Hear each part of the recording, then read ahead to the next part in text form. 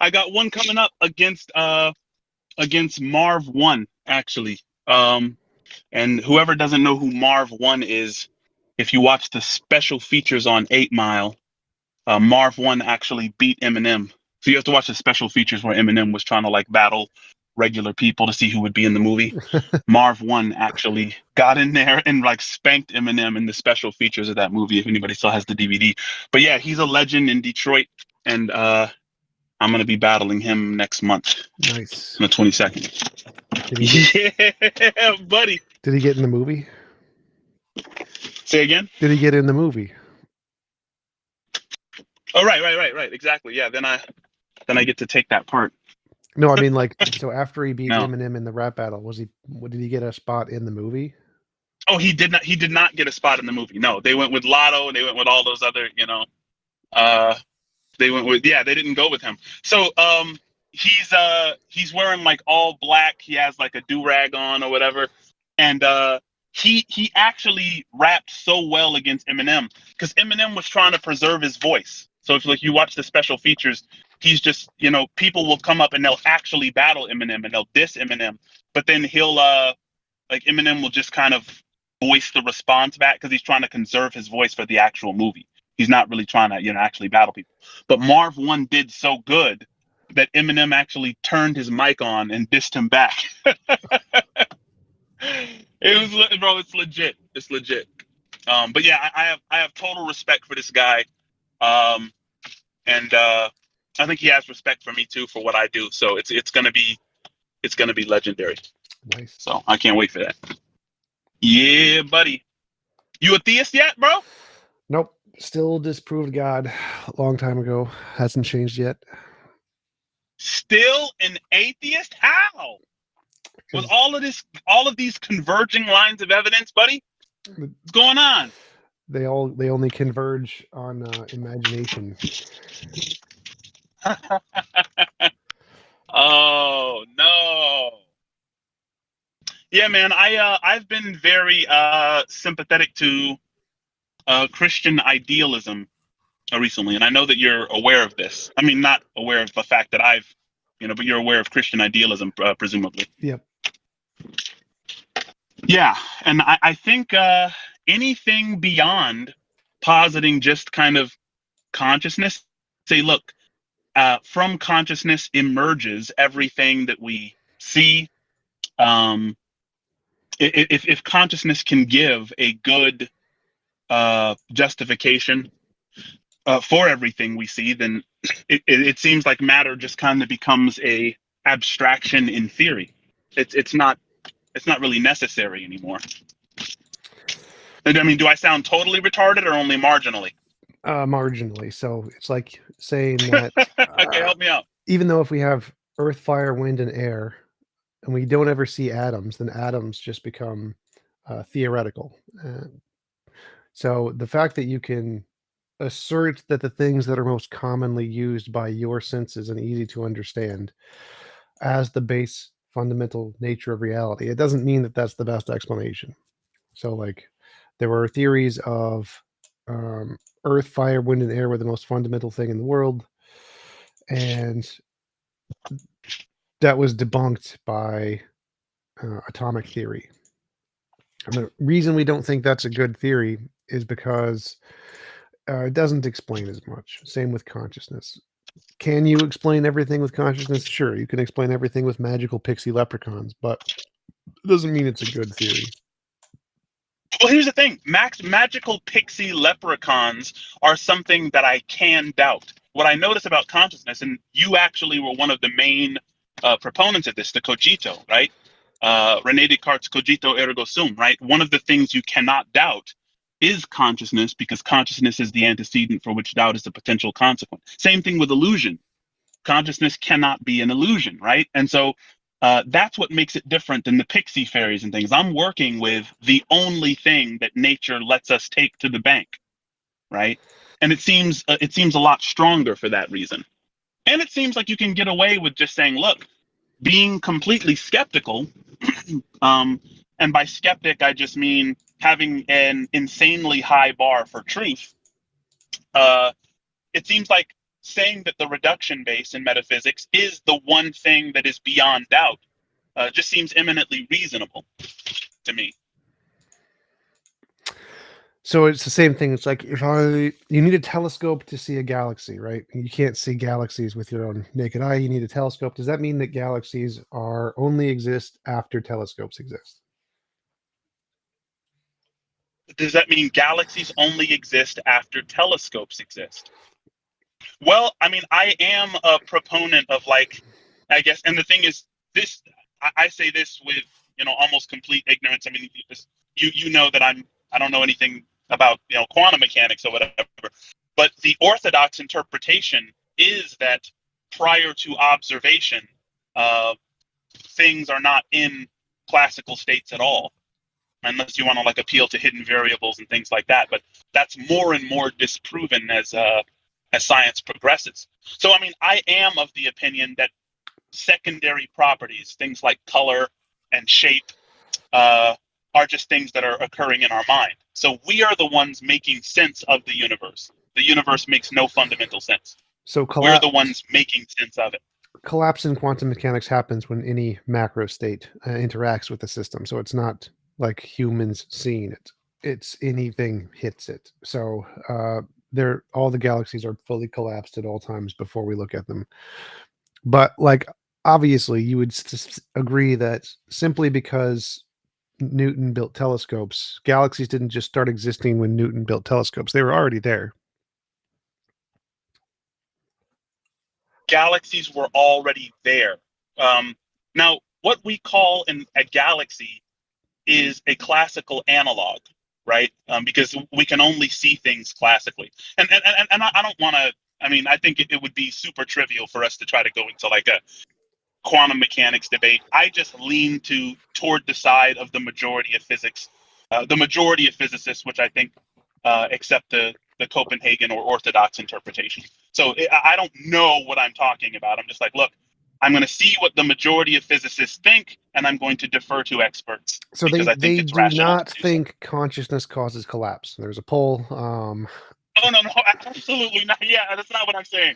Yeah, I do not want to say that physicists are, idealists. What I'm saying is, the majority of physicists take the Copenhagen model, which is the kind of shut up and calculate idea that prior to observation, a particle is not in a definite state.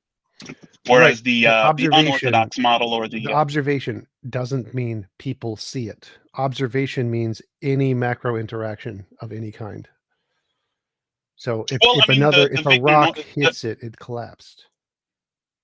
Well, the Wigner-Neumann interpretation would be that consciousness causes collapse. You have David Chalmers, I think just this year, is going around doing talks and speeches about why we should bring back, not that he's super sympathetic to the consciousness causes collapse model, but he's giving talks. I mean, he's the one who posited the hard problem of consciousness. And he says all the time, like, look, we should take this idea seriously, that consciousness is resistant to superposition. And so all the correlates of consciousness would be super resistant also. Yeah, but so the Wigner-von Neumann theory, Wigner himself, I don't remember which one. The authors themselves recanted and said that they were wrong to apply the micro states of quantum mechanics to the macro states of consciousness. The authors themselves rejected that theory, but yeah, I think Wigner did. But I mean, it doesn't matter whether or not someone with the right idea says that they don't have the right idea, or someone without the right idea comes to the realization that they have the right idea. But the more important thing there is that there was a poll called "A Snapshot of Foundational Attitudes in Quantum Mechanics" by Schlosshauser, and it asked the question: how many physicists think that the consciousness collapse or any variation of like the Wigner-von Neumann theory is correct? And it's like single digits. No one really takes that seriously. Well, I mean, physicists don't study consciousness. I mean, the thing is, not that they're not, interested, but I mean, yeah, I definitely don't want to put, the wacky ideas in my head into the mouths of physicists, or make the assumption that experts agree with me on metaphysical positions. scientists tend to be agnostic on metaphysical positions anyway. But I mean, all I was saying about consciousness is that it makes sense to say that the only thing which can't be doubted is that which is fundamental. Well, you can doubt fundamental I don't know things. why I So would see it's it like, any other way. so it's like a distinction between epistemology and ontology. Epistemically, you start with consciousness. You can only experience anything through consciousness. But does that mean Fair enough. Yeah. ontologically consciousness is the most fundamental thing? Well, no. So like if the fact that you can interact with the world doesn't tell you one way or the other what is fundamental. Like, for example, the fact that we're conscious doesn't tell us whether or not we're material, idealistic, or dualistic. Either one of those could be true. The fact that we just have consciousness doesn't tell us which one of those is the case. And so, ontologically, even though we start with consciousness, it doesn't give us any more probability of any of the three. It doesn't have any evidence anyway. Epistemically, obviously, we start with consciousness, but that doesn't give us any evidence for ontological bases of what grounds reality. And that's what you're doing. You're taking the epistemic starting point, which is our consciousness, and then trying to extrapolate that to an ontological starting point of consciousness. And that doesn't follow, because just the fact that we have consciousness doesn't tell us at all, doesn't give us any evidence whether or not we're materialistic or dualistic or idealistic. It adds no evidence to any of them, which was the point of Russell's criticism of cogito ergo sum. Well, I mean, I think the first criticism of what you just said is I'm actually not making a deductive inference. I'm not, I'm not deducing that since we have consciousness, and we don't have consciousness. I'm trying to fix my language. Consciousness is not something you have; it's something you are. Everything else in the universe is something you have. Consciousness is the subject, and right. So there's a subject and there's an object. There's an observer and there's the observed. Right? You are the observer, meaning you don't have consciousness. Nothing can have consciousness. Consciousness has other things, right? Does that make sense? Yeah, that's fine. That wouldn't address what my argument there was. My argument there is whatever you want to call it, kind of ownership rights. Starting with consciousness doesn't tell you anything about what the consciousness is made of. Like, so we have consciousness. That's great. I think, therefore I am. I exist. My consciousness exists. That's fully right. Then Bertrand Russell says, all right, but does the fact that our consciousness exists imply that the world is fundamentally made of consciousness, or that it's fundamentally made of matter, or that it's a combination of both? No, it tells us nothing. It gives us no evidence one way or the other. It's just what we start with epistemically, but tells us nothing about ontology directly. Just like starting with the telescope to see a galaxy doesn't tell us which one came first, the telescope or the galaxy. It doesn't give us any indication one way or the other. So I agree with you. Epistemically, we start with consciousness, but does that give us an indication of what is the fundamental nature of reality? No, it doesn't. It doesn't tell us one way or the other. You could say it's simpler. I kind of think that the scientific community gives us some assistance here, which is, once again, I'm not going to make the broad step to say that scientists agree with idealism. For the most part, they don't.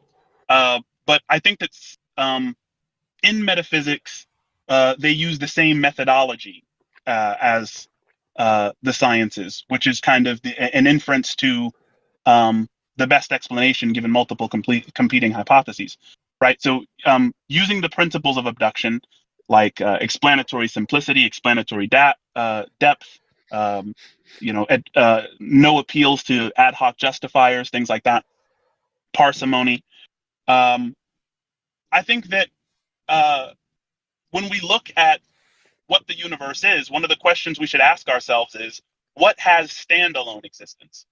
We see that things exist, like the red exists, the feeling of anger exists, apparently dissociated people exist, animals and plants exist.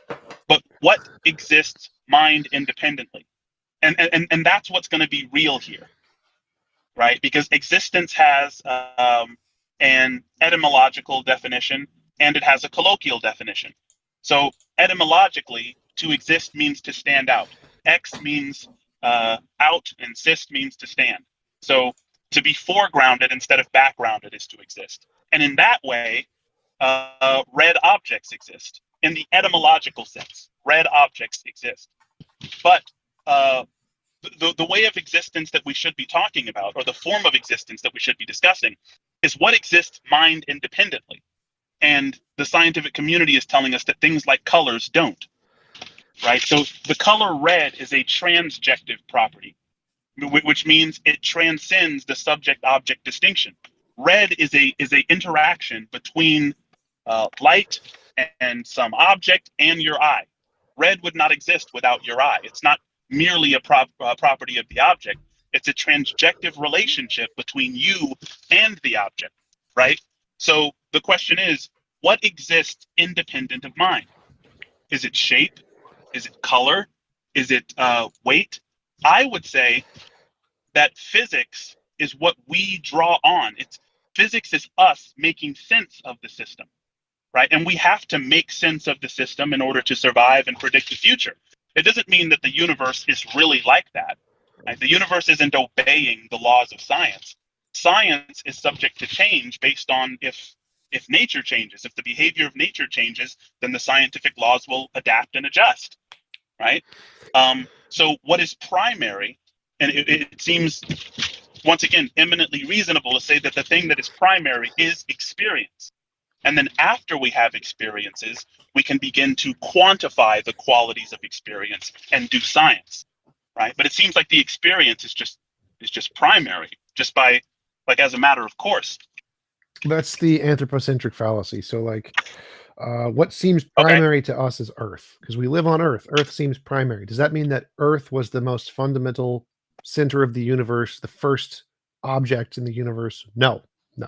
It's the one we live on, and so it seems central to us. But that doesn't actually imply that Earth was the center of the universe or that Earth was the first planet.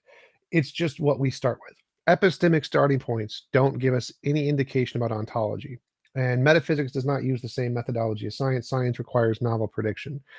Simplicity, ontological commitments, explanatory power, explanatory scope, all that stuff is secondary. We don't really care about that at all. No one really cares about that. Like, you don't see people in archaeology or people in evolution talking about explanatory power, explanatory scope. Nobody cares. What we care about is novel predictions. And so if you can start with a model and make predictions and get them right, then your model is the most likely one to be correct, because it's harder to predict the future than it is to make something make sense in your brain about explanatory scope and simplicity and that kind of stuff. No one really cares about that.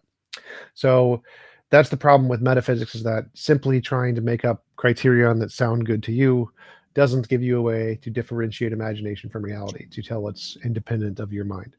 Whereas novel prediction does. Novel prediction gives us a good reason to think that something is independent of your mind. And so simply using that methodology of trying to come up with conceptual criteria that are pretty to you, that you like simplicity, explanatory power, explanatory scope, doesn't tell us anything about reality. Reality doesn't care. But being able to predict the future accurately does tell us stuff about reality. Because if you can predict the future, whatever model you're using to do that is more likely to correspond to reality that's governing the future than it is your imagination. And so, again, it's the confusing epistemology and ontology. The epistemology of what we start with, consciousness, doesn't tell us anything about the ontological nature of what consciousness is. This was a critique from Bertrand Russell of the cogito ergo sum that showed that even though Descartes is right that consciousness is the first thing you start with and the thing you can't doubt, it does not actually tell us the ontology of that thing. That was the Cartesian circle. Simply starting with consciousness doesn't give us any ontological basis to conclude what it's made of. When you say the Enlightenment values can't tell us anything about reality, are you talking about reality with a capital R? I assume that you're not. No, just the reality that we can. You're just talking about everyday reality, metaphysical. You're just talking about everyday reality, yeah? Well, I mean, like anything that science does. So, like, can using the principles of metaphysics give us an indication about what's going to happen in the future? No. Can it tell us which hypothesis is the more likely to be true? No. Can it tell us which hypothesis is going to accurately predict some kind of a quantum experiment. No, it doesn't tell us any of those things. It gives us no indication which one of those things is right. Okay, and so you don't believe in the power of the Enlightenment values to give us a better understanding of what exists It or gives us reality, as you it call it. has use in that it gives us a way to process the information and make it easier for us to do the work conceptually. So like there was two equations, the Schrodinger equation and the Feynman diagrams.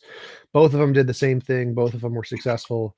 Feynman diagrams were much easier to understand, so we adopted Feynman diagrams because it was just easier to do the math. Does it mean that it's more likely to be right than the Schrodinger version? No. They both did the work. They both got it right. One was just harder to do, and so we defaulted to the easier, simpler one that was easier for us. And so those kind of metaphysical principles are very good at simplifying the work that we have to do conceptually, but doesn't actually tell us ontologically anything. No, it's just a way for us to filter through our ideas to pick the ones that's easier to do the work. Yeah. So when you look at something like explanatory simplicity, um, if we think, one of the classical examples is like, if I walk outside on my front porch in the morning and my lawn is wet, but the sidewalk is not wet, right? I can assume that the sprinklers came on, or I can have another hypothesis that a yard-shaped rain cloud descended just over my yard and, rained on the yard, right? Which is not logically impossible, right? But you know, um, appealing to something that we know in nature, right? This is C.S. Peirce, the American pragmatist. He said, what makes an explanation best is when an explanation appeals to examples that we already see in nature. And that's a paraphrase. Yep. But we see in nature, especially in our day and age, when sprinkler systems come on, they tend to be adjustable to where you can water your yard without watering the street, right? But we don't see in nature examples of yard-shaped rain clouds descending over. And so one of them has more explanatory scope. One of them is more simple, right? And so it does help us describe reality because reality seems to take the path of least resistance. Well, This is what is selective that's and circular. That's circular. selective and enabling constraints. So like imagine if we lived in a world where there were rain clouds that were yard shaped and just watered each person's yard individually. Then what would be the most simple? Hmm. It would be the most simple if we saw that all the time. Now, in that world, do we still have sprinkler systems? I assume we wouldn't. Sure. Probably would. Yeah. So if we still had sprinkler systems, then there would be, a real debate there. It'd be like, is it one of the yard-shaped rain clouds that did it, which we see all the time, or is it the sprinkler system that did it that we see all the time? But in the world we live in, it's clearly the sprinkler system, right? But the point there is that simplicity, if it's defined by what we see most commonly in nature, then it doesn't matter which one is like has the least parts or has the least commitments. It's just whichever one we've seen in the past. That's all that it matters. And so simply saying that the one that's the most simple is the best explanation because we've seen it before. Well, I think it's more than just seeing it in the past. It's how often do we see Right. this type of thing responsible, this type of cause responsible for this type of effect. Right. Right. So like I've seen a Bengal tiger before. I've seen one. But if I come home and my couches have been ripped, open, I'm going to blame my dog and not a Bengal tiger. Sure. But yeah, that part's included. But the point here is that even if we want to start with that and say, all right, so whatever we see most commonly is the best or simplest explanation, that's fine. But then if you want to infer a cause of that thing, that's the part where you aren't allowed to do this. So if you want to say my rain cloud or my yard was wet because the sprinklers were on or whatever, you couldn't then say, well, then the sprinklers are the most fundamental thing in reality. That wouldn't make sense. You couldn't say that the sprinklers were an idealistic product of mind, or you couldn't say the sprinklers were built by Bob, the sprinkler design guy. You couldn't say anything about the sprinklers simply because they caused the effect. So starting with Sure. the simplest Yeah. I thing. mean, I wasn't making that inference. I was just making a case for explanatory simplicity as a virtue?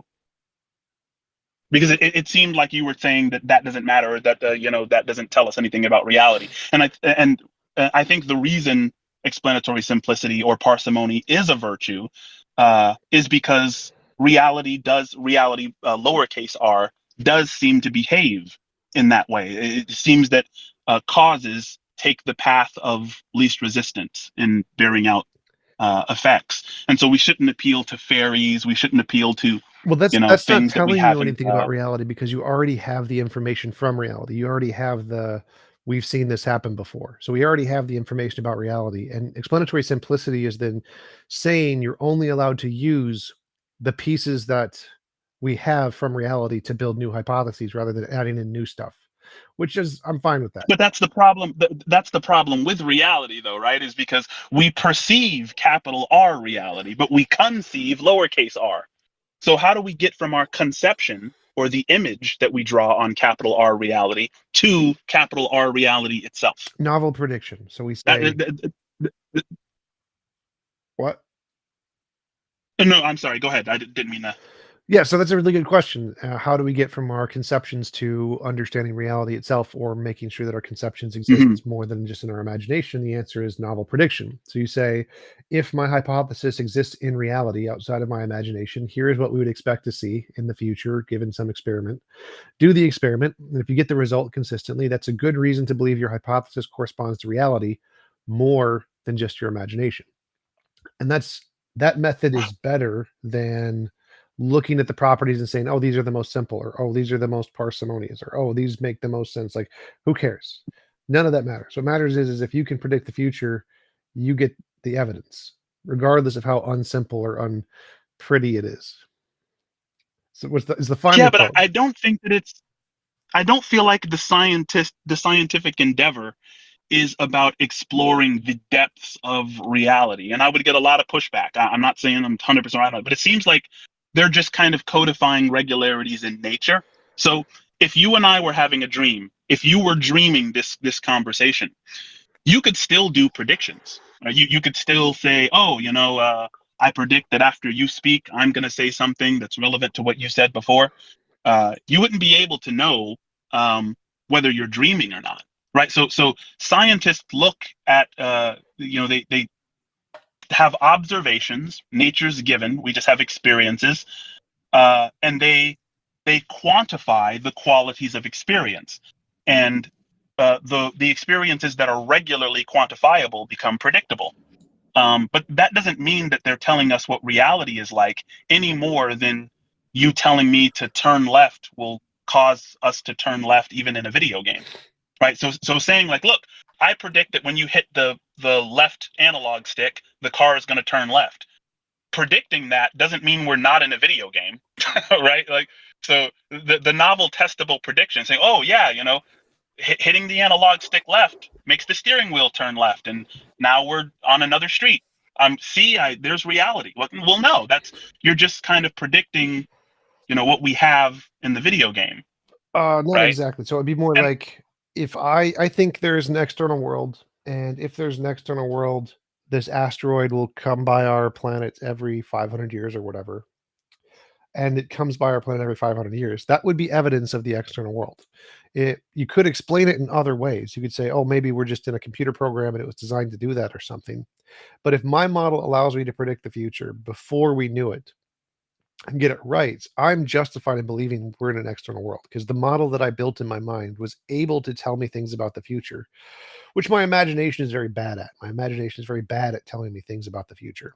And so it's more likely that this hypothesis I made up is true, um, or it corresponds to reality than it is that it corresponds to my imagination because it's able to tell the future. And so you can get evidence for whatever your hypothesis is, there's an external world or whatever, by the ability to predict novel things, new things that we haven't known yet. So, like predicting our conversation or that you will have a relevant thing to say after what I say is not a novel prediction. It's something we've experienced in the past. But if you're able to predict the sun will come up and be purple tomorrow, and no one else was able to predict that, then whatever your hypothesis is the one that's the most likely to be true. so you think that if I said the sun is going to be purple tomorrow, and then the sun was purple tomorrow, that has implications for my uh, understanding of capital R reality. Yes. So like if you said Jesus is Lord and tomorrow he's going to make the sun be purple. Just all day purple sun because Jesus is Lord. That would be evidence for Jesus. Yes. Interesting. You know, Christopher Columbus actually did that to the Taino, I Yep. believe. I do. Yeah, That was a great story where he's Neil like, deGrasse Tyson. Yeah, he was like, yeah, we want your food. Give us your food. And they're like, no. And he's like, well, if you don't give us your food, our God, who is greater than your God, is going to be very angry. And to show this, he's going to block out the sun in 2 weeks. And then there was an eclipse. The sun was blocked out, and they were scared to death and gave him their food. And they were justified in believing that. They were wrong. He clearly was lying just because he had more information. But from their perspective, they had good evidence that he knew more about reality than they did. yeah. Let me ask you this: Are you sympathetic at all to the interface theory of perception, posited by the likes of mathematical physicists Chetan Prakash and Donald Hoffman and some others?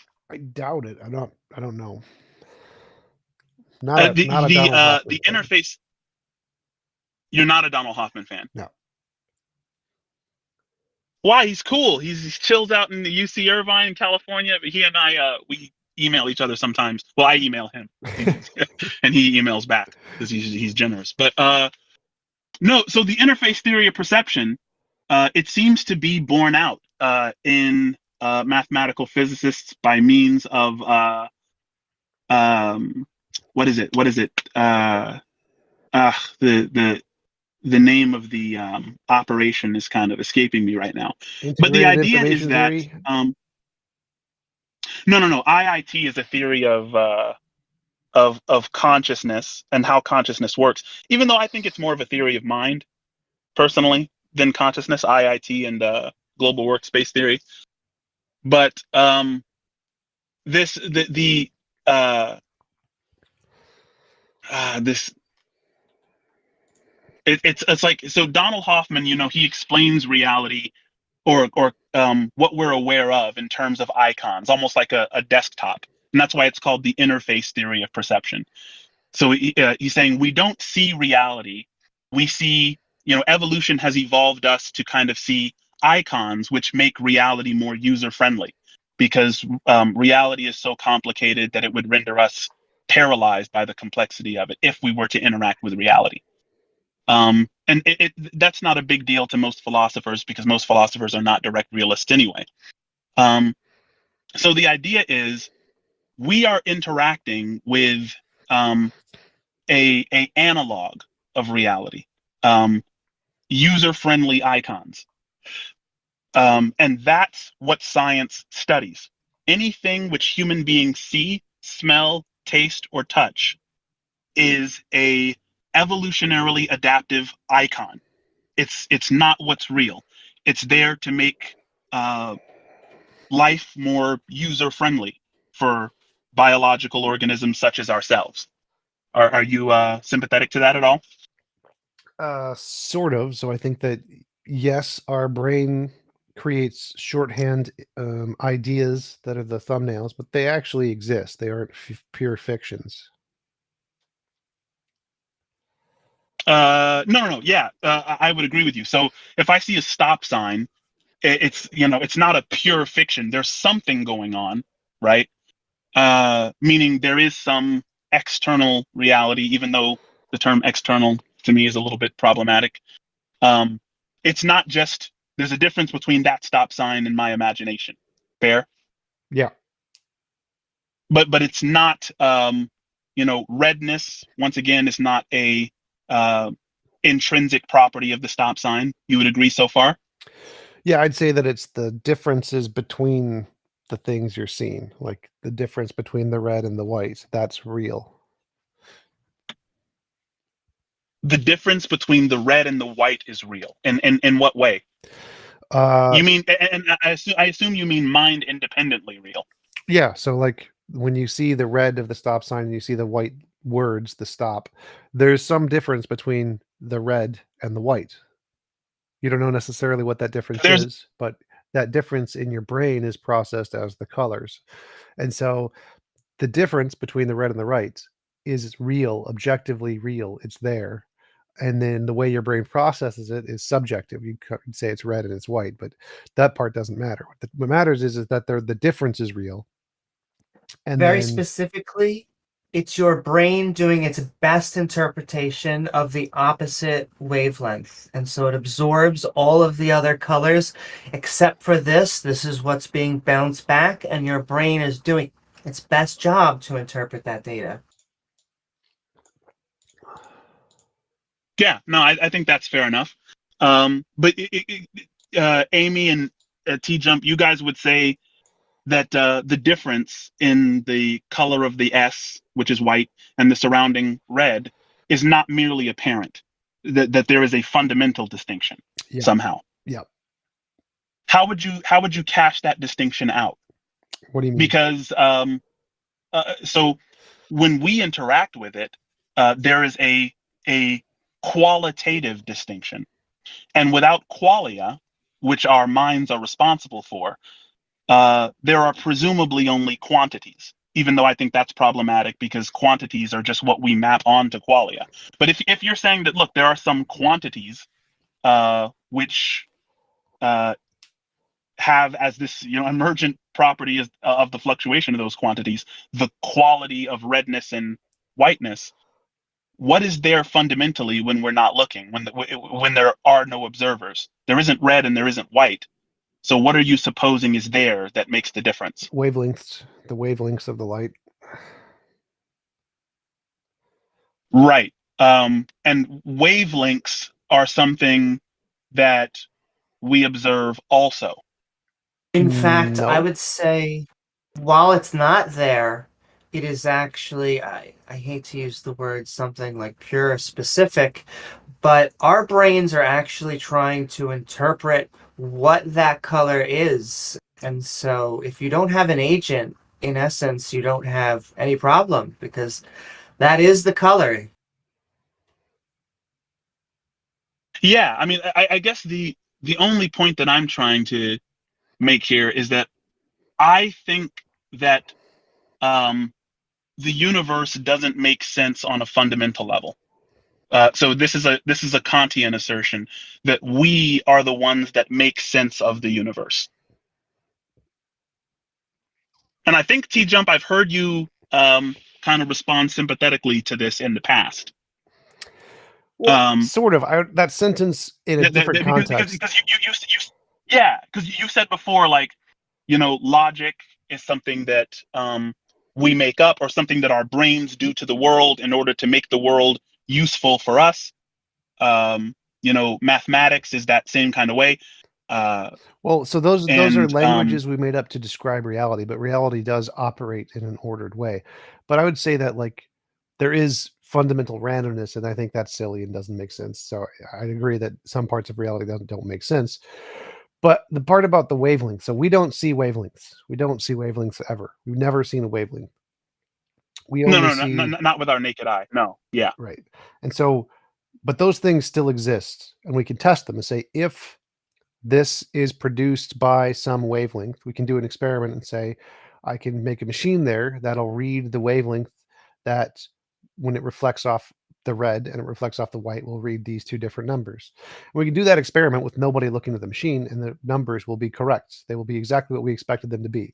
We can try it with different objects and get different numbers. And we can say, well, maybe if it's just a part of our mind, we can reflect it off anything and get this number. Well, no, it doesn't work that way. It always reflects the same number correspondent to the object. And we can test that with objects we've never seen before. We can take an object we've never seen, make a measurement off of it based off of the wavelength. And we can say, oh, well, if this machine is right, then that should be a purple object. And we can take it out like, it's purple. That works. So we can say these things which are there even when we're not looking, the wavelengths, can be measured and tested by a machine. And from looking at the information of the machine without ever seeing the object, we can know what color it is because the wavelength that comes off of the object is independent of our minds. Right. Now, would you agree with me if I said mathematics is a human tool that's only useful in describing a human universe? Salamanders get along fine without mathematics. Every other animal, every other organism in the universe uses tools which are useless to, in the human universe, but mathematics is useful for us, um, because we want to quantify the qualities of experience so that we can predict the future, because predicting the future is highly adaptive for our species. So it isn't that mathematics is describing something Well, real and would be useful to a bat if a bat could only grasp mathematics. I think if bats could understand mathematics, they would be worse off as bats, well, can I right? Because just say because 2 points with that? I think in some way they are using a crude version. I think mathematics is a language. You could say, well, the lizard and the bat still has to deal with mathematics because if there are one or two predators, that makes a difference. There is also the hypothesis that math, because it may be a universal language, that it may actually be able to be understood multi-species, even uh, to the point of alien communication, because if math is a universal logic that we are building, they may be able to speak that. Not saying that's happened. That happened in many movies. It is something that could happen. yeah, I think that sometimes like lions and hyenas get into fights, right? Sometimes a lion will encounter two hyenas and fight them off. But if, five hyenas come, then the lion will be like, okay, you guys can have the antelope or whatever. I'm not going to fight, that many hyenas. But I think that it would be a stretch to say that the lion is therefore doing mathematical thinking of any kind. There's just kind of an Well, intrinsic knowledge of this is a bigger problem than this. And even that might be anthropomorphizing just a little, but human beings kind of have to do that. but just because But they're not I doing wouldn't E say that. equals MC squared doesn't mean that they're not doing math. But I will also say, maybe a third point, there are other apes that we have been able to test their mathematic ability. Now, I think that's absolutely fair. And there's I think there's one African parrot that can actually know the difference between one and two keys based on biting it with its beak. I forget the name of that parrot that died that could count, like, essentially. But counting was a really kind of cool trick that parrot was taught. But the majority of birds, including parrots around the world, can't do that. Even though you can teach them that trick, it's not useful in their world unless they happen to live with a mathematician who's interested in, you know, giving them that skill or exapting Sure. their mind to that end. But in fairness, so are humans. There has been a change within the past few hundred years that has been, let's get a public education system, let's get math teachers in them so that they can learn mathematics. But what is Yeah, what I is think the point you're trying to get at? So mathematics is a language that allows us to do the simplicity thing you were talking about earlier. Things we see in the past, infer they will happen in the future. That's all it's doing. It's a language to take past information and infer it about the future. And anything with a sufficiently high enough level of intelligence will be able to benefit from being able to take things in the past and infer it about the future. But what was the point of the math thing? yeah. So I was just saying, um, given that math is a human tool exclusively, um, I think it would be arrogance to assume that this tool that we've learned to use is describing the universe instead of merely describing a very adaptive human experience. I would Because there are tools that we use that we do fantastic with, and mathematics happens to be one of them. There are tools that eagles use that they do fantastic with, and mathematics isn't one. But they have tools that we lack that are better for eagles, and we have tools that they lack, mathematics being one of them, that is good for people. But it doesn't mean that either of us have reality in a nutshell just because our tools are adaptive to our species. Well, it depends on the tool. Like obviously we have hammers. Hammers work really well, but we wouldn't say hammers describe reality. The reason we say math describes reality is because the point of the tool is to model our past experiences and then build a framework based off of those past experiences and then infer about future experiences. So it's literally designed to build or model the world and then infer what will happen in the future. That's the point of math. And so because the point of that tool is to model reality and infer the future, if it works, then that's a good reason to think it corresponds to reality. Yeah, I don't see that inference. Because something works. You think that the idea in your mind corresponds, or that there's some IDOS relation between lowercase and capital R reality. I don't happen to see the justification there, but I think we're getting a little bit off track. I think if I were to ask you, consciousness, right? If I say, look, consciousness is what it feels like to be something. And I think that that's David Chalmers' way of describing it, who posited the hard problem in the first place. And everything that we have in reality is just what something feels like. It feels like something to be having this conversation. I'm parked in front of Rocket Bakery. I'm about to go in there and have a coffee. It feels like something to see the colors of the bakery, to smell the scents inside the bakery. So to say that there is something which has standalone existence outside of my experience, how is that more than an appeal to some abstraction in theory? How does that have hold weight? So again, if I think there is an external world, you think there's not, and I build a model that says if there's an external world based on my understanding, here's all the things that we're going to see in the future, and that happens consistently. And you have a model that there isn't an external world, and you don't make predictions, or you do make predictions and they get them wrong. The one that was accurately able to predict the future is more likely to correspond to the way reality is. So that's all it is. It's not saying there is some kind of deductive proof that there is an external world. It's just more likely that if you have a I see. hypothesis that can accurately predict the future and get it right, that hypothesis is more likely than the one that does not do that.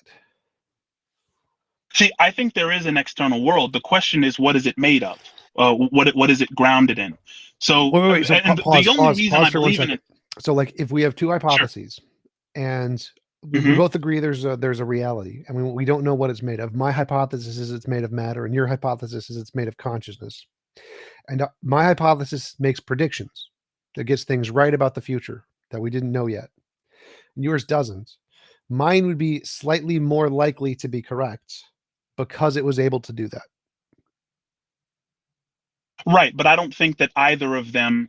Materialism is not a scientific hypothesis; it's a metaphysical one. Well, yeah, but So so that part's fine. That's part fine. So like even if it's a just because metaphysical what I hypothesis. call Well, so just even if it's a metaphysical hypothesis, I have a metaphysical hypothesis. If I make predictions and get them right, that's my metaphysical hypothesis is more likely to be correct than yours. That's all I need. no. So the dualist interactionist, the panpsychist, the materialist, and the idealist are all going to be able to make the same predictions because they No, live in the same universe. no.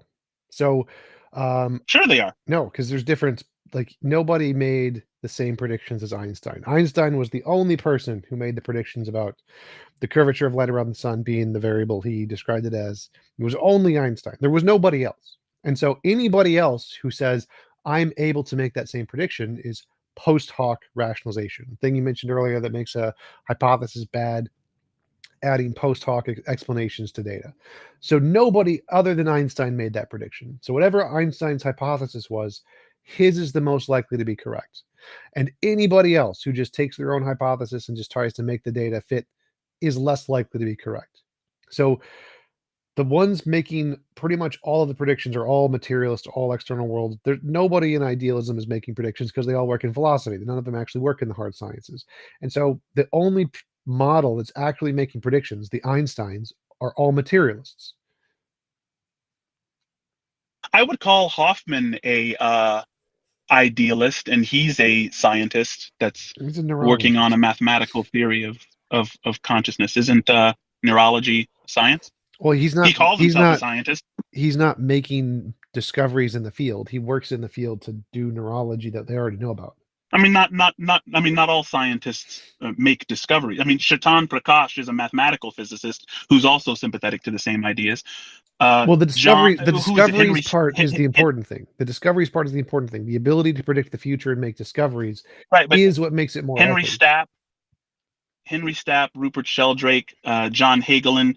These are people who are sympathetic to consciousness being fundamental, idealist kind of idea. And Henry Stapp has made giant contributions to scientific understanding. So but the thing is, none of this really, it doesn't really matter what Can I ask you? Whenever someone says that consciousness is fundamental, I just want to know, do you also think digestion is fundamental?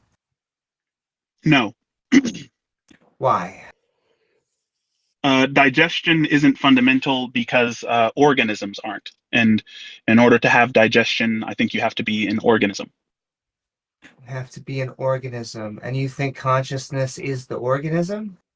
No. Consciousness is fundamental, which means it's prior to organisms. Organisms are emergent, dissociative alters within a conscious field. So, T-Jump, you've actually had debates wait. Walk me through that, because that makes no sense to me. Why would there be consciousness before an organism? Why would there be? Well, I mean, the question of why.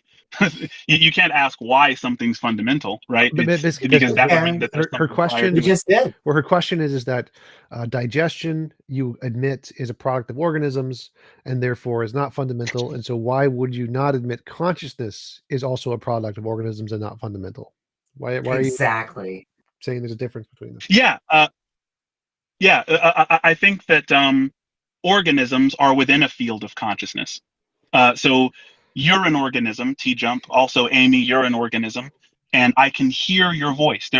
So the term organism is set within a linguistic framework, and we created that linguistic framework because of observations. So the question is, before we observed these things which had patterns such that we would call them organisms, were there organisms mind independently? And my answer to that is no, because I think that everything that's, everything that is observed to make an observation, that requires mind. And, minds are very, strongly correlated with brains and the rest of that. But as far as we could tell, that is demonstrably false. There was 2 billion years where there was not a mind. And then multicellular organisms allowed for animals, the one branch of all of life, to have a mind. You may have misunderstood. You may have misheard me. I do think minds are strongly correlated with brains, but I think consciousness is premental. But I guess my claim would say consciousness is not fundamental. It shows no signs of being a foundational or fundamental source of anything. What would a sign look like of something fundamental? It would be not complex. It wouldn't be built of other components. So, for example, we could say the mind is a product of the organism. So the organism is higher, and we could say the mind is nested under that. Yeah, I don't think consciousness is complex. I think that flies have consciousness, and they know it. Do you have a non-animal? Hang on. I just want to finish. They know consciousness by participating in it, and you know consciousness by participating in it. So it's a participatory instead of propositional kind of knowledge. And I think that the reason we think we're confused about consciousness is because we struggle to break it into propositions.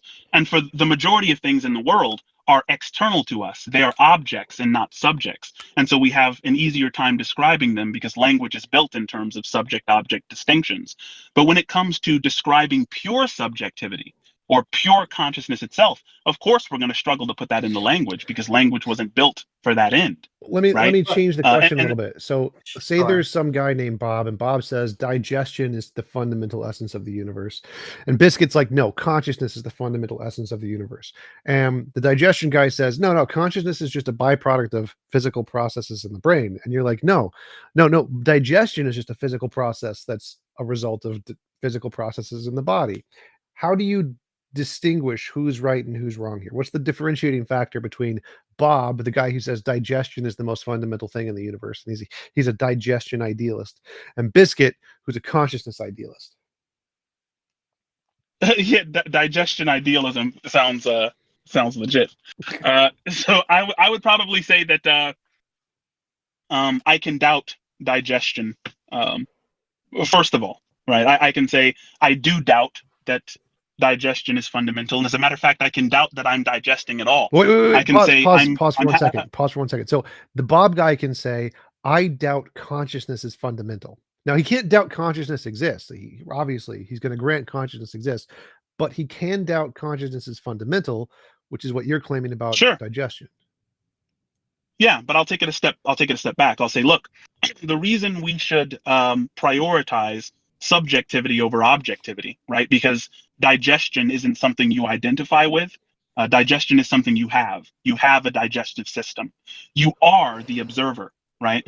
And so this is the reason I think we should prioritize subjectivity over objectivity, which the materialist doesn't do. They say that out of an object arises some subject.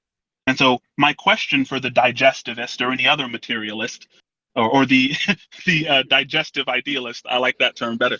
My question would be, okay, give me some other example in nature of an object creating a subject or of a subject emerging from an object. Because I can give you tons of examples of subjects like ourselves creating objects. But if the only example of a subject arising from an object is the thesis in question, that's problematic. I think that's very problematic. So if the guy says, okay, look, consciousness emerges out of the digestive system, I say, okay, you think that subjects arise from objects and you've chosen your object and the emergent subject. Give me some other examples of subjects emerging from objects, if this is something nature can truly do. So that's just two examples of why it's a bad idea. Oh, he lost connection. I didn't kick him. Where did he go? Damn. Well, so the part there that I wanted to mention was what I mentioned before, that he's confusing epistemology and ontology. The epistemic starting point, if you start with consciousness, doesn't tell you anything about the ontology. And so his argument is that, but you start with conscious experience, and that's the difference between consciousness idealism and digestion idealism, is that because you start with consciousness in your experience, that's a more plausible basis for it being the foundation of reality, which is wrong. It's confusing epistemology and ontology. Our epistemic starting point doesn't tell us anything about the ontological foundations. And he used a fly as his example as it being closer to a foundation. But yes, a fly might have a simpler form of consciousness, but it is an animal, just like T-Jump, myself, all of us. And so I would like to see a non-animal or even something lower on the evolutionary chain. We are complex, like a plant or a fungus. Yeah, that's a good point, that using a fly as an example of simple consciousnesses wouldn't be as good as like using a rock as a simple consciousness. That would be a much more simple consciousness. Yeah. All right, anybody else in the audience? Religion, God, philosophy, bathtubs.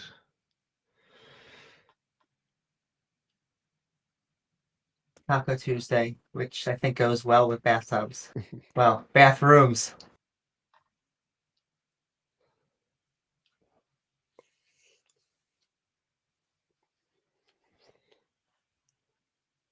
I think we've done it again. Nope.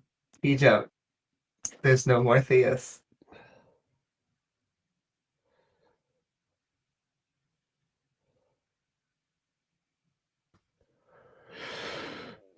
I still need like a notification or something. We need somebody who has the add everyone power.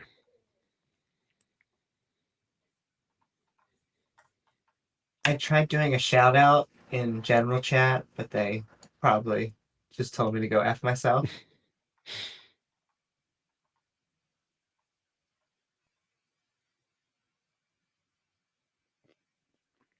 Oh, we got a hand. Oh, there you go.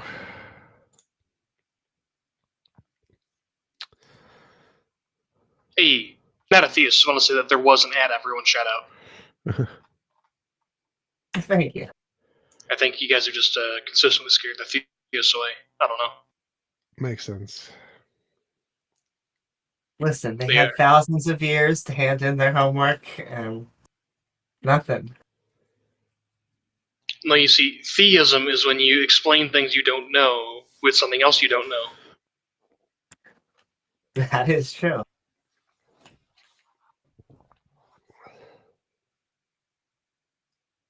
Solving a mystery with a mystery. Mm-hmm. Yeah, and because we can't disprove that mystery, we can only say it's ambiguous. Then they say, "Oh well, see, look, no, my mystery's good." Sorry. Yep, taking advantage of fundamental fallacies that are endemic in the human mind in order to perpetuate an ideology. Yep. That sums it up pretty much perfectly.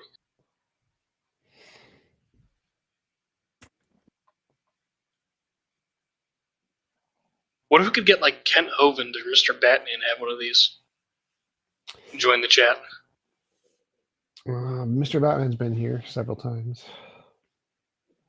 Really? He talks with people when he doesn't have the power to mute them? That's a surprise to me. Yeah, I've had He him. generally freaks out. Yeah. Well, okay, and then there was my favorite was when I got banned in Darth Dawkins' room because he was accusing me of lying to him, which I said I wasn't. I don't even remember what about. Then he said, "So you don't care if you're going to burn in hellfire for eternity?" I said, "No." And he said, "Well, you lied to me again." I said, "Well, why would I care about something I don't believe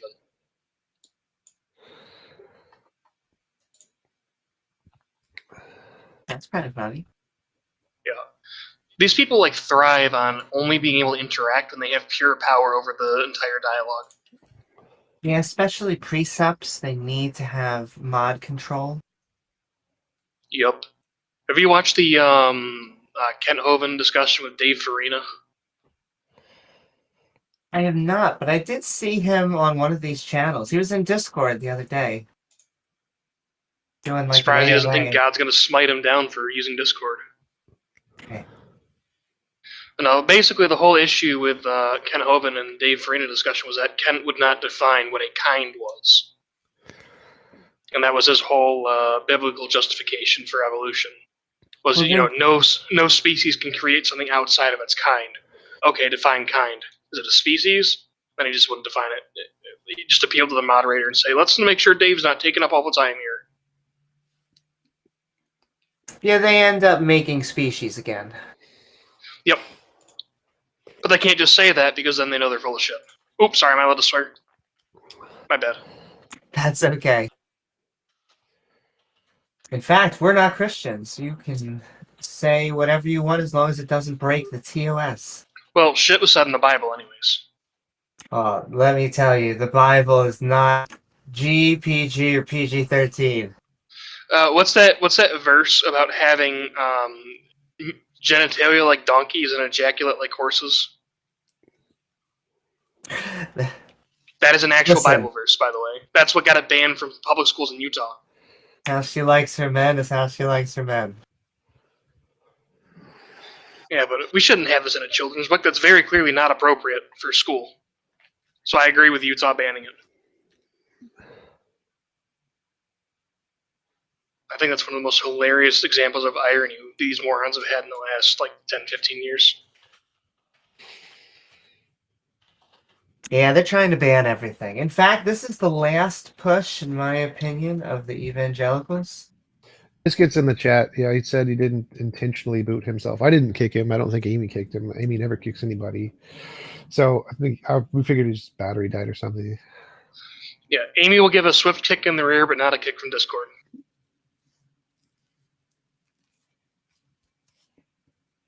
Woohoo!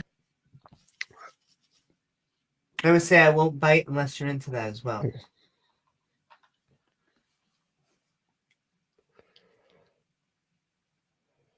Where are all the theists? I'm surprised. Usually they show up and say something stupid. You're at gonna least. have to make some really extreme claims to get them to join. Like the world is not 6,000 years old. Say God is a bottom. Well, I have gotten this from Tom Rabbit, which is that Jesus and their God was transgender because he started genderless and then became a man. Mm-hmm. For transgender Jesus. Transgender Jesus sounds pretty based, if you ask me. Once again, Christians, if this offends any of you, just raise your hand. We'll get you right up there. Yes, I'm happy to laugh and wallow in your misery.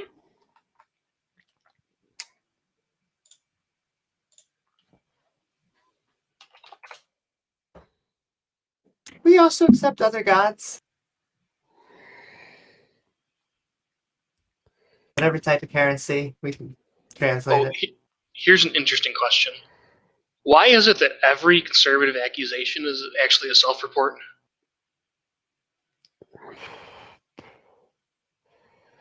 It takes one to know one. I guess so.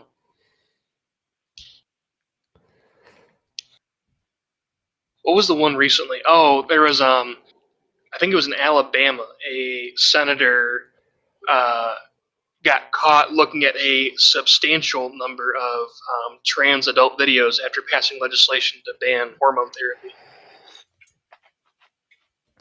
He was just doing research. He was just doing research to understand the bill more. Yeah. He said he just wanted to appreciate fairy princesses.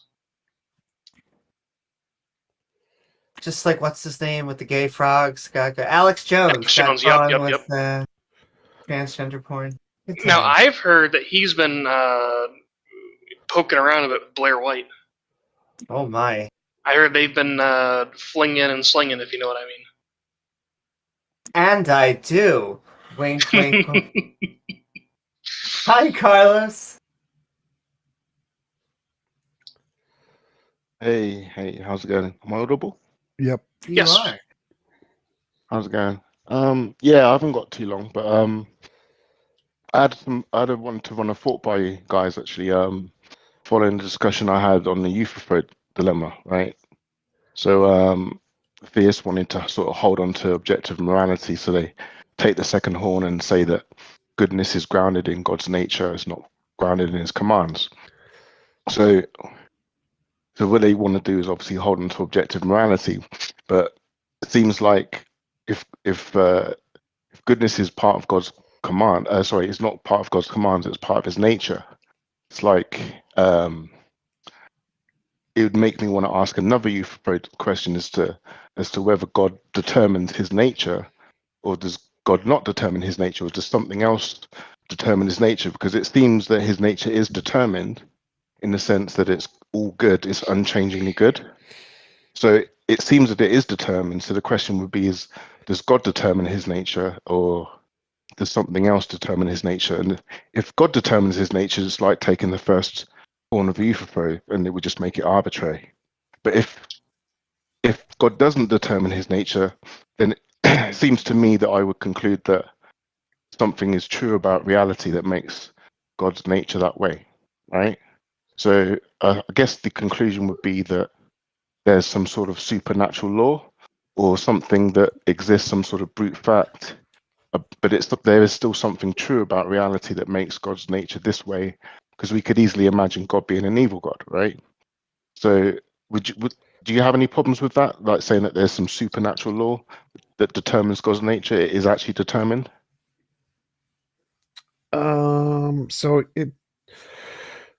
The Euthyphro dilemma is usually used to try and best used to try and just show that it's not grounded in consciousness. So if it's grounded in God's consciousness, His opinions, feelings, whatever, then it's subjective. If it's grounded in something independent of His consciousness, then it could be objective. Like if it's grounded in His nature, that's fine.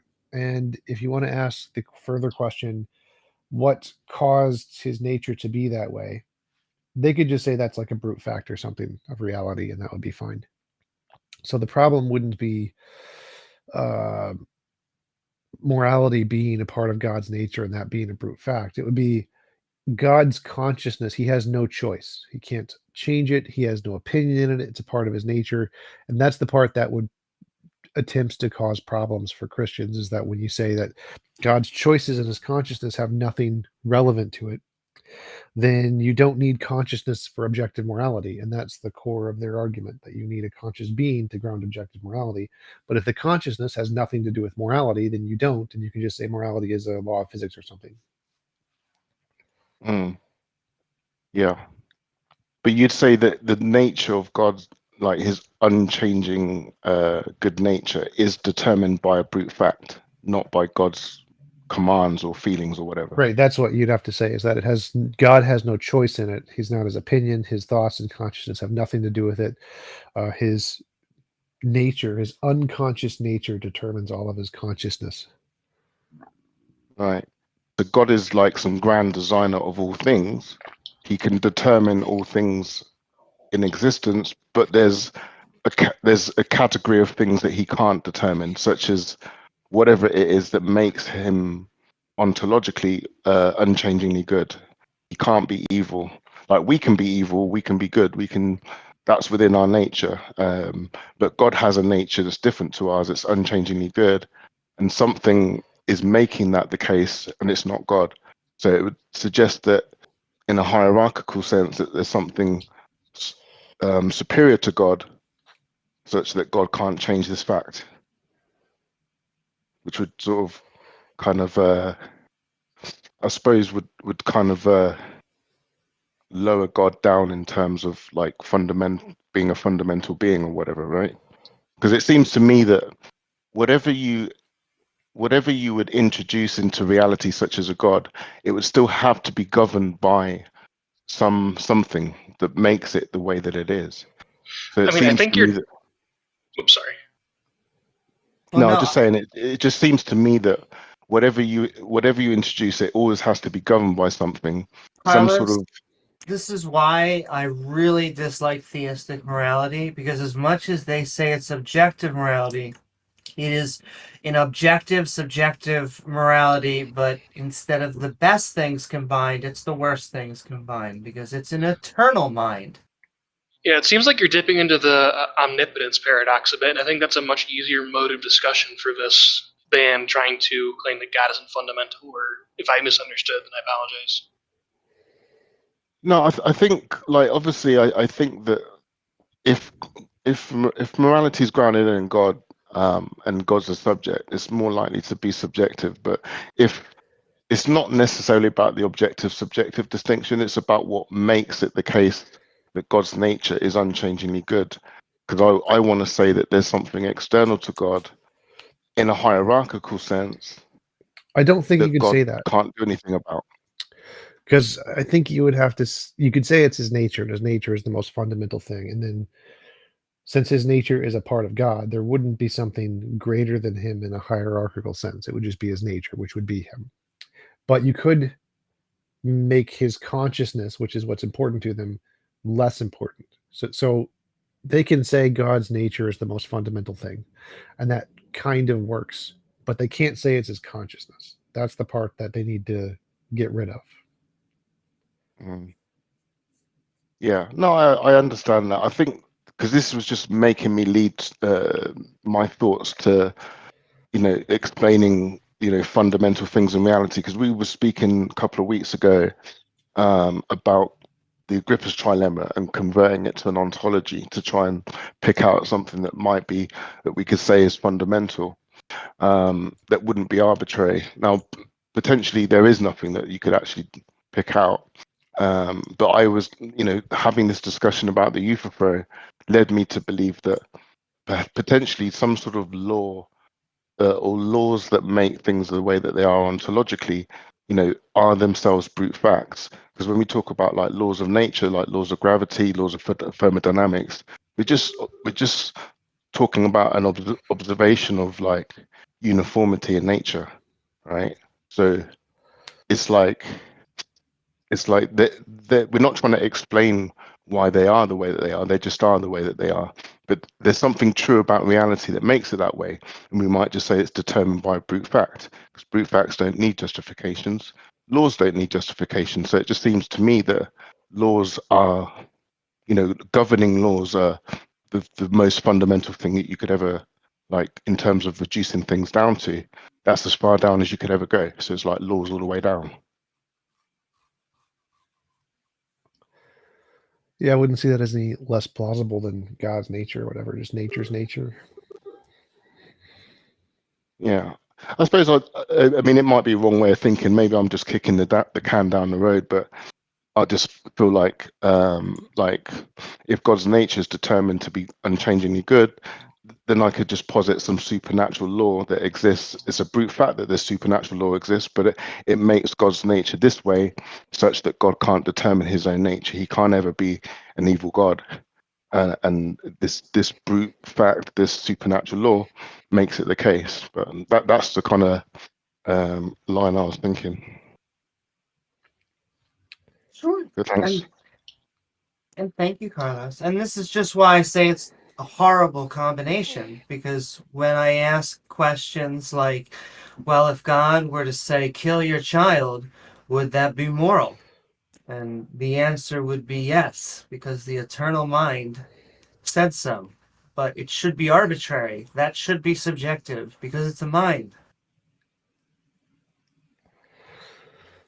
Yeah, teacher, do you think that laws themselves can be emergent, like the laws of gravity, laws of thermodynamics? Do you think that they themselves are emergent from more fundamental things, perhaps? Sort of. So a law is just a description of a pattern, and the pattern can be emergent. So like many of the laws are the same, like the weak and electromagnetic forces are the same forces, and so the split is emergent. They're technically the same thing, and all of the four fundamental forces could be emergent and from one more fundamental force. Like they could be all interconnected to one sort of grand unifying law, or Yep. maybe there's like independent ones potentially. Yep. Okay. Thanks for answering the questions. I'll let you ask other guys. Thanks. Yep. Thanks for coming up.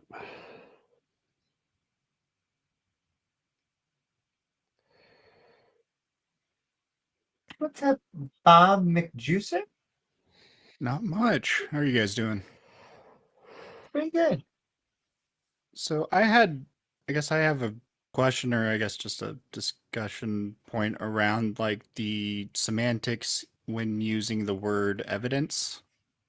I feel like it can sometimes be a slippery word to use when talking with theists.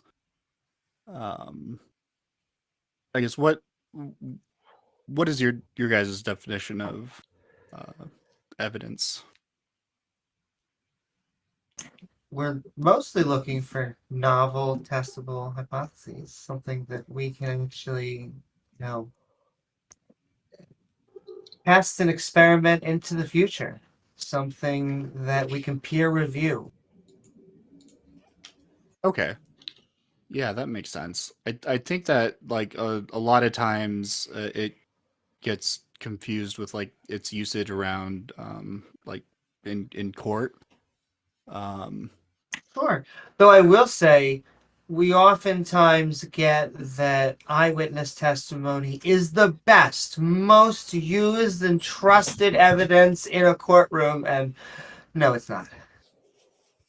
Yeah. I mean, I guess but even beyond, I guess one definition. I know. I believe it was Matt Dillahunty did a video where he said that evidence is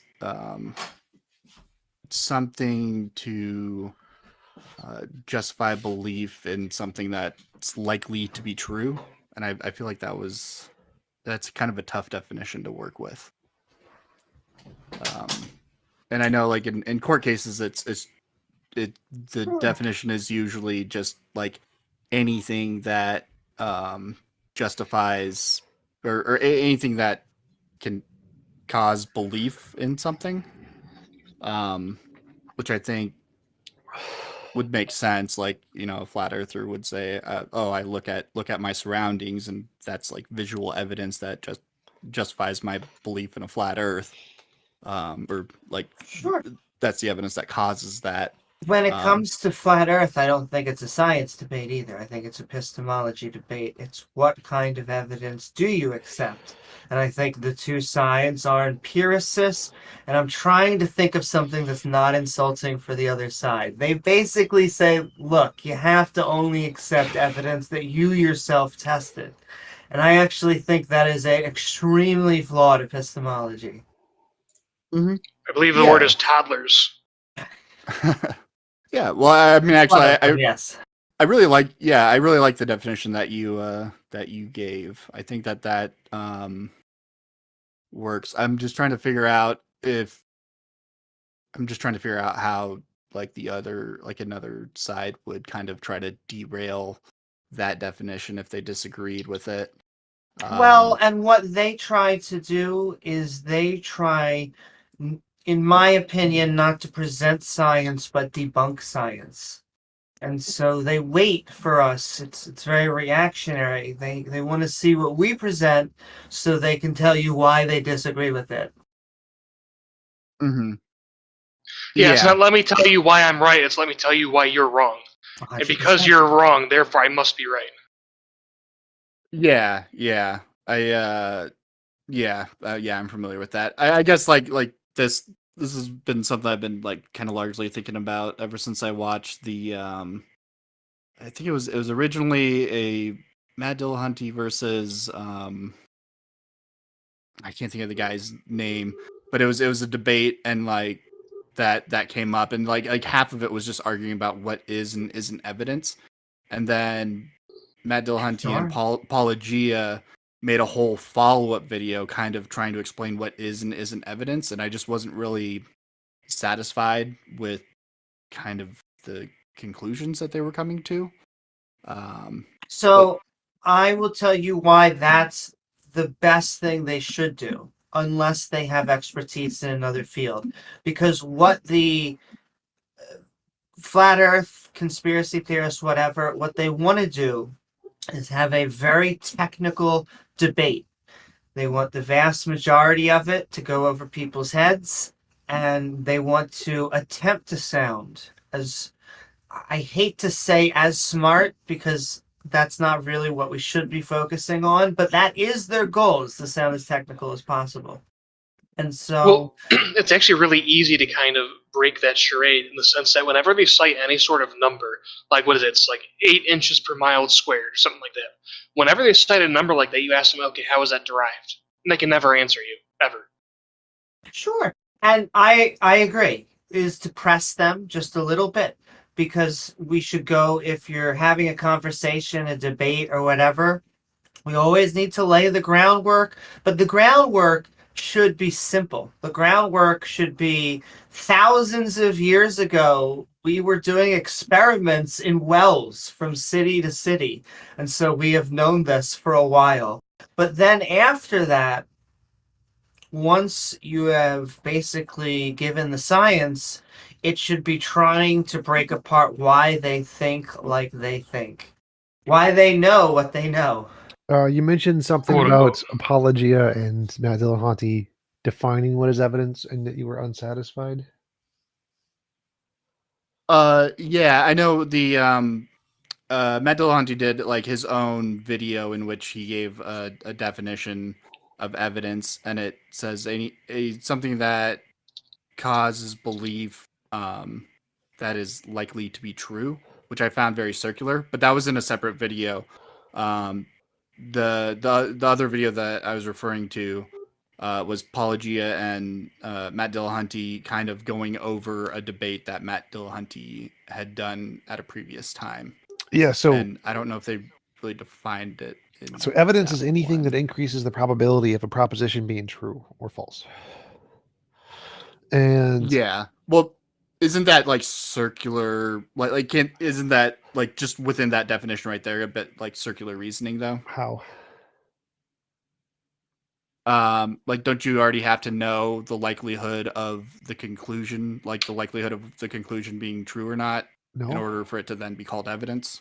No. So like, if something, for example, if a dice is weighted, that would increase the probability that it's going to land on whatever the weighted side is. Now, I don't actually know any of the probability of the dice. I don't really care. But if I know the dice is weighted, that's evidence that it's going to be lean towards one side more than the other.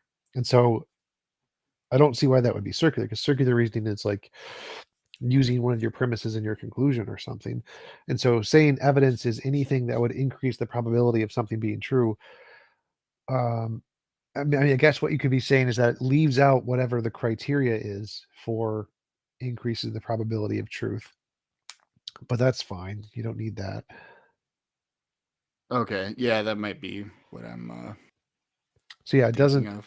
The definition of evidence is just anything that increases the probability of something being true, and then you need to establish, or maybe you're asking them further question, what is it that establishes something is more likely being true? Maybe that's the question you're specifically asking. And what I would ask Yeah, them, someone who you're talking to, is what is your methodology? How do you discern fact from fiction? Yeah. Yeah, I think I guess it's not something that I've run into myself often, but it is something that I often see like an issue with a lot of other debates. I'm just trying to figure out how to, vocalize what I'm seeing, I We'll guess. also give you another tip if you're, and it's just very specifically for flat Earth, not Sasquatch or aliens. But when it comes to flat Earth, and I'm being generous, 50% of them are religious, and they will ask you, why is the Earth flat? Well, because it's God's special creation. And I mean, that's just an entirely different conversation. Yeah. Yeah, I think I don't know. I guess I try to like pick my battles, and I think there's if someone is pretty convinced that the Earth is flat, I just don't see myself being able to have like a productive conversation with them most of the time. It's hard. Not that I'm not willing to. I guess it's just I haven't really run across that much, but I run into theists all the time. So I wanted to try and I'm answer always- your question there about what increases the probability of something being true. And I would say that the first criterion is novel testable predictions, like what Amy said. That would be if you can provide novel testable predictions from a hypothesis, that increases the likelihood it's true. Because if you can predict the future using some model, then it's more likely that that model corresponds to reality than the other ones that don't make predictions.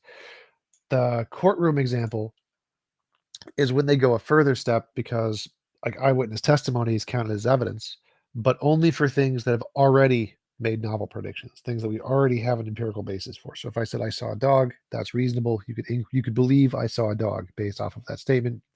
But if I said I saw a unicorn, it doesn't increase the probability I saw a unicorn. It increases the probability I had a delusion or something.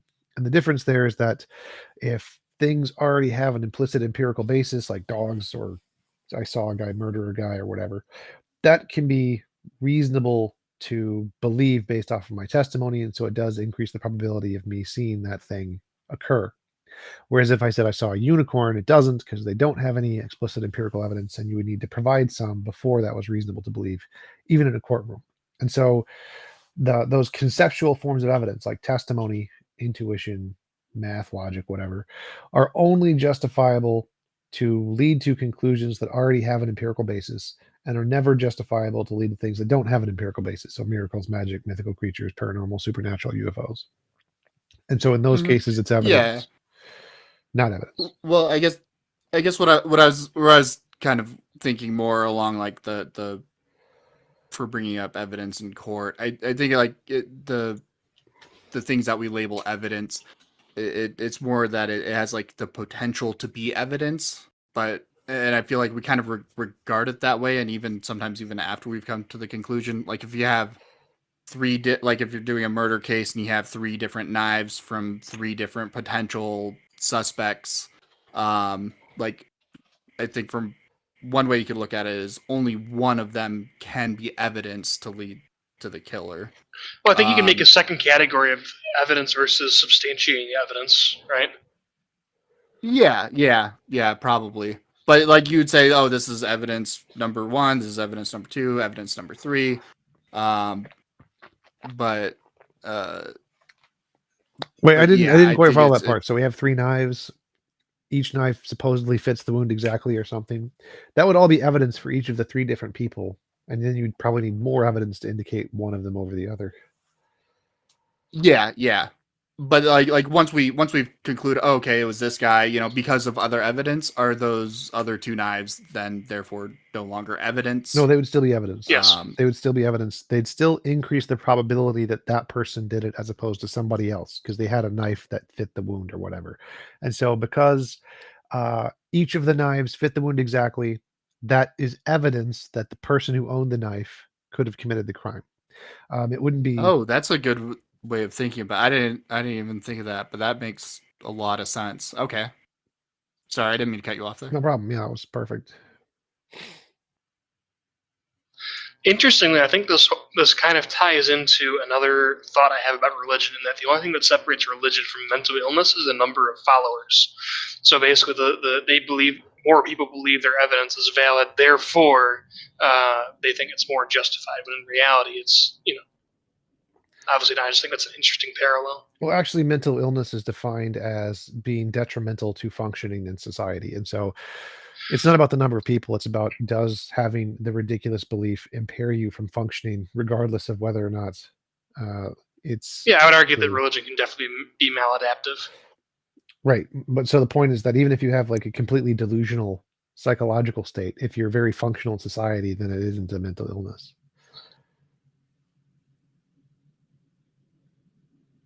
Kind of. Maladaptivity is really only one of the criteria for it. Usually also it's like, is this persisting for over a period of whatever period of time, et cetera, et cetera. So I guess, I don't know, 100 ways to skin a cat. Interesting. All right. Well, yeah, thanks for your input. I definitely got a lot of really good insight to work with now. Yeah, I'm kind of dumb. Don't pay much attention to me. I guess, is there anyone?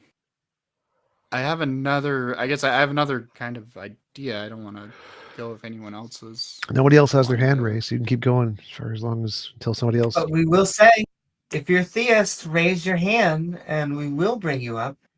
But Bob, what's on your mind? So one thing I think is that it's difficult to pin down or argue against a lot of theists because I feel like they like especially like the more like some of the more reasonable ones but not extreme, they're open to different ideas. Like, so I'll ask a lot of people like, oh, do you believe that Noah's flood like literally happened, like as in a global flood, or are you open to the idea that it was like local and that Bible's just talking about like a perspective thing? And I'm aware that there's a lot of different ways that you could go with flood and evolution, that kind of thing.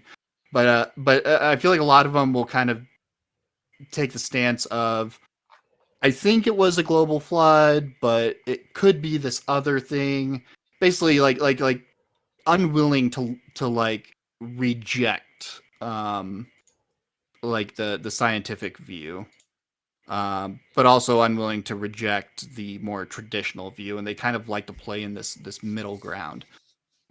And I think it's that way for like a lot of different things within. I guess I'm most familiar with Christianity. But it seems like they like to kind of like sit in the middle and kind of like take the advantage of both sides and not really hold fast to anything. And I was wondering if there's like a good way to kind of like call that out or like address that. It's an ambiguity fallacy. So if you have a statement that can be interpreted in many different ways, people will hold to the statement to mean whatever is the one that corresponds to the rest of the evidence or rest of reality, and then make everything else fit. So like, did Adam and Eve literally have an apple? Well, it kind of depends. And so did Noah actually put every animal in the ark? Well, it kind of depends. So when there's multiple ways to interpret a statement and they interpret it in the way that is most convenient for their ideology, it's called an ambiguity fallacy. That makes sense. I feel like the point that they usually try and like push though is that it's not important, like whether it's that way or the other, it doesn't affect these other things that they can be much more vague about. Yeah, so the things that haven't been disproven or don't conflict with science, they'll usually take the interpretation that they like the best until there's conflicting evidence, and when there's conflicting evidence, then they'll take the ambiguity approach of it's iffy. And so that's the same with most ideologies, which are I forget, unfalsifiable. Well, they'll just take the most ambiguous interpretation to make it fit and keep the parts they like the most as the foundation of their belief, and everything else is just kind of, well, who cares? Okay. Like eating I shellfish, think who cares? yeah.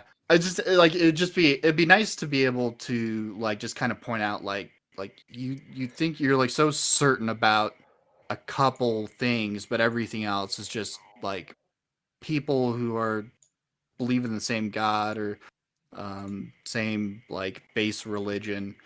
Uh, like there's just so diverse, and I just feel like there's got to be like a good argument or good way to point out that like look it's if you think you like if you guys think you have the answers, why is everyone on such a different page who follows the same God, that kind of thing. Yeah, I mean, it's a good point, but it won't work on most theists because they think that they're right and everybody else is wrong. And so the fact that other people believe is like, well, not they would count as evidence for their own position because of the Dunning-Kruger confirmation bias. But the argument is that in philosophy, the ambiguity fallacy is the fact that you can interpret anything and make it fit your worldview and make anything work post hoc. It doesn't matter. And because you can do that, science requires very specific criterion for a hypothesis to be accepted. It has to be like falsifiable. If this doesn't work, my theory is wrong. And the reason we added that criterion is because we know ambiguity can be used to justify anything. And so we know any ideology that has that level of ambiguity is unjustified, but that's something that's going to go over the heads of the theists until they really get into deep philosophy. Yeah, and I guess it's more of a I guess what I'm talking about is less of a like actual like proof or like here's where you're wrong, and just more of a semantics, like how to kind of vocalize it in a way that sticks out the most to um yeah, I don't know. But all right. Well, thank you guys so much. I see a hand up, so I'll yield the rest of my time. Sure. Yeah, so it's the same thing. Like the way to articulate that to an academic crowd would be is it's an ambiguity fallacy. They're like, yep, that makes sense. But the way to articulate it to like every average Christians is not going to work very well. There isn't a way to do it because they're using the ambiguity fallacy to self-confirm their own belief. It's like I mentioned earlier, an ideology using innate fallacies in the human brain in order to perpetuate itself. And the whole point of those kinds of statements in the Bible is to use the fallacies ingrained in human brains in order to make them believe in a way that is fallacious. And unless you understand why it's fallacious, you're not going to be able to stop. Yeah. Well, I guess all right. One more comment. Yeah, I think it's just like it'd just be nice to like have like a good simple argument to show like, hey, there's this in science that like pretty much everyone universally agrees on, because it's clear, and like we have systems that create for the most part very uniform thought. And it's just not fair to compare that to other things which should be pretty fundamental within Christianity, such as like forgiveness.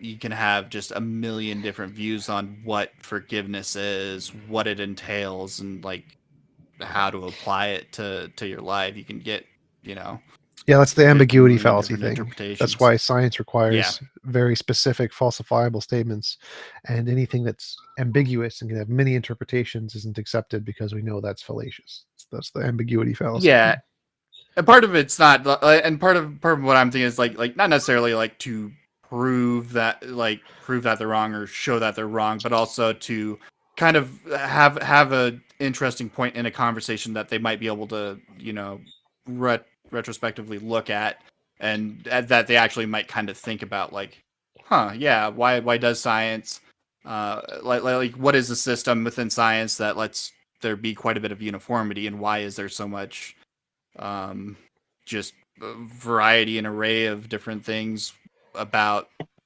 our beliefs? I know that it's it might just be wishful thinking on my part, but just trying to just put some, I guess, as a Christian would say, plant the seeds.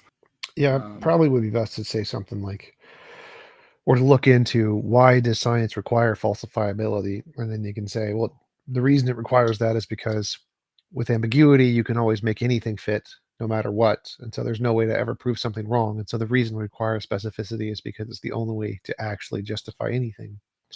And if you can try to condense that down into something understandable to the every average say Christian, that's probably your best bet. It's like, why does science include these criterion, and why does the Bible not use those criterion? Yeah. Okay. All right. Well, thanks again. I enjoyed the conversation. Yep. Hello, Tijam. Hi, Herein to the rest. How are you? I'm all right. I'm a little tired. Tijam, I have a question. Do you believe in this revelation? No, A revelation sent by some supernatural being or something? no. No. Okay. So, what are the probabilities of people living 6,000 years ago knowing the exact age of the universe? Very low. Not low, zero, right? Well, no, it's Because not. they It's don't have never. It's any never advanced zero. equipment. It's never zero. It's just very low. No, but it is 1 in a 4 billion probability, which means they could have said 3 billion, they could have said 2 billion, 20,000, 5, Yeah, any numbers. it's But very low. It's a very low probability. so would you consider that there must be some other supernatural power which might have revealed it? What? Because it's impossible for It's someone not impossible. without any equipment to predict that. They could guess. No, it's without any equipment, without the knowing the speed of the light, without having certain equipments, you cannot predict the age of the You could guess. universe. Anyone could have guessed a number, and that number could have been right. It's possible. It's just unlikely. Yeah, the guessing any number is 1 in a 4 billion probability. That's almost zero. That's not almost zero. They could have said 2,000, 3,000. Why should I specifically say 4 billion? That's how guesses work. You pick a random number. Guessing, guessing 4 billion exactly? Like, But okay, you're anyway. also Have you never being, heard of lottery tickets? You're being a sharpshooter. How about the guesses they got wrong? Yeah. Okay. Do you accept that we only came to know about the expansion of the universe in 1922? Yeah. Okay. So how about the Quran mentions the expansion of the universe 1,400 years ago? It doesn't. It does. It does. I can quote you exactly the verse. I know exactly the verse I know exactly what the verse you're quoting, which is No, that God yeah. will spread out the heavens and the earth. It's not. Doesn't say the No. universe. I will quote. It's just one verse. I will quote you in I know the 51:47. verse. It I don't says, care. and we build the universe with great might, and we are certainly expanding it. Yeah, that's not an argument for the expansion of the universe. That's just using the word expanding. No, it says we are certainly expanding it. Yeah, that's the word. That's an ambiguity fallacy. So the fact that it says we are expanding it, you can find that. No. You cannot No, say stop, ambiguity. stop, There is no other meaning applicable. In order for the Quran to predict the expansion of the universe, it would have to literally say the rate, what it's made of, when it started. No. Just the fact that it says the word expanding is not a prediction of the expansion of the universe. That's not how predictions work. No, expansion literally means expanding. No. There is no other meaning for this word. One word expanding Yeah. is nothing, is not a prediction. That is not a prediction. A prediction has to be specific, has to say exactly what's happening, the rate it's happening. Is not just a word. You can't just say stuff is expanding and say, I predicted the age of the universe. No, doesn't work that way. That is not a prediction. Okay. That's an ambiguity fallacy. To have a prediction, you need something specific. Like specifically in the Vedas, it says the world is 4.3 billion years old. That's specific. Yours sentence that has the Okay. word expanding in it is not specific, not a prediction. Okay, can I speak now? Okay. If the verse had mentioned human beings, we created human beings and we are expanding them. Okay, that's a different meaning. But here it is talking about the universe. I don't It is care. I saying don't care. we I've build the already debunked universe. that. I've already debunked that. The fact that it says stuff No. is expanding is not a prediction. That's an Mm. ambiguity fallacy. For a prediction, you need It's not saying stuff. specific. It is. I don't care. It I is saying don't care. certain. Everything in that paragraph you read is garbage, nothing garbage. For it to be a prediction, it needs to be specific. It needs to say the rate, it needs to Yeah. say what is expanding, it needs to say how it's expanding. You just says the word expanding. Expanding is not a prediction.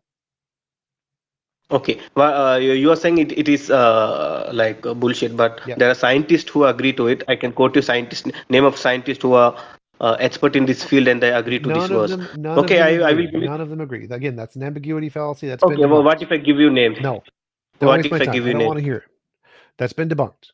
That's an Okay, ambiguity then fallacy. what Everybody in about science the? agrees that's an ambiguity fallacy. Nobody takes it seriously. It's a joke. It's a well-known joke. An ambiguity fallacy.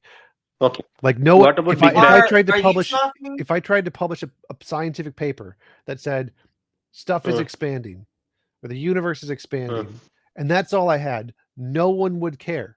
If Hubble just wrote a paper that said the universe is expanding, period, and stopped, no one would care. The reason Hubble But I got also we are, have named, to ask.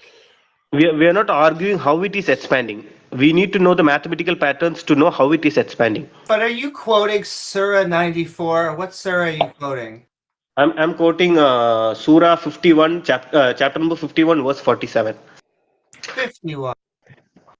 51:47. Okay, because I just want to say I went on 94, and the first line is, "Have we not caused thy bosom to dilate?" That was what I got for expanding on the Quran. Wow, I didn't know No. the Quran was so progressive. Anyway, let's go to, what'd you say, 54? No, 51:47. 51. And also there is one more verse which actually clearly says the Big Bang. no, it doesn't. The winnowing Literally winds. does not. So again, this is And this is called a ambiguity fallacy, where you're taking words that can be interpreted in many Yeah. different ways and trying to make it fit the science, and it's called a cherry picking Yeah, fallacy if- because if- you're ignoring if- all of the mistakes and errors and falsehoods in the Quran that just get things wrong. okay, if it can It's be, also if it post can hoc be, justification. Correct. okay. Okay, then you said as for this moral argument, you said your morality depends on the trend, right?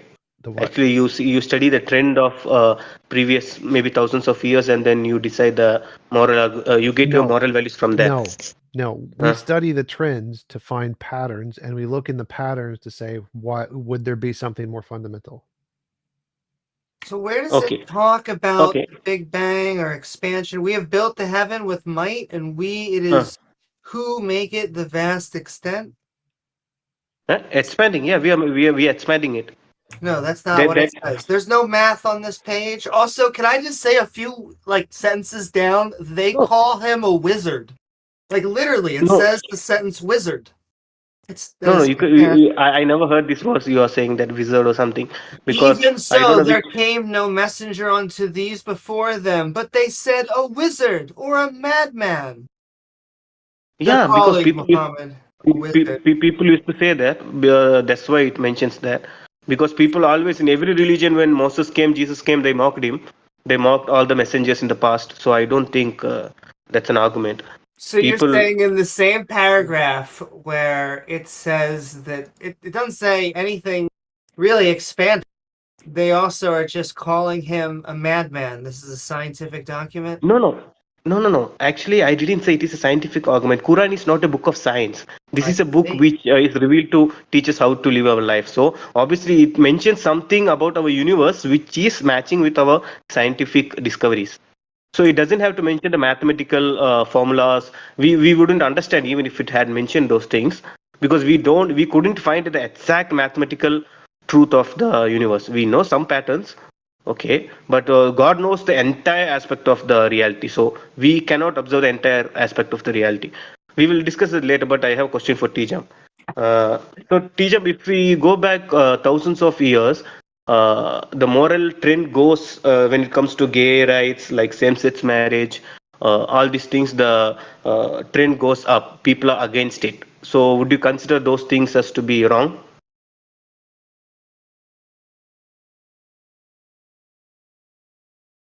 Hello. No, those would not be wrong.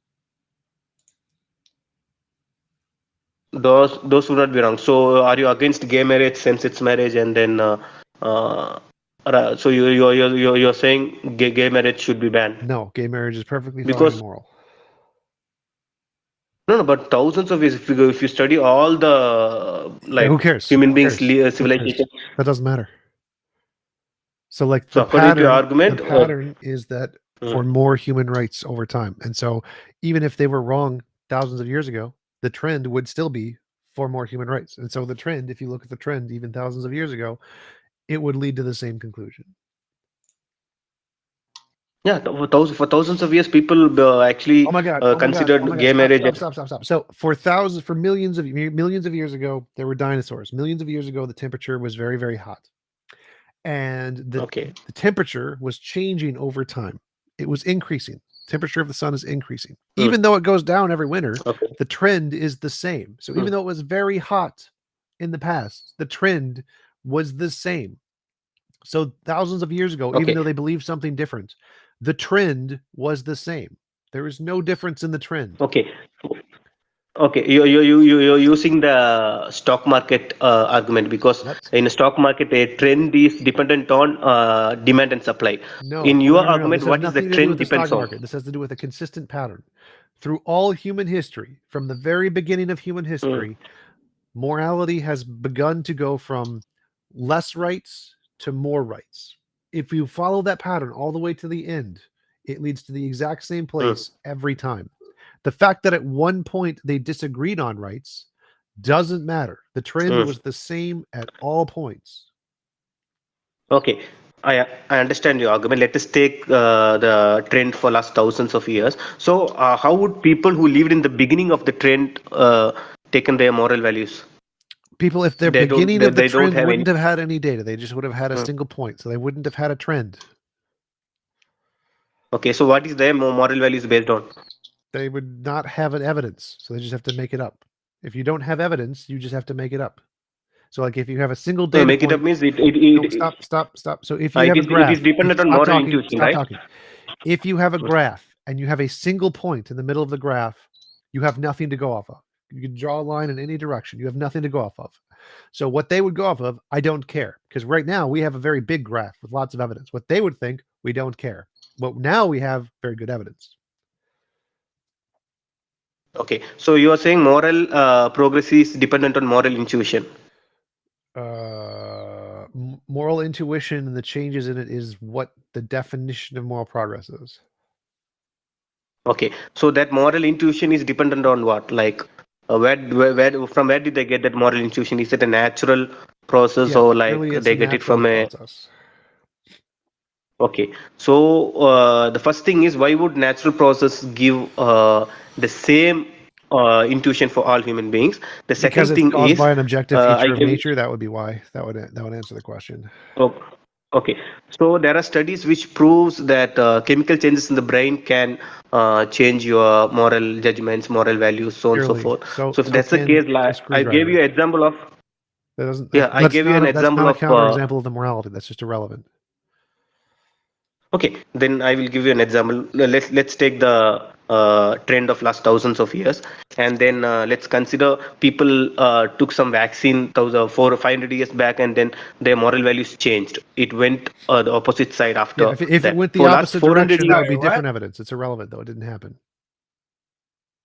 No, it is happening, because No, it's not. for thousands of years people considered gay marriage to be wrong. Now the people are fighting for gay marriage. So That's for not a change. next That's 300 following the years, same gay marriage. pattern. That's following the same pattern. There's no consistent. It's not like a different direction.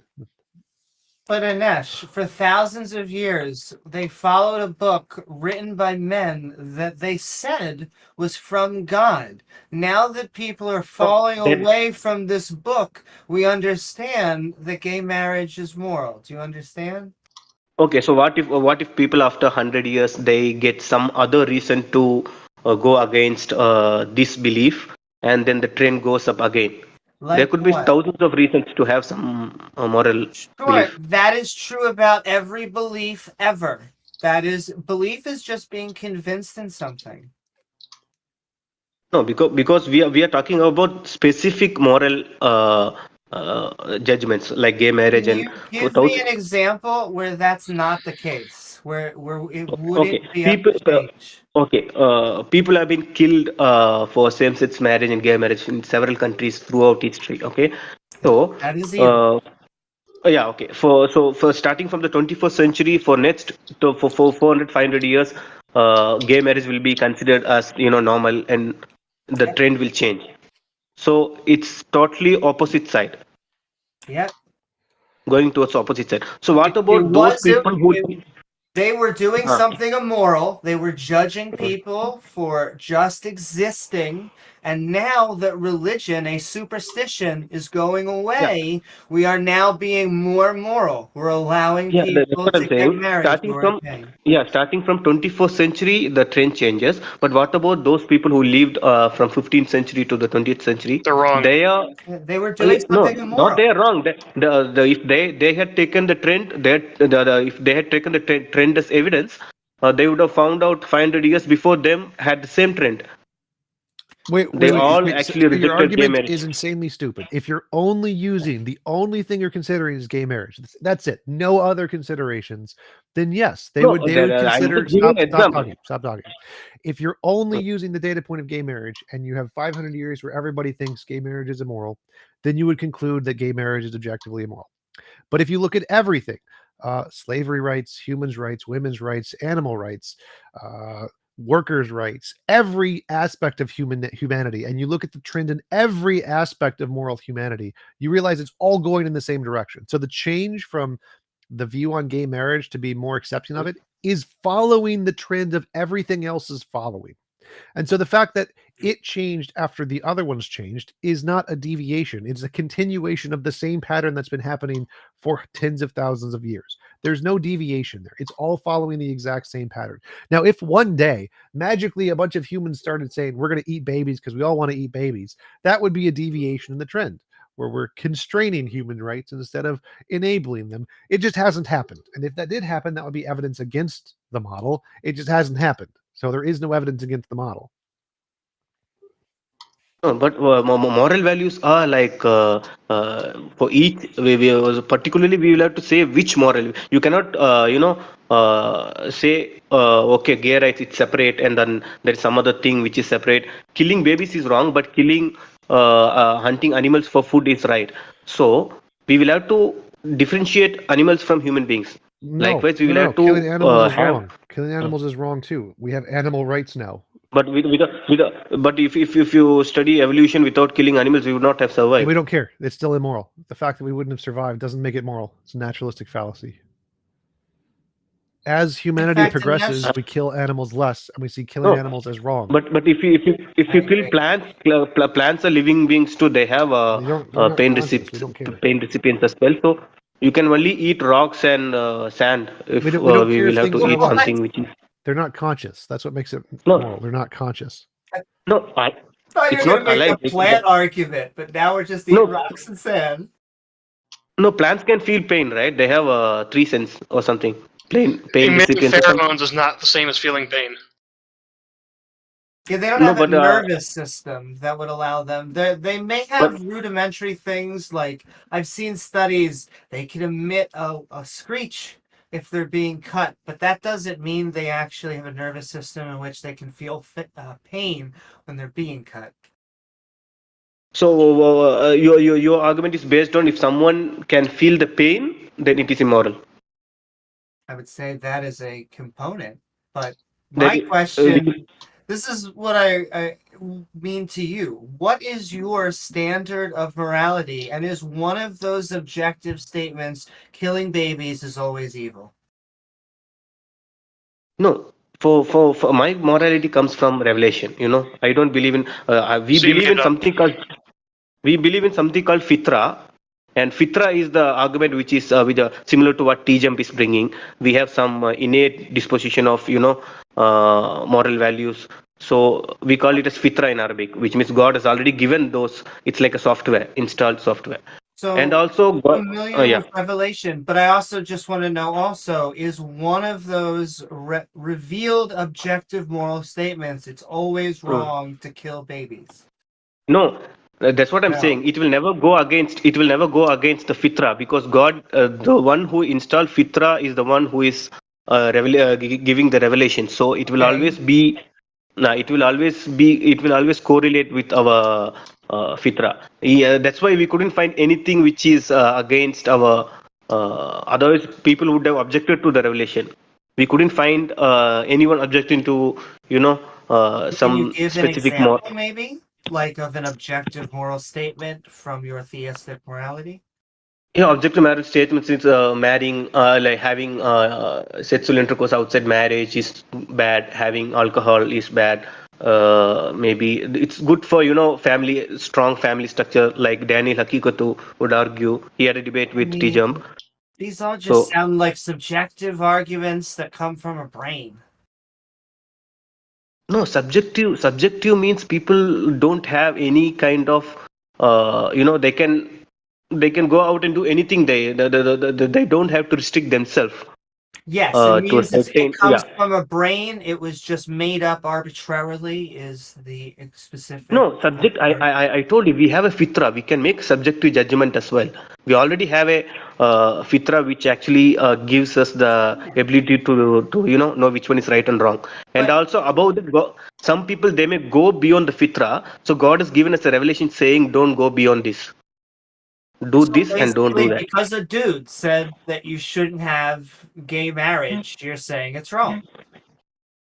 Because we have the ability to kill people for innocent people, but God said you have the ability to do that, but don't do that. Likewise, if we have sexual desire or something, we can have do it with the same sex, or maybe, but God says don't do that. We have created men and women for a certain purpose, so go through that way, don't go away from the right path. Sure. And that was just the opinion of some god. It, though, is the opinion of some No, man, no. because we know how the Quran was written by No, Muhammad it's scribes. not an opinion. It's not an opinion. It's like a It video is. game. If you're playing a video game, you the software developer he makes the rules. Okay, so if you go right, you will win. If you go left, you will lose. So the developer has made the rules. You can either follow or maybe it's up to you. If you follow it, you will complete the task. If you don't follow it, the task is a failure. Okay, once again, those are just arbitrary rules, right? They're made up by a mind. No, not made up by mind. These rules only applicable to this particular beings living in a particular universe. So it's like a video game. A developer who's developing a video game, he creates certain rules for GTA 5. If you take GTA 5, there are certain Didn't we rules. literally have this Okay. argument last time? Please, Inesh, name me a video game that wasn't made by a mind. No, I am saying it No, is a we mind. literally had this argument last time. We're not going to rehash old territory, please. Come on. No, she asked me a question. That's why I answered. Well, it just seems very silly. All of this is just your opinion. You know, saying it was not my revealed to you doesn't make it any better. Then how? No, something is revealed to me. If you can prove that this is revealed by a being outside, first of all we'll have to prove there is a being, like, then we will have to come to the conclusion that this scripture specifically is a revelation from that being. Then the third comes the belief in that revelation. You cannot directly go to the belief in the revelation. Okay, there are people can have faith due to different reasons. Some people they find mathematical miracles in the Quran, some structures, due to that, people like Shabir Ali, they have found they said it is beyond any human ability to create such a book. And there Okay, are and what people. was revealed to you? How was it revealed to you? Those guys are idiots. They don't know what is humanly possible. They're just deluded to think that their That special too. magical book Yeah, by okay, their magic sky okay, yeah, daddy. they may not know. Shush. Yeah, they just made shit up. Yeah, they made shit up. So they are deluded to think that their magical holy book is special when it's not. That's all it is. There's nothing Okay, okay. special about So it. you are making you are making all these arguments using your reasoning ability. Is evolution obliged to give you the reasoning ability that you have now? Yes. How can you prove that? Evolution doesn't have to give you the reasoning ability that you have. Evolution selects for truth. We already discovered that. We debunked that. No, argument. cockroach doesn't do math and science, but Yes, they do. cockroach still survive. Yeah. So Again, evolution Yeah, selects for so- survivability. You're done. I don't No, know what's ev- insulting other animals. Cockroaches are animals. They have brains Yeah, and but- minds. They're conscious. Okay, they don't have the rational ability that we human beings. How do you you know know? that? So, how do you know? Scientist says it that Oh, like really? they- Link me a scientists? paper that says cockroach they're has saying no octopus- rational thinking. Please. yeah, they're saying octopus is as intelligent as a maybe 15 or 3-year-old baby or something. So Yes, the similar way, highly smart. Yeah. Highly intelligent. so the certain animals they are saying that is the most intelligent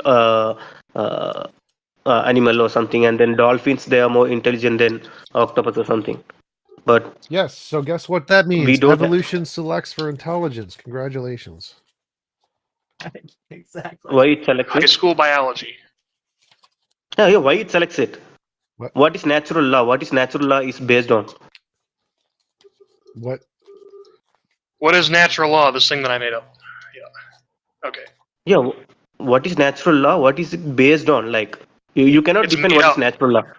You just find a mechanical pattern and then you are just saying that's law, natural law. You don't know what natural law is. You just find Nope. it through mathematical patterns. No, have you Wait, what watched is the your video argument? with It doesn't make a difference. Like there can be laws that govern for intelligence. That's perfectly fine. It doesn't need to be designed by anything. It could be random. It randomly selects for intelligence, and that's fine. You still get intelligence. You keep being confused could by have this been some- idea that like evolution can't do anything because it's not intentional. Evolution doesn't need to be intentional. It can do things just fine randomly and give us all intelligence randomly, and that's just fine. Okay, why it gave just 2 eyes? Why not 3 eyes, 4 eyes, or 5 eyes? Why cares? every human being has 2 eyes? Why the ability to reproduce? Why Who for cares? everything we can ask why this much? Why not that And much? there's an answer for that because the environment necessitated it. You could ask why is there 2 and why is there 4? Because Okay, that so the model tends okay, to work. Do you understand? Can I ask? Can you visualize why 3 legs hasn't been selected for? Can you just from a physics okay, you told me the from an environment engineering perspective, maybe we could think about I this. think there are. I think there's like some. Okay, you some said the fish that have environment necessity. 3. So you can have, in fact, insects have 6 and spiders have 8, but there are reasons if you look at the environment why things get selected, why Okay. flight has been selected for, because it's highly successful, and even though it comes from a single family, a single mutation. Okay, you are not getting my point. You said the environment necessitated or something, right? Hello. What is necessitated? No, you said when I asked you why we have only 2 eyes, why not 3? What was the answer? The answer is it depends on the environment and the situation. As in, you can look at an insect, they have compound eyes. They have a completely different system than our eye, and yet it works. Okay, that's where my question arises because you are saying the environmental situation. My question is, who has written the law that if this is the environmental situation, the outcome should be this one? Nature, physics. Yeah, just like gravity, Yeah. you're asking who set that. Okay, So, the argument's just about how energy is being distributed. For like the eye thing, like the amount of like a lot of animals put a lot of energy into their sight because sight's really important for their survival. Humans put a lot of energy into their brain because their brain is really important for survival. It's just going to be what's more advantageous for them to survive.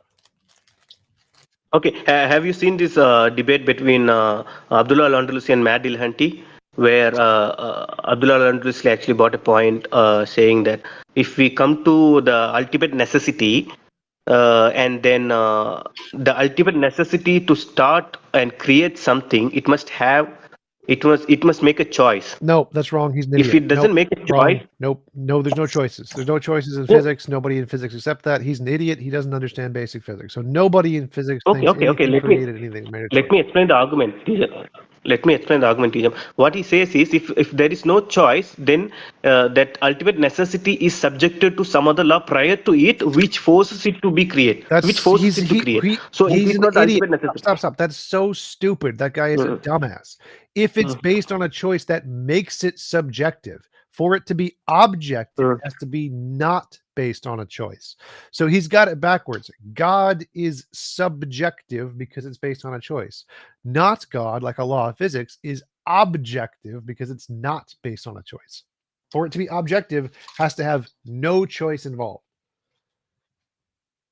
No. Okay, if there is no choice involved and it created extended creation, then it must be dependent on some other law which forces it it to be in doesn't. that way. No, it doesn't. If it's subjective, it has to be dependent on another law. If it's not subjective, that means it doesn't have to be dependent on anything else. And Anesh, Okay, can I that's ask what I'm you saying. what your model is? Can I just ask, like, God, the difference between tigers and lions? How did they come about on Earth? Tigers and lions, how it is come about on Earth? Yeah, what system do you have? No, like we believe that God created several creatures throughout the universe. Some creation from fire, some creation from. So He created us from like some mud or something, and then He gave us the soul. There are several verses regarding that, but I don't know the exact process how God created them. No, she asked you about tigers and lions. How did they come about? Fire and mud, bro. Fire and mud. Iron. There we go. No, I don't know how tigers and lions came about. I'm not a zoologist. Do you see all of the complex answers that we can give you to your questions? But when it comes to just the difference between lions and tigers, we don't get anything. No, I'm actually talking about the ultimate necessity. I don't know why you're talking about tigers and lions. I'm talking about the beginning of, because we all have to come to the conclusion of ultimate necessity to avoid infinite regress. So if your You know, method can't so distinguish between something as simple as tigers and lions, why do you think such a garbage method should be applied to the fundamental nature of reality? If your garbage method can't do tigers and lions, it can do nothing. no, what you asking about tigers and lion? I don't even get the question. First So of all, because it's about evolution, right? Because like whatever ultimate necessity there is, it doesn't rule out that evolution could just be how life came about. Like at the very bottom of the rabbit hole, the Big Bang could just be caused by some god. He wanted it that way. You got to cope about it. He just wanted it this way for whatever reason it had, and then boom, it was this way, and life came about through abiogenesis and diversified afterwards. You no, just wouldn't we are be not. arguing about evolution. Yeah, we know there is a process, mechanical process for the entire thing, but we are talking about the creator of that process. Why that process in a particular way? Why not some other way? And then if So, you argue about necessitarianism, then there are several arguments again that kind of view as well. Because Anesh, mathematically there are, yeah. when you say we know, what is it that gets you to you know? What methodology are you using to claim you know? The claim you mean like similar to I know therefore I am.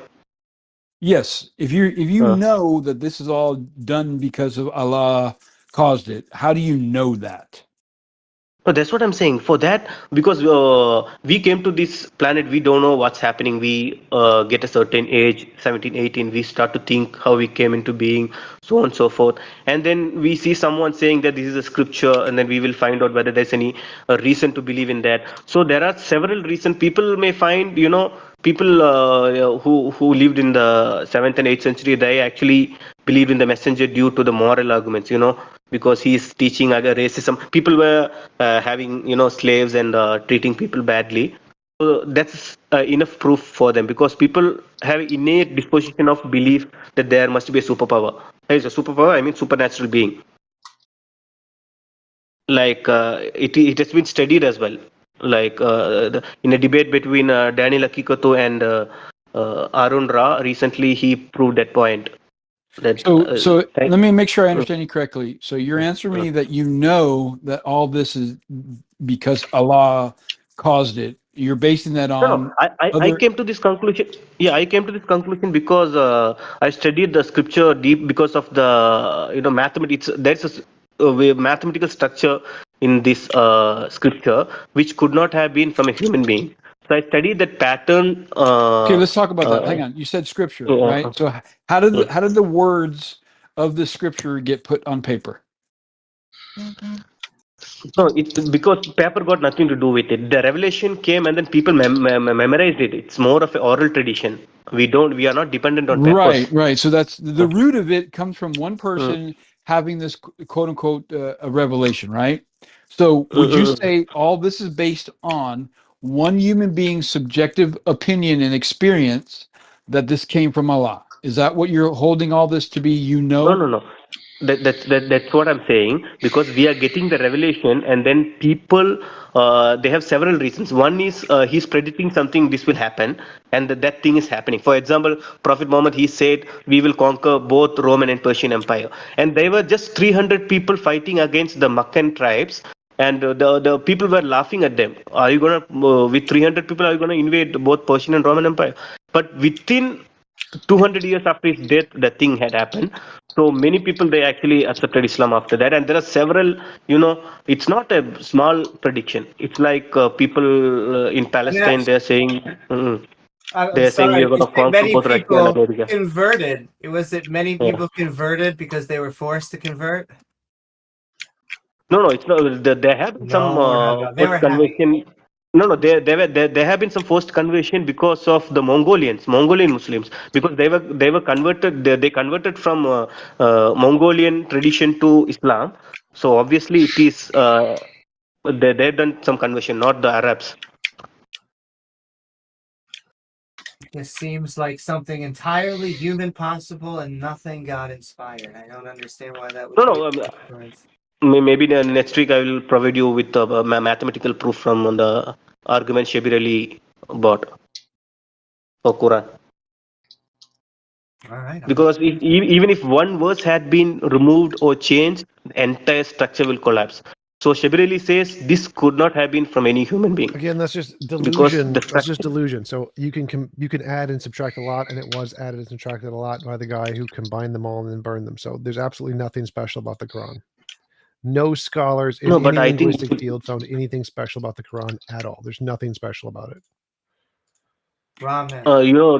Dr. Keatmore? No scholar in any field found anything special with the Quran. There's nothing special about it. Nobody takes it seriously. No linguists. I can show you. You can't. I can show you at least 1,000 testimonial videos of scholars, scientists who are converted. You can't. Yeah. There's nobody in any academic field. Noam Chomsky, who actually the father of universal linguistics, nothing special about the Quran. Nobody making any progress in the field thinks there's anything special. It's a garbage book. Harry Potter is more special. You're talking about modern people who are atheist scientists, the and then academic expecting them experts in the to. field who make all of the progress in the field. Nobody thinks it's special. No. The people who are the most We have educated. Nobody academic thinks it's special. scientists. No, you have nothing. You have nothing. We don't care. Next.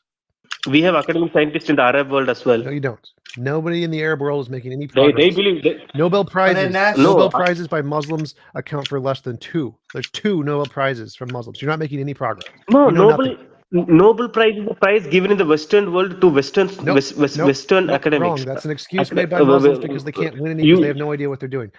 Nobel prizes are given to anybody in the world who can make actual progress in the field. Muslims don't make any progress in the field. They are the least educated. Almost like religion gets in the way or something. Because Muslim countries have been getting bombed for last 200 years by. No, it's because Muslims do not have the scientific progress necessary to get a Nobel Prize. Correct. But I will agree that things like the 1953 coup in Iran will make backwards progress, right? It will revert some of the progress that's been made, but that doesn't change the fact that Islam as a whole stands in the way in direct contravention to scientific progress. Oh, okay. Are you aware of the golden era of Islamic civilization of Al-Andalus? Yes, and all of the major Back then? advancements made were made in spite of religion, not because of it. Correct. Are you aware back then Europe was in dark age? Doesn't make a difference. They're not now. But they were back then. So back then, then it when doesn't some make a people, difference. Muslims Islam might be. banned math and science and fell behind everybody. Today, Islam is the most backward, the most uneducated, the most useless ideology, which is why they make no Nobel Prizes. Yeah, Talking about the according to past, your subject, according to your subject. No, then the future they may come. The future they may get educated and they may come into the field of science. Then you can complain. Until then, you have nothing. Yeah. Right now, you have nothing. No, I don't have that to happen. That got nothing to do with my arguments. Islam is the only Abrahamic religion that has not undergone a reform yet. Yeah, because after the dissolution of the Ottoman Empire, Muslims countries. Because they're backwards. Yeah, the Saudi Arabia was given to that family, Saudi family, and then there are several other countries which has been divided, and since then it is under the. Next, JCC, what do you got for Yes, us? that's the problem. What's up, JCC? Hey, how's it going? Yeah, I came up here because I want to ask a fellow atheist a question. When I converse with theists, they claim that atheists do not know we exist. Like, we don't know that when we look at our hands, we're actually looking at our hands, and we cannot claim that we know 2 + 2 = 4 because we don't have the grounding of the one substantial creator God. How do you come back to that? Anybody can make up an ultimate grounds. I can say there is a magical ultimate potato, and it gives me grounds to know everything. Therefore, I know. And that would be equivalent to saying there's a magic sky daddy, and it gives me grounds to know. Simply asserting that you have grounds isn't evidence of anything. Also, its Right, I ability to agree. jump from philosophy to physics, I think, is a problem. And so, no physicist. Well, there are physicists that may be looking for terminology similar, but generally speaking, we are in a causal universe using causality. I agree, and I use reality as my grounding. Like, anything that comports with the reality is true. Therefore, anything that's I'm comporting with the reality, I am part of reality. I exist. Therefore, it's true. I exist. So, and they say I can't use that. It's just so ridiculous. There's another thing I see in presuppositional circles, which is if you have any sort of skepticism, they take that to mean that you can't know anything. And so they're not saying, can you know a God exists or why don't you believe in God? They are actually asking you, is a God impossible? Something else that I think is interesting pertaining to that is they will also cling to, I don't know if there's an actual word for it, but I'll just call it synchronisms, like something happens, therefore they believe it's God due to the circumstances. Like the easiest example of that is, let's say you walk under a ladder past a black cat and then take the last cookie out of the cookie jar when you're not supposed to and you stub your toe. Right? A Christian will say, oh, well, you were being punished for, or a Muslim or whoever, you were being punished for taking the last cookie jar, thou shalt not steal, whatever. Whereas somebody who's just arbitrarily superstitious will say, oh, you walked past a black cat under a ladder. Even though the exact same events happen with the exact same outcome of you taking the cookie and stubbing your toe, they attribute different causes to that outcome because of the circumstances that led up to it, even though they have absolutely nothing to do with the outcome.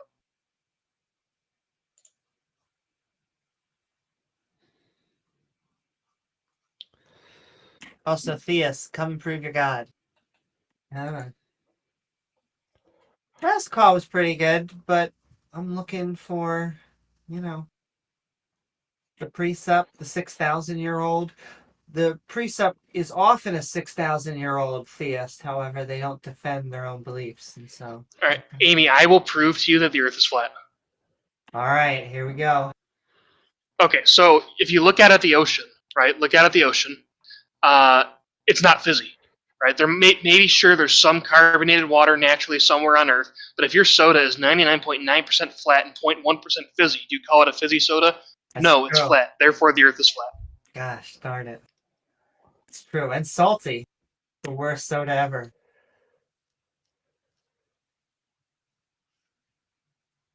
But yeah. I'm very glad savory sodas aren't a thing. Like, pies can be sweet and savory, soda, no. Yeah, meats, savory, your soda, you might not want it to be. I'll just get like a BLT flavored soda. That exists, by the way. And again, anything bacon. That's right, Jews and Muslims, we can eat bacon. Well, that's not really an insult to Oh them, my because Muslims goodness. believe that pigs are the dirtiest animals on the planet. I know how to end the Israeli-Palestine war. We need to go to a deli. Quickly.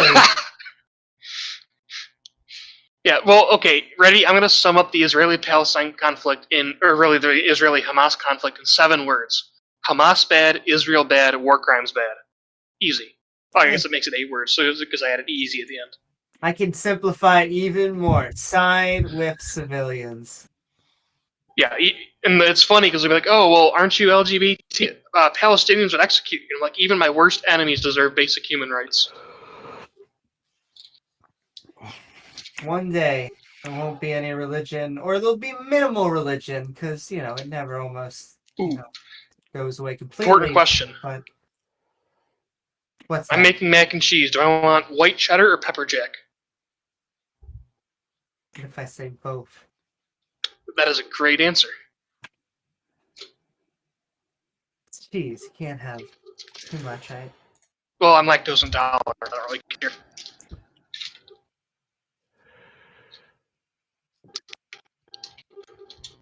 Hello, I just wanted to say, use pepper jack. Oh, you're cutting out a little bit, friend. Wizard. Use pepper jack. Pepper jack it is.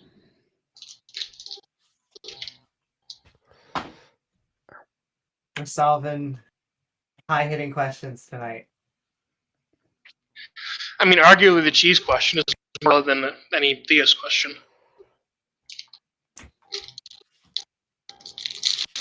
Look, theology, I think, is not hard. I don't know. It all seems like bad arguments to me. They always ask us sometimes they ask us, like, what's your favorite theistic argument? I don't know if there's really a good answer for that. Maybe the more deistic ones, because they kind of use your brain a little bit more than the Earth was 6 days old or 6,000 years old, which is off by 99%. Only 99%? Only 99%. But they're like, it's a big number. Come on. Take those odds. But if someone said, I'm putting $6,000 in your bank account, or someone said, I'm putting $4.5 billion in your bank account, I think there would be a small difference. Yeah, well, I think it's funny that Anish earlier was talking about how, it's impossible for them to guess 4 billion years old. It's like, no, it's not. Have you ever heard of a lottery ticket? Well, they also get all the other stuff wrong. It's cool you said 4 billion for one thing, but they're like 80 trillion or something horribly wrong for the age of the universe. Yeah, And I don't remember what, but I think the Vedas actually did make a good prediction. I don't remember what it was, but I just remember there being one somewhere I'd have to find. But it's oddly convenient that the religious texts always match the scientific knowledge they have at the time. Also, you should not be prejudiced towards Christian, Jews, or Muslim, but all their holy texts are silly. Like, oh no, I hate all religion. I don't care. The Quran is just a third of it. The more I read, the more is him bitching. It's just everyone not believing him and him going, yeah, well, you're gonna burn. You're gonna burn. That's like a third of the book. So what you're saying is Muhammad was a snowflake. He was. They all are. Actually, Jesus was pretty chill if he was like an actual person. Well, depends on which version of Jesus we're looking at, but I get That's true. I could see Jesus taking a fat bong rip or something. I'm not a big fan of hell. So, like, it's almost like they have a good cop, bad cop. They have, like, a guy talking on the sermon, and then... What is this? What is this a child? Yeah, I think this is a child. But, I don't know. Yeah, I don't know. Are we allowed to have 18? I think as long as they're within Discord TOS at 13 or older. Hey, Riley, kid, how old are you? I can't hear you. My mic is from Macintosh. Next. Macintosh is a good company, or at least Mac's a good company. World's oldest Andrew Tate fan.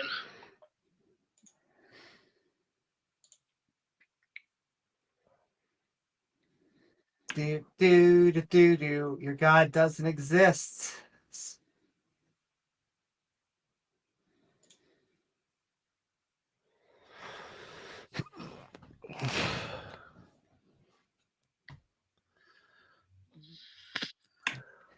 You know, the church pews are emptying, so they may just be doing a different thing. Pepper jack was a great choice. I'm gonna get a piece of garlic naan to dunk in my mac and cheese. Like Parmesan. Well, and everything. Maybe not on cereal.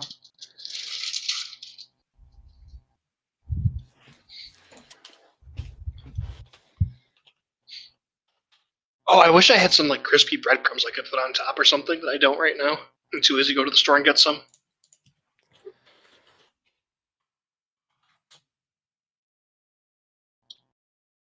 And having cheesy garlic, what the fuck? Croutons. There we go. Ooh, that would be good.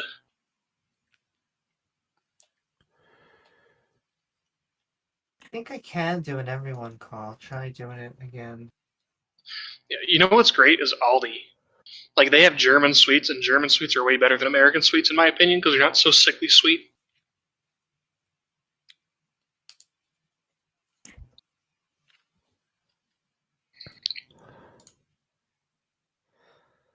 So I kind of like too much milk chocolate. Yeah, milk chocolate's fine, but I mean like if you get like a candy bar versus like a Jaffa cake or like a buttered cookie with some dark chocolate on it, difference is night and day.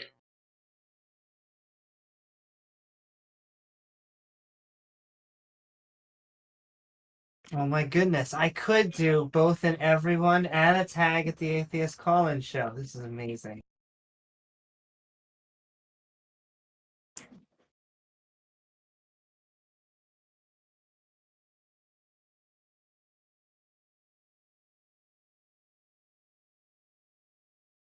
All right, gave a call out. Come on, Theist, one and all, come join the show. Tell us why your omnipotent God drowning babies is actually super moral. Well, that's another one. They say that the word of God isn't his nature, but his actions are. So his actions of killing 99.9% of life on Earth is moral? And that is what I always get, is that they're like, well, he didn't kill everybody. Yeah, neither did the Permian-Triassic extinction event. Yeah, neither did, like, the Saw villain or, like, any other villain in a movie, generally speaking. They don't get to kill everybody. Hitler didn't kill Your Honor, literally everyone. Yeah, Your Honor, I only killed one person, but Ted Bundy killed way more, so I should be let go. See? What's up, Mr. Biscuit? What's up, gang? Just enjoying this theist delusion. Yes, it's a good one. Amy, you should ping Mr. Batman and Darth Dawkins. My goodness. I wish they would join. Generally speaking, they don't, because Darth does. Yeah, they're cowards. Yes, that was the word. Can I just say, T-Jump, after you and I very specifically remember calling him a coward over and over for presuppositionalism, which that is my true feeling, how I feel about that tactic. But he is less of a precept now, or so I've been told. Who? He's issued apologies to people. J. Robin. Oh. He used to be like a Darth underling. And so, good job, J. Robin. I don't know if it's like a liberal Christianity or whatever, but as long as it's not being an asshole, that's His severe head injury probably got better. I just don't know what about presupposition that makes people be assholes. Even Kent Hovind has a personality. In between beating his wife, he has a personality. And going to prison for tax fraud. Don't forget that. Oh, sovereign citizens. They think we can. But the Bible doesn't say I have to pay my taxes. Yeah. Meanwhile, he takes in all that tax-free money from his Cult land. You know what's funny is all the preachers and politicians and pundits all seem to conveniently forget the verse that says a rich man will have an easier time fitting a camel through an eye of a needle than they will getting into the gates of heaven. Kay and Peele has a good skit on that. I don't think I've ever seen a bad Key and Peele skit. That is also true. God comes down. They're like, oh, they're in a Bible group, and all of a sudden he comes down, the white light and everything, and they're like, oh my God, what can we do for you, my Lord and Savior? And he's like, it's simple: sell all your belongings, leave your family, and follow me. And they're like, okay, all your belongings though, like, oh, and That's unironically something in the book of Mark where Jesus told a rich man that his wealth and worldly possessions were getting in the way of his relationship with the Lord, and he should sell all of his possessions and go into asceticism. Ascetism? I don't know, whatever the word is, to be an ascetic. So I will say, as nice as that sounds, that is a cult leader. Like, I get that we all want to give charity, but if they include leaving your family and then following them forever, putting that out there.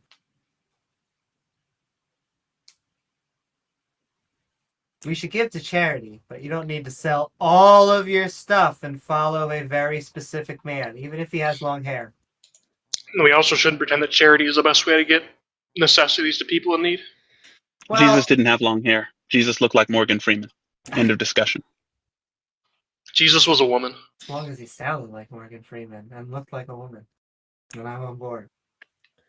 Yeah, imagine when you go to hell, you're scolded Okay. by Morgan Freeman's voice every day. Sounds like heaven to me. It's terrible. Oh no. That's so your time in hell is narrated by Morgan Freeman. You just hear this narration of what's happening. And that wouldn't be too bad. I mean, Morgan Then he Freeman's was kind of led dumb, but his into the voice is dark nice. room. As long as Satan is tall, dark, and handsome, I'll be okay. Hey, T-Jump, if your time in hell was narrated by Morgan Freeman, would that make the experience better or worse?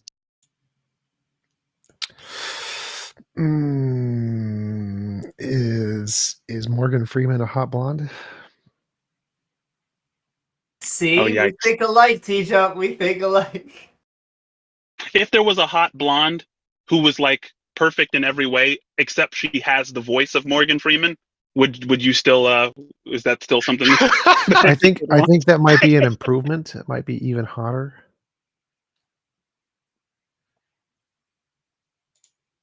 Wow. Listen, So if you meet her on the blind date, she sits down and she starts talking, and it's just Morgan Freeman's voice. Mr. That's Biscuit, what we've wifey learned material. is that everything gets better with Morgan Freeman. I don't think there's anything Everything wrong with that. he can only make the situation better. Only make the situation Except better, racism. exactly. What if every she's perfect in every way? She doesn't sound like Morgan Freeman, but for 1 hour, right at midnight, she becomes Morgan Freeman. Like she Just like a looks like him. Like a Shrek and Fiona kind of thing? Yeah, like don't pull down the covers at midnight. That would be awesome. Because you'll see That would be Morgan awesome. Freeman. I Morgan? would make a camera. We'd have camera footage every night. Put it on Twitch. It'd be great. And ruin the real Morgan Freeman's career. He's like, I sir, would what are you have doing them with fight T-Jump? crime. I feel like that's the obvious answer. But You know what that makes me think of is when with CD Projekt Red, I had to keep going after the cyberpunk community because I kept making mods to let them have sex with Keanu Reeves. That wasn't part of Keanu Reeves' contract. Listen, we probably just captured him, doing his day-to-day. That's what the John Wick series is, just watching Keanu Reeves go about his normal day. I'm pretty sure. Jamie, So what do you fact guys, check how that. do you guys feel about like Eastern philosophical religions like Taoism and whatever? Yes. I think the Great Schism like negatively affected Christianity because the Eastern Orthodox kind of went east, and then the Catholicism took over the West, and they kind of completely lost track of of participatory forms of knowledge, because Aristotle was reintroduced to Europe during that time period. And I think that was very, very, as great of a mind as Aristotle was, that was very, very bad to kind of graft on to the Christian experience. But yeah, I love the Eastern traditions. They tend to be more friendly to us than the Abrahamic religions. Mm-hmm. So I am more open to being friends with pagans and Eastern religions, and Taoism was pretty cool. yeah, It's just the way.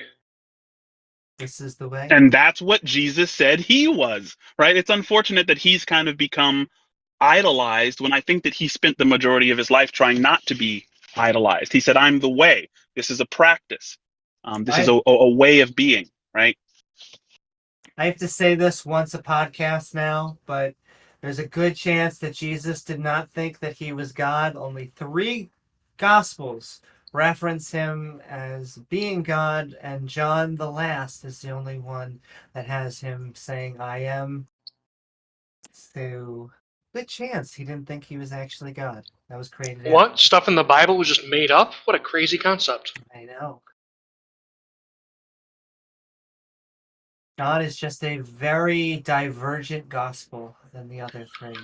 Oh, did I tell you about my most recent discussion / debate, whatever you want to call it, with Mr. Batman?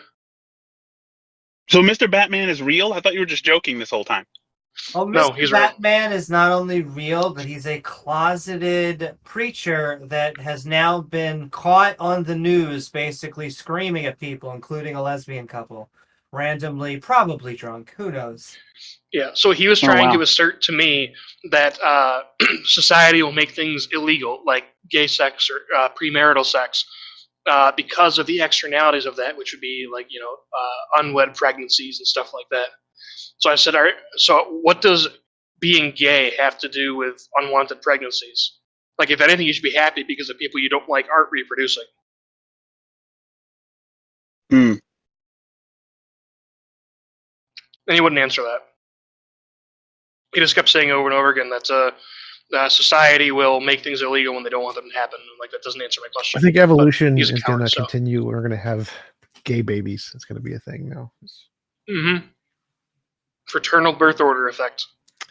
I've heard that like evolutionary pressures are like almost nil, especially like in Western countries. So like the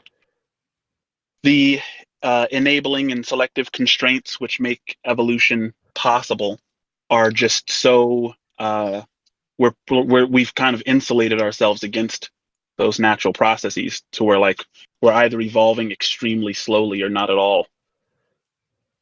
I mean, there's still like societal and cultural evolution, because evolution just kind of means change. But I'm blind, right, without glasses. So from an Oonga Boonga perspective, I would have died out a very long time ago because I can't see more than 3 inches in front of my face. But within a human society, we act in direct contravention of nature all the time. That's what I find hilarious about. Oh, sorry. So nature is like, die, you can't see, die, and then you put on these glasses, you're like, fuck you. It's like we have all of these mechanisms for for overcoming what nature is trying to do. That's why I find the evolutionary psychology perspective of Jordan Peterson hilariously stupid, because he's like, oh well, we men and women can't work in the same environment. We don't know what the rules are. But it's like, okay, well, and he tries to make these assertions that due to nature or whatever, like women wear makeup to simulate sexual arousal. But at the end of the day, we act directly against nature all the time. Otherwise, like middle school and high school would be a hormone-fueled mess. Yeah, that's the natural fallacy. That was actually like a decent Jordan Peterson impression. Just gotta talk like Kermit, but I have a hard time doing a Kermit impression, so... I gotta talk like Kermit with a mouthful of mac and cheese. That's a trick. Yeah, Jordan Peterson says, like, it's a hell of a lot more complicated than that. Bucko. He always says that. It's like, it's a hell of a lot more complicated than that. I've been thinking about this for a long time. This is so bloody complicated. That is absurd. Yeah. I love me some. You need to do I love me some JP. You need to do like a rap battle in the JP impression. get a wig on. That would go Like, viral. yo, check it out. I am the top of the dominance hierarchy of MCs. Now you listen here, bucko. Clean your room, bro. I don't know. How are you going to battle me when your room is a disaster? Lobsters. Trying to Hey, rhyme. listen here, bucko. You'll be dunzo like when I got prescribed benzos. I think you would automatically lose the battle if you did a JP voice. I have a syllogism that proves God, and none of you are going to be able to resist it. So prepare to become theists live on the T-Jump channel. You ready? Here we go. Okay. All right. So P1, everything. No, let me get through it because some of this might make you laugh like it's absurd. But if you really think about it, right? So P1, everything which makes sense is a result of mind. P2, the universe makes sense. Conclusion, therefore, the universe is a result of mind. Which, of course, it's immediately valid. It's a modus ponens structure. Which of the premises is worthy of attack? Because if both the premises are true, then the conclusion is necessarily true. Affirming Obviously. the consequent fallacy. So even though it's valid, it's unsound. Okay, now challenge the soundness. What's So you said which premise is everything wrong? that is what makes sense is a product of a mind. Everything which makes sense is a result of mind. Potatoes make sense, therefore potatoes are a result of mind. That's correct, right? So Yep. Potatoes do not have the intrinsic property of intelligibility. Intelligibility implies intelligence. It presupposes an intelligent being in order to be intelligible. So do you remember the rain example we were talking about earlier? Like if the grass is wet, like well, what would it be like? When it rains, the grass is wet. The grass is wet, therefore it rained, right? No. Okay, it's just so like Transpiration is a thing. Yeah. So if the grass is wet, it rained. The grass is wet, therefore it rained. Is valid, but not necessarily cogent or true. Yeah, it's all squares are rectangles, but not all rectangles are squares. Right. Yeah. so, because there could be an alternative way. It could have like the sprinklers could have been on or something, right? And so even though the syllogism is valid, you can get an alternative solution. So like when you say all things that are understandable by the mind are products by the mind, that's false. So what object do you think has the intrinsic property or the mind independent property of understandability? I don't think that makes sense. Well, things can be understandable and not be products of minds. So there can be a thing that exists and you could understand it, but it not be a product of a mind. Just like the grass Yeah, could this be is wet actually and not be a product of rain. Well, I guess what I'm trying to say is a cup, for instance, does not have the intrinsic property of graspableness. Presumably, a praying mantis could not grasp the cup. I don't know right? what you mean So by graspableness intrinsic. is a transjective property. Intrinsic means belonging to it, regardless of the existence of anything else. No, I actually had know what- a Muslim just cite wait, hadiths to make this exact So argument. I know what intrinsic means, but I don't know what it means for an object to have an intrinsic property of understandableness. That doesn't make any sense. Understandableness is a property of your brain and your brain's capabilities. And so things nothing has the intrinsic capability of being understood. It's your brain has enough processing power to be able to understand a thing. There we There's go. also the So observer effect. I agree. So it's a transjective relationship, right? If there weren't a stop sign, there would be nothing to understand, and if there weren't my mind, there would be nothing there'd be nothing which does the understanding. But Mr. Right? Biscuit, can I ask you, do you think that things just didn't exist before minds existed? Correct, because a thing is finite. So the mind is responsible for dividing the universe into things. So we know that to be demonstrably false. Okay, yeah, demonstrate it to me. I can learn something. Okay. 2 billion years ago is when the first conscious agents, as far as we can tell, came into existence. And so at least half of life, if not a little bit more, there were no conscious agents.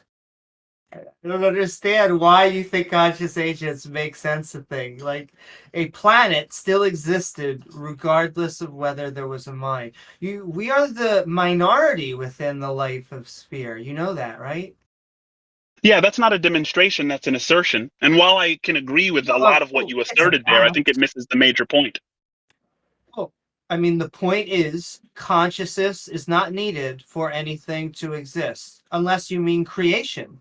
A creator does need a creation. However, as far But as that we just can begs the tell, we're question against the idealist. It's just naturalizing. another assertion. Well, it's a fact. Do you have any facts to go counter to it? Well, yeah. I mean, I mean, you're saying that it's a fact that consciousness is emergent. What is that? What No, is a fact it like is that a based on? fact that it came into being 2 billion years ago, at least from this planet. 2 billion years ago, animals started to exist and you can have functional brains. But for 2.5 billion years, there were no minds and life was just chugging along quite fine. So I'm not saying that minds create reality. Is that what you're I'm saying? saying that I'm saying that minds make sense of reality. So when minds began to develop, those minds made sense of an otherwise senseless universe in order to accomplish the chores of their biology, namely to feed, fight, flee, and to reproduce.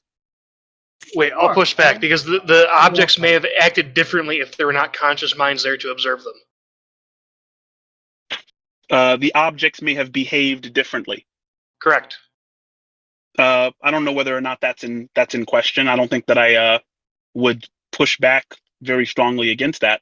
But my thesis is that everything which makes sense is a result of a sense maker, namely a mind. And the universe makes sense, therefore the universe is a result of mind. But this What's the feels problem? like a switch. Like, I will grant that minds, much of consciousness, the goal is making sense of the world, even though it gets that wrong. No, I agree with you, Amy, that it seems like there's a switch because I just created this syllogism super recently, like yesterday. And so there may be some equivocation there that I'm not immediately aware of, but I'm trying to tease it out, I guess, because it seems like it works to me on first reading. Well, at first it seemed like it was trying to make a syllogism for when you mean make sense, as in why the universe has any sense to it at all. But The universe, I don't think the universe does have any sense. I think human beings need to make sense of the universe to accomplish the chores of our biology. So making sense is a selfish thing that humans do, and it's egocentrically rational to do such a thing. But it doesn't mean that the universe fundamentally or mind independently makes sense. our moon would be falling around the Earth, whether or not it makes sense to us. And so we go But out that's an and we assertion that doesn't discover. have any. That there couldn't even in No, principle be any that evidence is of what you just said. Okay, Mr. Biscuit, are you that's familiar a with the fact. observer effect? Hold on, just one last second. Okay, That's sorry, a Amy. fact. Oh, you're fantastic. That's a fact, and I don't know how you could present any evidence that it would be different. That gravity would just not exist without our brains. And see, that's Gravity why is you're going back a to, I think, the description. original. Gravity is a codification of a human experience. Without that experience, there would be nothing to describe. So the fact that we can quantify the qualities of our experience makes no difference to what reality is about. But once again, if every human on Earth, every thinking agent, if every animal were to die, the moon would still be here. It would still be orbiting Earth. Yeah, no, that's just an assertion. I'm looking for evidence of that But once claim. again, I don't think you know what assertion means. So I'm not debating that. I am explaining a fact to you. You would have to present evidence to why the moon would not be here when something unrelated like the mind would disappear. Do you understand how they have no connection, and so you'd have to prove some kind of connection? If I said there is a colorless object that takes up no space and no time, would you say that I'm accurately describing the moon? No. Okay, so you understand that the majority of scientists consider shades and colors to Do be you secondary think that the properties which are moon created by takes up mind. no space and no time? Right. I believe that space and time are they're data compression tools that human beings use to accomplish our ends. I apologize. I really mean this. I don't mean that you are this word, but I think what you are explaining is very dumb.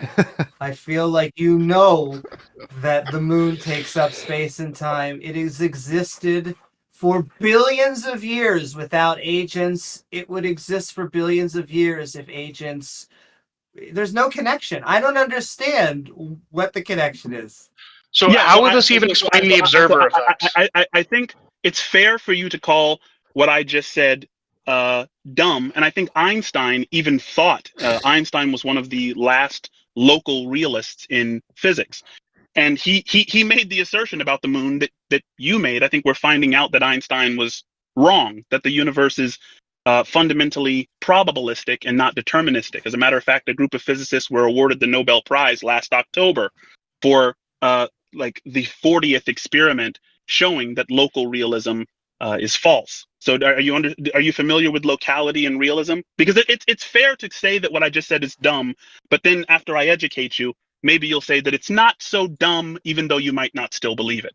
Fair? I would say that when we're talking about Einstein, we did not understand general or special relativity. He was trying to prove that in different levels that gravity acts differently. And although it seems to act in a Newtonian way, that it is actually dipping down. And we can also express that visually. That would also exist without a mind. So to bring you back to the subject, why do you think a mind has anything to do with things existing? Yeah, I think that minds are necessary to make sense of things. And I don't think that's controversial. Do you? Once again, to make sense of things, I'm okay with. To make exist, nothing in common, not sharing. Okay, I think we completely agree on what I just said and your response. So we're in complete agreement so far that in order to make sense of things, a mind is necessary, yet for reality itself, a mind is unnecessary. Fair? Sure, if what you're saying is that it doesn't need a mind to exist, but maybe to rationalize something, you need a mind. Right, and rationality is just another word for making sense of things, correct? Sure. Like I said, your There you go. second definition, I was way more, it seemed to have changed from what I had originally thought it was, maybe what it was, but I agreed with your second definition or second take at it. Okay, good. So far, moving forward, we agree that in order to make sense of things, a mind has to be present in order to make sense of the otherwise senseless. Sure. Fair? False. No, that part I'm fine with. But what's the next part? Is it seems Yeah, like what's you're the ads? equivocating between the ability to make sense of and the fact that you made sense of it creates it. So those two things don't seem to be the same. Exactly. No, I'm saying when I say the word the universe, I'm saying something which makes sense to you. So if I were to say the word universe to a physicist, they're likely going to think space and time and the calculations and dimensions within space and time. That's eminently no. reasonable Go back sensible. to your syllogism. P1, everything which makes sense is a result of mind. We've already agreed on that, all of us, I think. Well, result here, I think, is the equivocation, because result could be the concept in question, since reference distinction. So since reference distinction, the sense is like the word that we use to describe it, and the reference is the thing that the word is describing. So if we say the word universe was clearly created by humans, but the thing it refers to was not created by humans. And so if we're saying everything that makes sense was originated with minds, the sense part would be correct. The reference part would not be correct.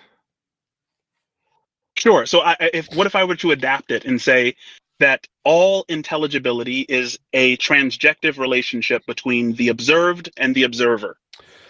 Well, no, because intelligibility applies to things. But there has to be an observer. No, because the intelligibility applies to things that aren't being observed. So you can like make stuff up, and it would still be intelligible.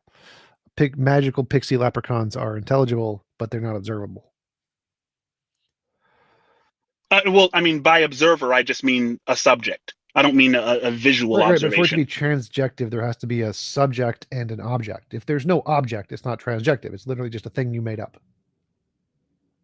Right, but the thing I make up is also an object of my awareness. So if I'm imagining a unicorn, that unicorn is objective, and I'm the subject observing this imaginary unicorn in my mind, in my imagination space. And you're calling that objective. Well, sure, it's not me. The unicorn isn't me. I just made it up. Or just like if I make up, like if Carlo Collodi wrote Pinocchio. Pinocchio is objective. You can read the book, right? The Pinocchio is not Carlo Collodi, even though Carlo Collodi's mind produced it.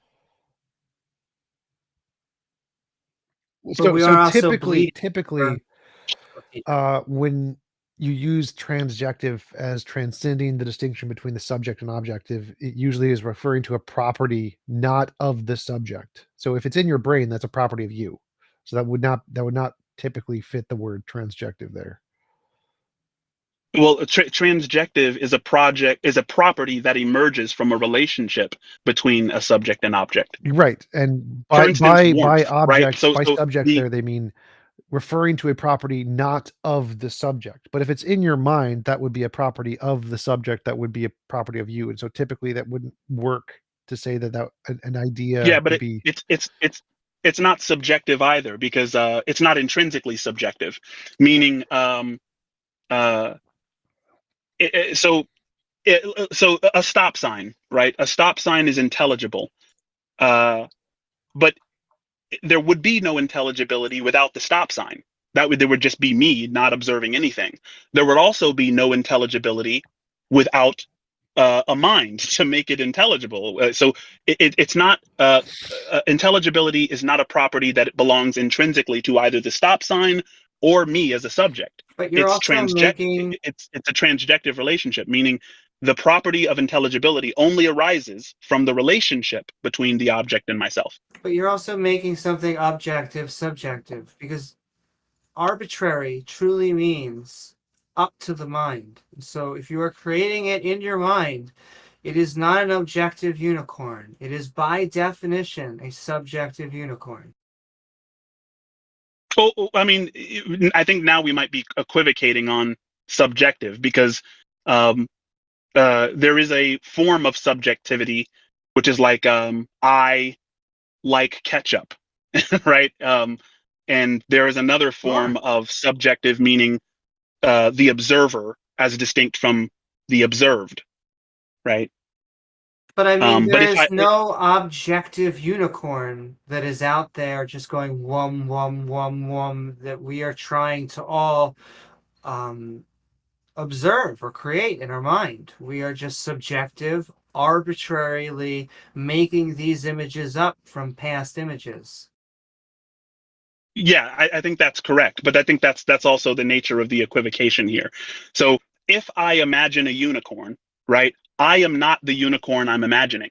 Sure. If I have a thought, if I think Amy Newman is an intelligent interlocutor, I am not that thought. That thought isn't me. That thought is something produced by me. Same thing with the unicorn. So what I identify as is the producer of the thought and not the thought itself. Well, I think that starts to get complicated. I think that we use me to mean the entire jumble. Mr. Biscuit is a nice and smart interlocutor. But when it comes down to our thoughts, they are also pieces of us. And so, I mean, we're just separating things out on the level, but our thoughts are still us. They're subjective. So's the unicorn, as far as I can tell. Now, this may be, you may think that this is a linguistic trick, but I haven't been shown that it is. When you say our thoughts are us, we are our thoughts, that seems to be problematic, because by saying that it's your thought, you're taking ownership of it, and you can't take ownership of yourself.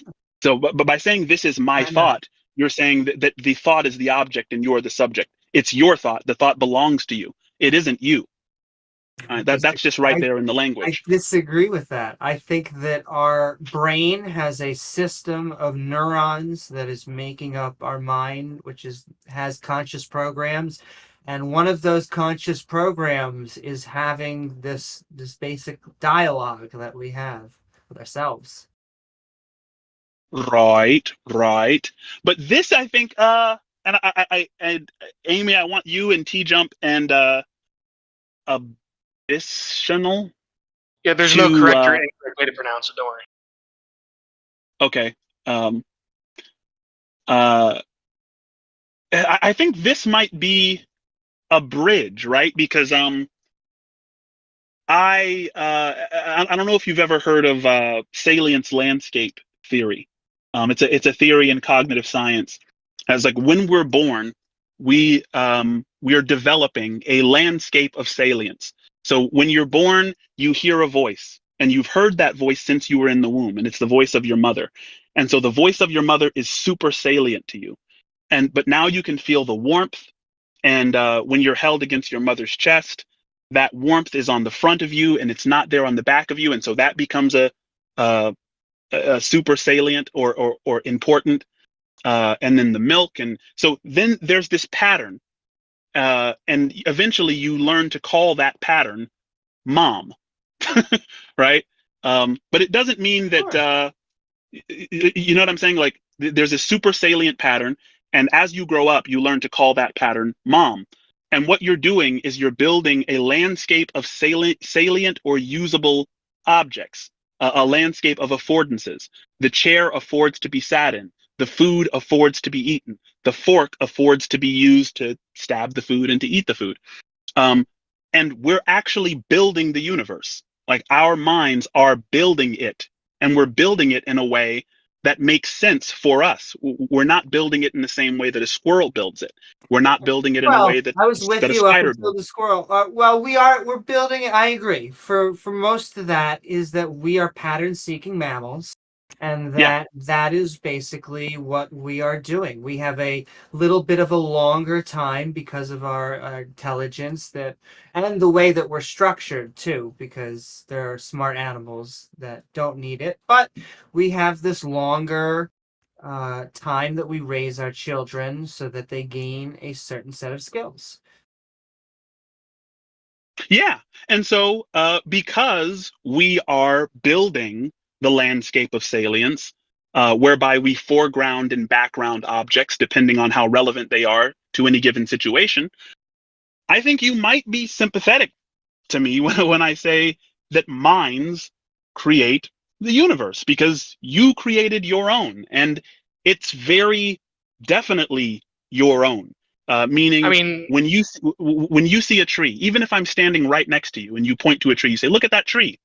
I'm not seeing the same tree as But the in one you're pointing at. essence, we are creating a natural simulation of the world. We're creating pictures and sounds and putting together our version of the world, which is in essence trying to capture the real world. It's doing its best to capture all this data as accurately as possible. Sometimes our body, we may have color blindness, and No, so Amy, this is the only area where I would push back, because I think we're mostly in agreement. The only area where I would push back, I don't think we're trying to grasp reality at all.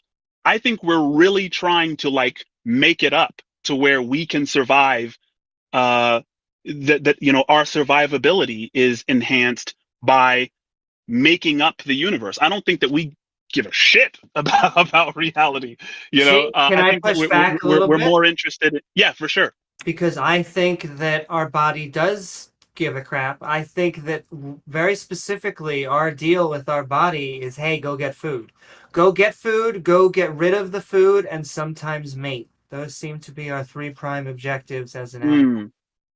yeah, and I'll push back a little bit as well. You mentioned the salience landscape theory, but that isn't really used for anything. Like the only thing I know it was used for was like generating the broken mirror theory of why autism occurs, but it's just it's an unsubstantiated theory. It's not an actual.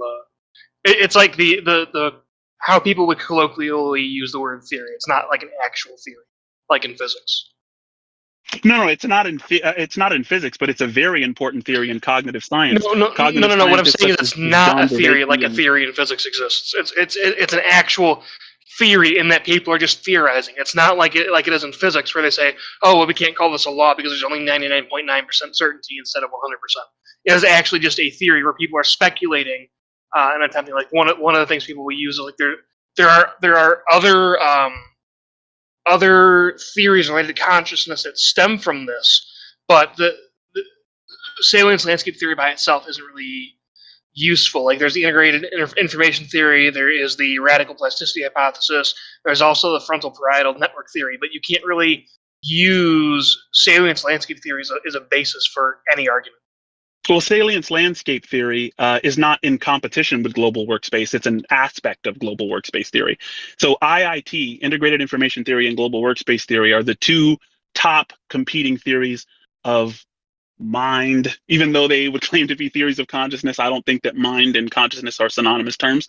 But anyway, I think I don't either. I digress. We maybe diverge too much. Though this is, once again, we are more in hypothesis land, or Yeah.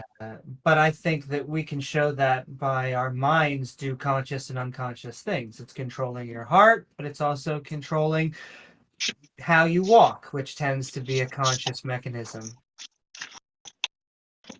Yeah, for sure. And I think that minds differentiate one thing from another. Minds are really good at focused attention, and minds give us agency by means of which we what's the term I'm looking for? Deliberate. Yeah. So minds are very, very adaptive at deliberation and considering options. I don't know if you guys believe in free will. Most atheists, not all, because there's nothing within atheism that says each way, but just in my experience, I have found the majority of atheists do not believe in free will. Oh, I believe it's a chicken and the egg kind of thing where we don't really know if it is a neurochemical response that happens first, or if the reaction to a stimulus, that is basically a reaction is what leads to that neurochemical response. So I'll I think give it's a. you. Oh no, were you not finished? I don't want to. Oh, I was just saying I think it's a chicken and the egg kind of thing. I don't really think we know yet. And I think there's will, as in we can separate out a difference between someone opening a window and someone being thrown through a window. We need to be able to assess that for legal cases and, just to figure out what's going on. But the type of free will that they tend to put forward, I don't think most atheists believe in. I don't think the choice is anything but being convinced. Why do you like chocolate over vanilla? I don't know. I'm convinced that I am, just because it tastes this way or that way. Why are you convinced you like vanilla over chocolate? And so, yeah, because many of them say we choose to send ourselves to hell, that type of thing. You have the free will to do so, but I would push back and say, no, we do not. We are unconvinced that God is true. And so if we are sent to hell, we're not sending ourselves there. It's that we can't force ourselves to believe that this God is real. Well, even within that, we could even grant the premise for the discussion of hell that God is real, but then if the default state is you go to hell and you have to take action so God doesn't send you there, then you aren't choosing to go to hell since that's a default condition. God is choosing to send you to hell. God is not an agent, right? And so God is the one sending you to hell. Yes. Right, but if God were to send you to hell, were to justly send you to hell, I think that would require God to be an agent. No, we're discussing hell as a default condition. Well, right? Hell is the default place you go to when you die, and only through conscious choice and decisions and in life can you avoid that. And most right, people but who's going to send you to hell? So if there is a God like they put forward, it would be a conscious agent. We every once in a while come across a pantheist or a deist or someone like that, but most of the hell-born agents, or most of the hell-born settings come from agents. I agree with that. It doesn't have to, but that's just what we come across. Right. So I come across that too. Like a lot of Muslims and traditional Christians, fundamentalist Muslims, fundamentalist Christians, believe that God is going to, uh, make a choice to send you to hell based on his deliberation over, your earthly actions or something. Like there's going to be a day of judgment where God kind of sums up the things that you've done and makes a decision It to. depends on your sect, because Yes. I have always found, and this is just my arbitrary opinion, I've always found the people who say works over faith is a better mechanism, because that means that they're just judging you on what you actually do in life. But then you can have it backwards. You can have faith over works, which to me is very lazy. They always say, oh, it's so amazing. All you need to do is believe. But to me, that's just like a get out of doing things Well, bad card. you can even look at like Calvinism, which has the predestination, where okay, whether or not you're going to hell is decided when you're born. Yeah. Yeah, I've had Calvinists as friends. I just view that also as view that God is evil.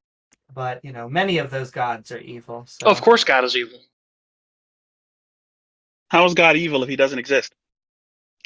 No, we're Oh, talking yeah. about this from the premise that God does exist for the sake of argument. Yeah, if he Oh, doesn't you're saying exist, as an then internal critique. yes, Yes, if we grant the premise that God exists, God must be evil. or at How does that least make the sense? Abrahamic God. If the Abrahamic God exists, the Abrahamic God is evil. Yes, that's we'll be more specific. Thank you, Amy. So, But how Mr. does Biscuit, the that make reason why sense? that's true is because that God, according to Christians, Muslims, whatever, is the one who is the sole moral arbiter. That God is the one that determines which actions are good and which actions are evil, and that God will consistently take part in actions that he himself deemed to be evil, such as killing 99.9% of the population on Earth, when one of his commandments is quite literally, "Thou shalt not kill."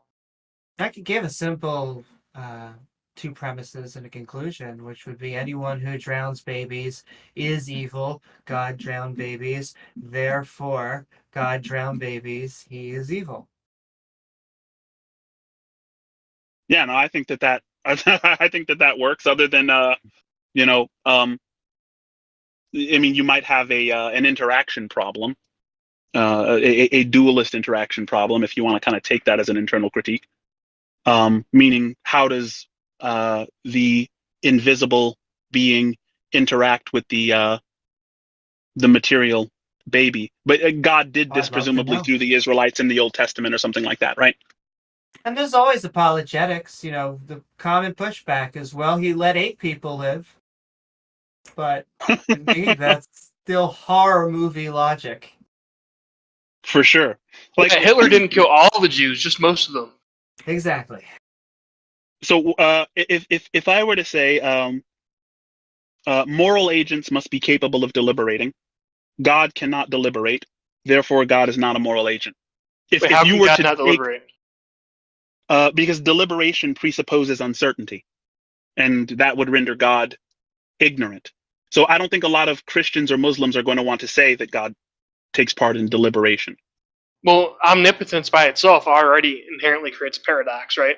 So if we go by, because one of the questions that I always ask theists is, why, if God is almighty and all-knowing, did he create the fruit of knowledge within the Garden of Eden to give people the opportunity to sin, right? And a big part of that is their response is almost always, oh, because God has to give people free will in order for them to have the opportunity to enjoy his creation. Yeah. And they're bringing up agency, right? Like God wants us to be agents, and in order for us to be agents, we have to have true options. We have to consult a landscape of alternatives. But the problem with that is that they assume that God is also an agent. And in order for God to be an agent, he would have to consult a landscape of alternatives. But they don't want to say that, because in order to consider alternatives, you have to be ignorant while you're considering them. And they don't want to say that God is in any way ignorant. And so that would mean that God's behaviors are either arbitrary um, or Wow. I mean, Almost like this belief in God is fundamentally logically flawed. yeah, I think so. The traditional fundamentalist Christian and the traditional fundamentalist Muslim, I think, are going to struggle with that problem.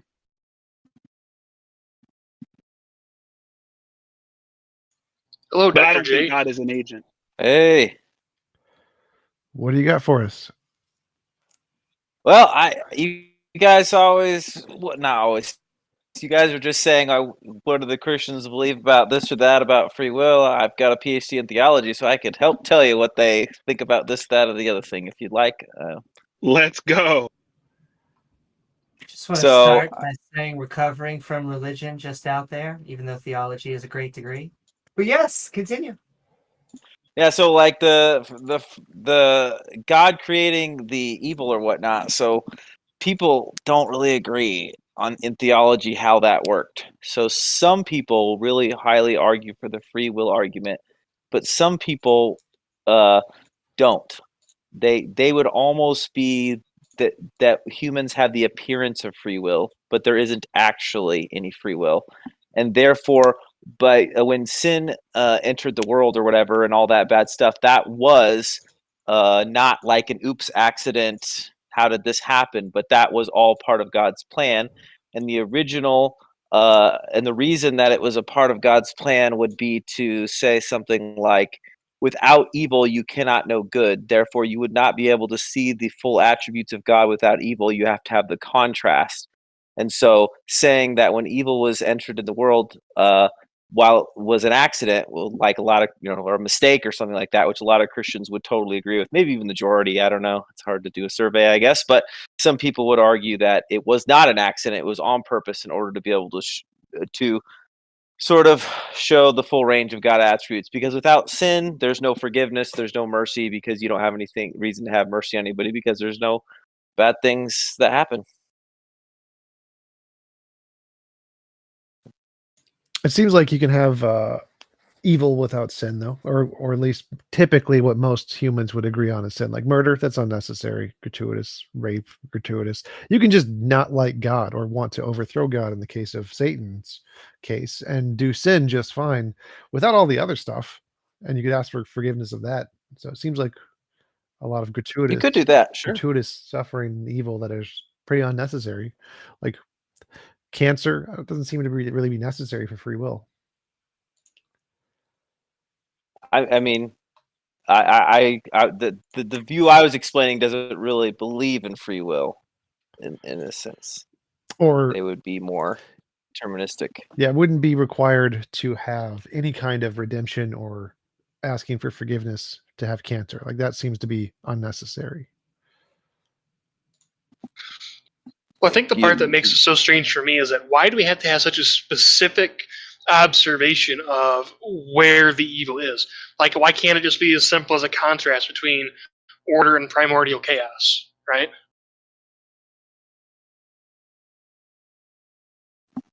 Yeah, if you're asking me why God, why what Christians say when you ask God, why did you do it this way? Usually Christians don't try super hard to answer that question.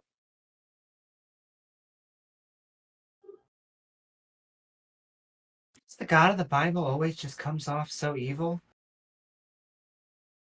I know that there are some times that, he's like, okay, that Sermon on the Mount stuff, but like, it just seems between hell and then Noah and Moses, he's just not a guy I'd want to be around.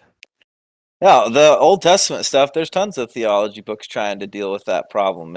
I would not disagree. That's not like a huge problem that people are always trying to deal with.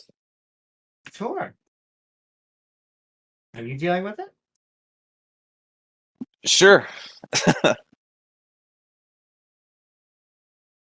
Are you having any doubts about your religion?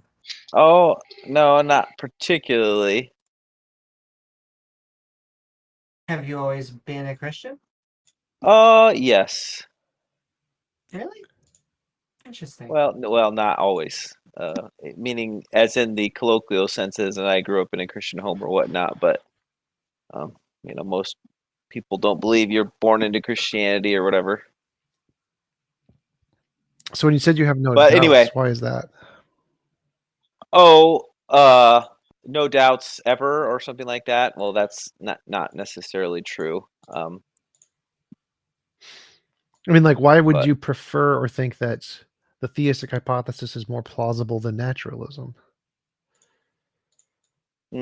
So unfortunately, some of the proofs of Christianity, or some of the ones that we find convincing, tend to hinge on personal experience. But unfortunately, personal experience is not useful in convincing other people of anything, right? So if I just say, well, personal experience, you're like, well, I didn't have that experience. You can't demonstrate it. You can't repeat. I totally agree with all that. So I'm not even sure I'm very good at superly strongly evangelizing anybody. Well, why would, like, personal experience, I would question, why would that be a justification for anyone trusting their own experience? Because we know personal experience is pretty unreliable. And so, like, if I saw a super being who talked to me or something, I would be more plausible to believe it was a delusion of some kind, and it would seem unreasonable for me to trust that and believe that I actually talked to a spirit being, kind of like many people who take very powerful psychedelics think they're talking to the universe. And Sure, it's totally possible that's the case, and Christians or me or whoever are all in a state of being fooled. That seems like a total possibility. but you're confident in your personal experience. Why? Because we know personal experience is so bad. Why would you feel so confident in your personal experience? Yeah, because it's you have if you throw out all of your personal experience, which I guess you could do. It's a little hard to function in the world, right? You're just like, well, nothing I ever do or see or I can trust, Oh, sure. I wouldn't want you to So- throw out all of your personal experience, but it seems like there's specific kinds of personal experience where it's relatively unreliable. So, like, if I said I saw a dog, Yeah. perfectly reasonable to believe that. I wouldn't say you Sure. should throw that out. But if you said you saw a unicorn, I think that's something you should probably treat with a slightly Yeah. different standard. I'm familiar with all the standard arguments. I mean, I totally understand why someone would reject it, and I, like I said, I'm not superly interested in trying to convince you. I was just trying to explain to you, the different ways that Christians believe in free will or whatever. Oh, sure. I'm not asking you to convince me. I'm curious why you trust that personal experience to such a degree and don't put it in the same camp as, like, if you saw a unicorn. Well, at some point, if I saw enough unicorns and no one else did, I would either, I might believe that I'm a unicorn, right? Or I might believe that unicorns exist. So the same, mushrooms are great. yeah, that would be a helpful way to become more convinced. So the same way that some single person thought the world was round and everyone said they were crazy, maybe they were right and they trusted their personal experience. And now, could I be wrong? Sure, I could totally be wrong. And I would actually say the chances of me being wrong are more likely in the sense that, there are lots of religions that think mine's baloney, so why would mine be the right one, right? That's an even more difficult problem to deal with, I would say. Oh, sure, but, like, is there anything about your personal experience that you would give it more credence than seeing the unicorn, or just trust it anyway? I'm not sure I could say that, well, what I'm experiencing is more convincing than if you saw a unicorn, you were totally sure of it, you told us all you saw a unicorn, and we said, we don't believe you, and you were like, well, I either, maybe I didn't, but I sure thought I did, and so that I'm not sure I would put it any differently than that. Which is probably a fairly unique view, because my view or my understanding is not very good in trying to convince others, right? And most Christians would probably see it super valuable to really aggressively try to, convert people to their way of thinking, which is why I don't normally work really hard to try to make people not an atheist or whatever. Oh, yeah, for sure. My interest is more from an internal perspective. If I was experiencing what you were experiencing, would I consider those kinds of experiences justified, independent of anybody else? Forget everybody else. And I think, like, if I had very extreme personal experiences that deviated from what could be verified. Like my standard is novel testable predictions. So if I can make novel testable predictions, that's a good reason to believe something. And if I can't, then that's probably a good reason to believe it's imaginary. Yeah, and if I could make novel testable predictions, I would try to convince you of it as well, right? So, yeah, I'm not sure where we disagree, other than I would say that I would have personal experience. You would say I obviously can't believe your personal experience, and I'm like, I totally agree. Well, so again, my question is completely irrelevant from all other humans. Imagine there are 0 other humans. There's just you, and you have a set of Sure. experiences. There's usually some criterion you could use to say these are the trustworthy ones, these are the untrustworthy ones. And it seems we would probably agree most likely on what that criterion is. But it seems you have a special case where there's something that would clearly fit into that second category, but you don't put it in that second category. And I'm wondering, is there a reason you don't, or is it just because it makes you feel good? Is there some methodological way to establish that we should put it in the first category rather than the second category?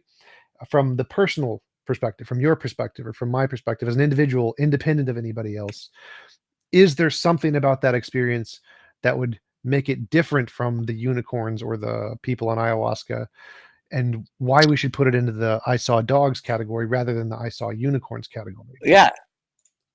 So saying like you saw unicorn, like I think I already said this, and then no one believes you, it doesn't mean you would stop believing in that you saw a unicorn necessarily, right? You could say, well, maybe I'm wrong, maybe I made it up, maybe I'm full of crap, you know, but you may not necessarily quit believing that you saw a unicorn.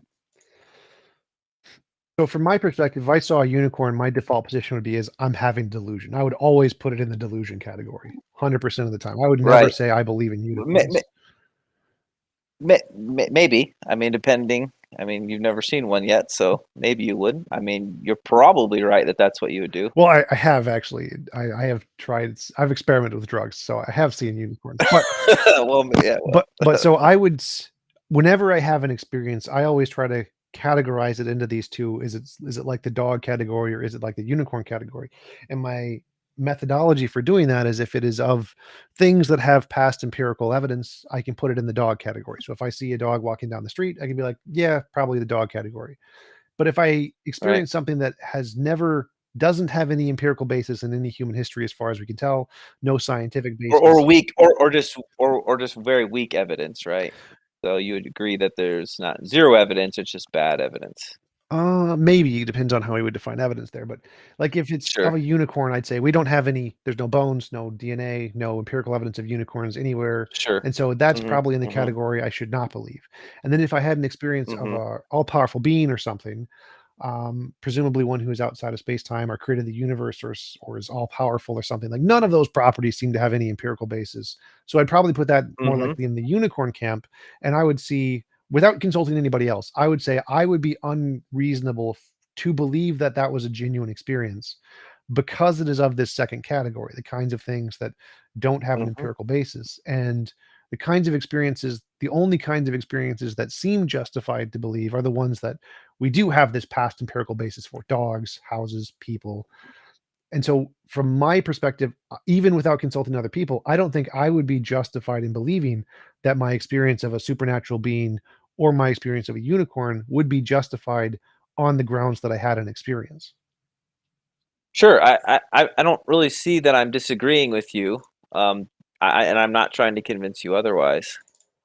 You know, so if you are trying to kind of get me to convince you otherwise, I don't really want to.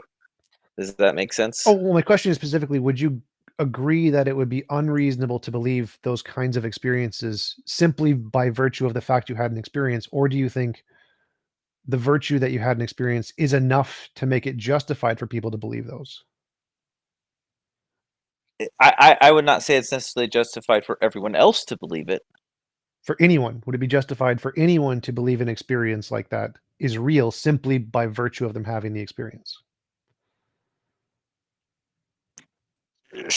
Sure, but you would have to remain super humble in the sense that obviously you could be completely wrong about it, and so I'm super open to that.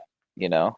Well, I think that's the part where we disagree, because I wouldn't say that. I would say that no one would be justified in believing that the experience was real simply by virtue of having the experience. I would say that we know personal experience is so unreliable in so many cases that the only justifiable belief to have at that point would be is delusion, hallucination, misconception, something along those lines. Seems to be far more a plausible explanation, and you'd be justified in coming to the conclusion you had any of those. But to come to the conclusion you actually had an experience with a god, that seems like it would require significantly more than simply the experience itself. Sure. Okay. Well, I totally, I'm agreeing with where we're disagreeing, and so let me kind of push instead of going in circles. Let me ask you this. So one time I heard you in a debate argue for the value of religion, Yeah. right?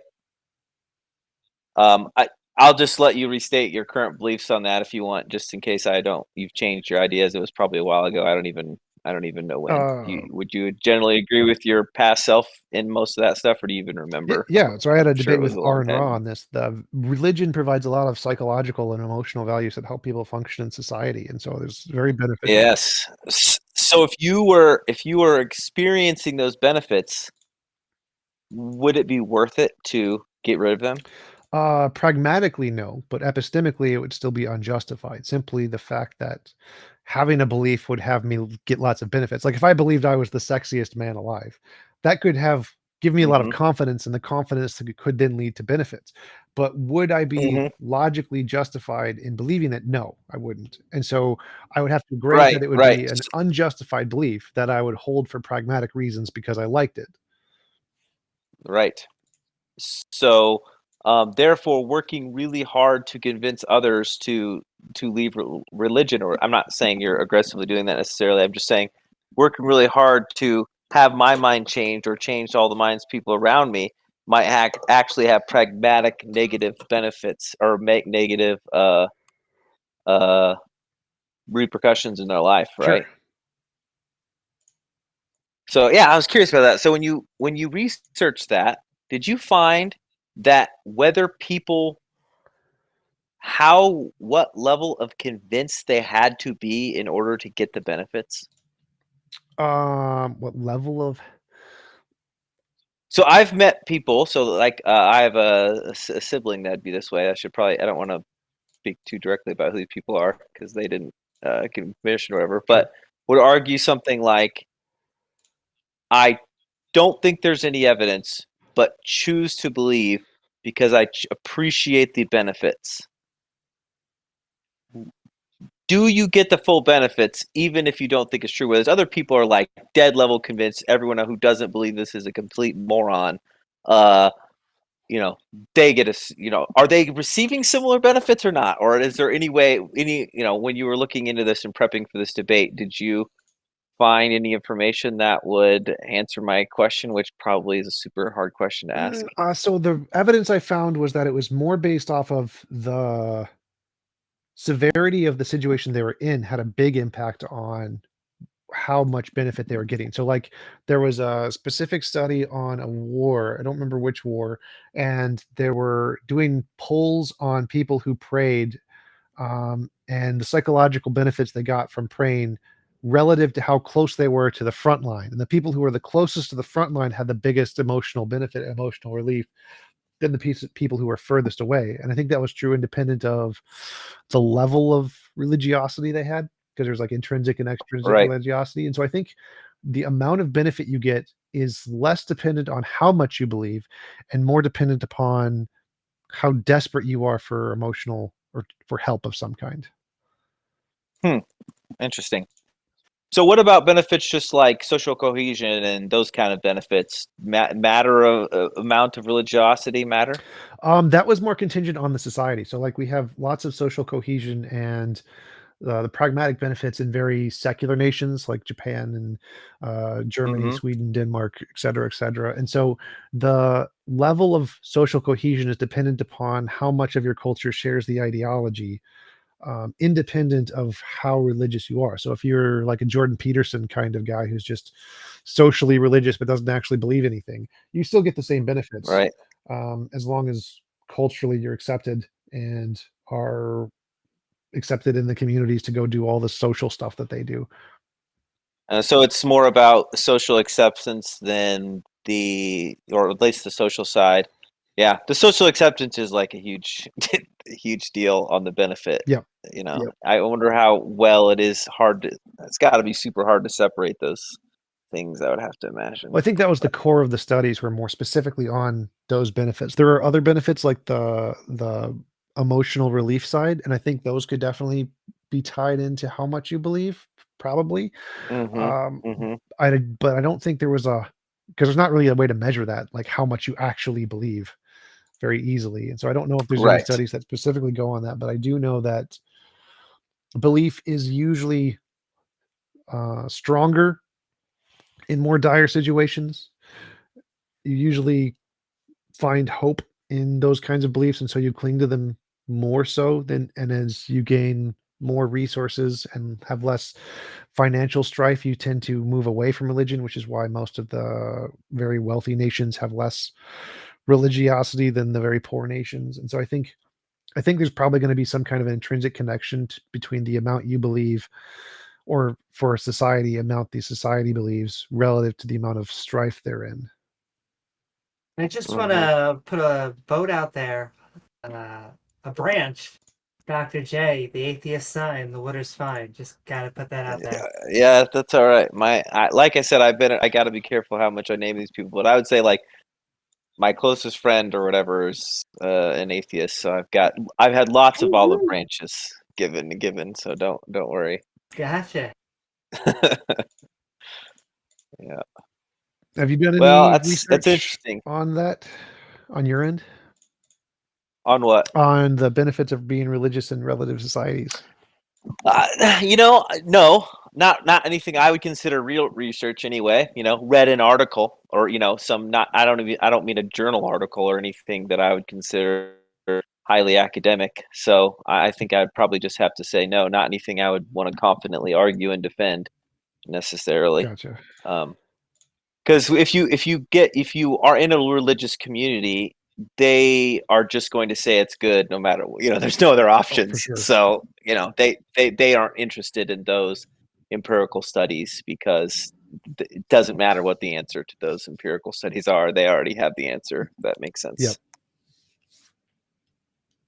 So I was just very interested in what you had researched, because I assumed you had prepped for that debate, and you had even talked about, I can't quite remember if it was in jest or serious, starting your own church or something like that, or Yep, that was serious. I did. I got the 501c3 nonprofit status and everything.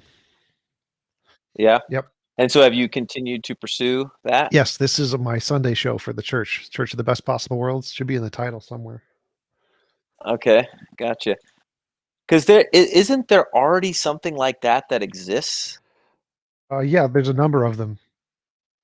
Okay. So there's And is there anything unique about yours that you were hoping to bring to the table? Well, mine is based on my model of morality, so that's one thing. And our other goal is to provide affordable housing. So the goal is to buy an apartment building and provide permanent affordable housing to people, and hopefully expand it out and do that everywhere, because that's what I think churches should be doing. I think that if all churches did that, then they would actually be providing the benefit that most Christians espouse churches provide, which is the social safety net. And I don't think they do that.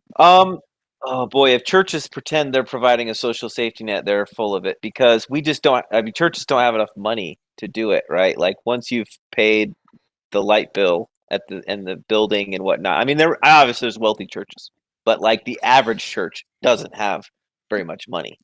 That's just how it goes. Say, depends on the church. Those mega churches pulling a lot. We're all not Joel Osteen. So well, I disagree. So because on my own research, I have found loans 95% loan to value for affordable housing, where I could buy a $2 million building with $1 million building with $50,000 down.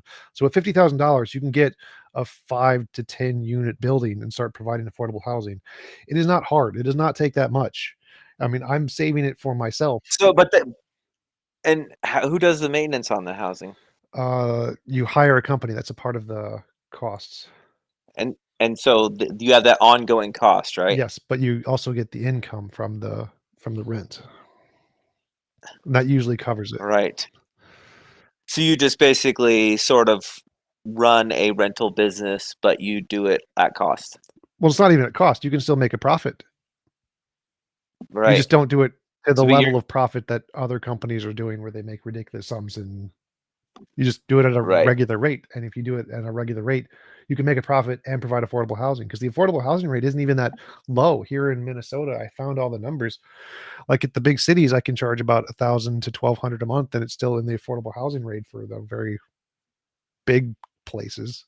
That's really interesting. One thing that I really wish that I could convince churches to do, but I don't know if I'll be able to, is I think it'd be really great to have more solar. And one of the big things or reasons why churches or whatever nonprofits that have these buildings that would be great for solar don't do it is because the installation cost. You know what I mean? Yep. Because about 50% of doing it's your installation costs. And I figured if I could ever get a crew that would be able to, throw up solar on these nonprofit buildings, you could do tons of rooftop solar. And between the IRA and the reinstallation, you would just be able to put up as much as that as you wanted to. Yeah, I'd be a big advocate for wind. Wind would actually be more sustainable, and you'd make more money off of it, because solar doesn't last that long. Actually, it only lasts a few years, and you have to replace it, and so it's not as profitable. Isn't that only true in when you're making a solar farm? It's like the solar panels have a 25-year warranty when you buy them. Their efficiency goes down over time, like anything. It does, but there's still. I mean, there's people. I mean, I watched a bazillion YouTube videos on it that have had solar a long time, and it's still good. And the problem with wind is the maintenance is just an absolute murderous row. I mean, just crap breaks, and you don't get the efficiencies in wind unless it's really big. They've got to be big. The bigger, the better. And so, it would be hard for a nonprofit or a small crew to do things like wind, because smaller wind is just not very efficient. Sure. But anyway, I probably went too far afield here. Appreciate talking to you guys. I was curious to talk to you about your church idea and the benefits there and whatnot. And always happy to tell you about Christian theology if you guys ever care. So yeah, thanks for coming up. Appreciate it. Yep. Thank you, Dr. J. Yep. Bye.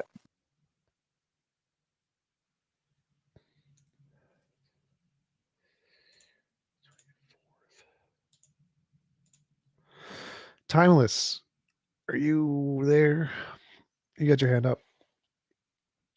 If anybody else has any questions, comments, feel free, raise your hand.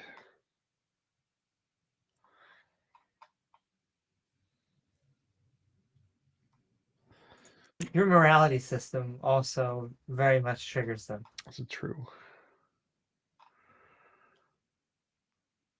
Sorrow, you are server muted. All right, go for it. Sorrow, you should be not server muted now.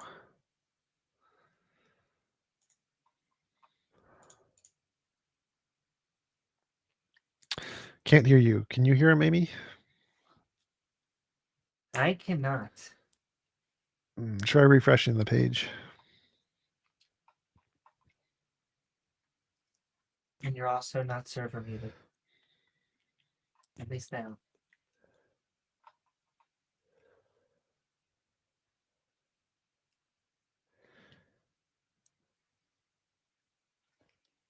All right, while we are waiting, if anybody else has any questions, comments, feel free to raise your hand. Like T-Jump said, Timeless, you are good to come up.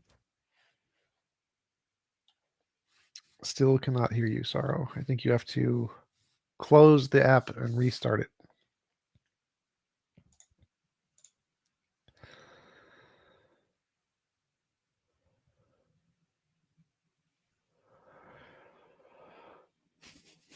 While we're waiting, evolution is true. The Earth is round, and it's Hello? 2.5 Hey. billion years old. Hi.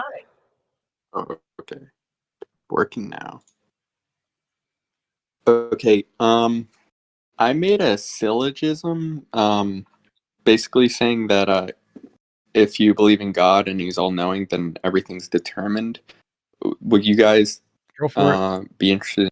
Okay. Sure. I use ChatGPT to help me, but so premise one: if God is all-knowing, then God knows all of our actions beforehand. If God knows all of our actions beforehand, then our actions are predetermined. Conclusion, therefore, if God is all-knowing, our actions are predetermined. Does that sound good? Sounds all right, I guess. I wouldn't say it's perfect. Okay. Problem with us is that we're a hard sell, is because we're either going to grant you premise 1 as a hypothetical, or we're going to try and fight you on premise 1. And so it's better used with theists to see if they then see if they're convinced it's determined from that. Hello? Hey. That makes sense. So I would say my criticism would be is that there is a philosophical position where you have free will and you're going to choose whatever you're going to choose. God just can go into the future and see what you chose after you chose it and then go back or something along those lines. And so it wasn't, even though he knows what you're going to choose, because he exists both before and after you chose it. And so he didn't actually cause you to choose it.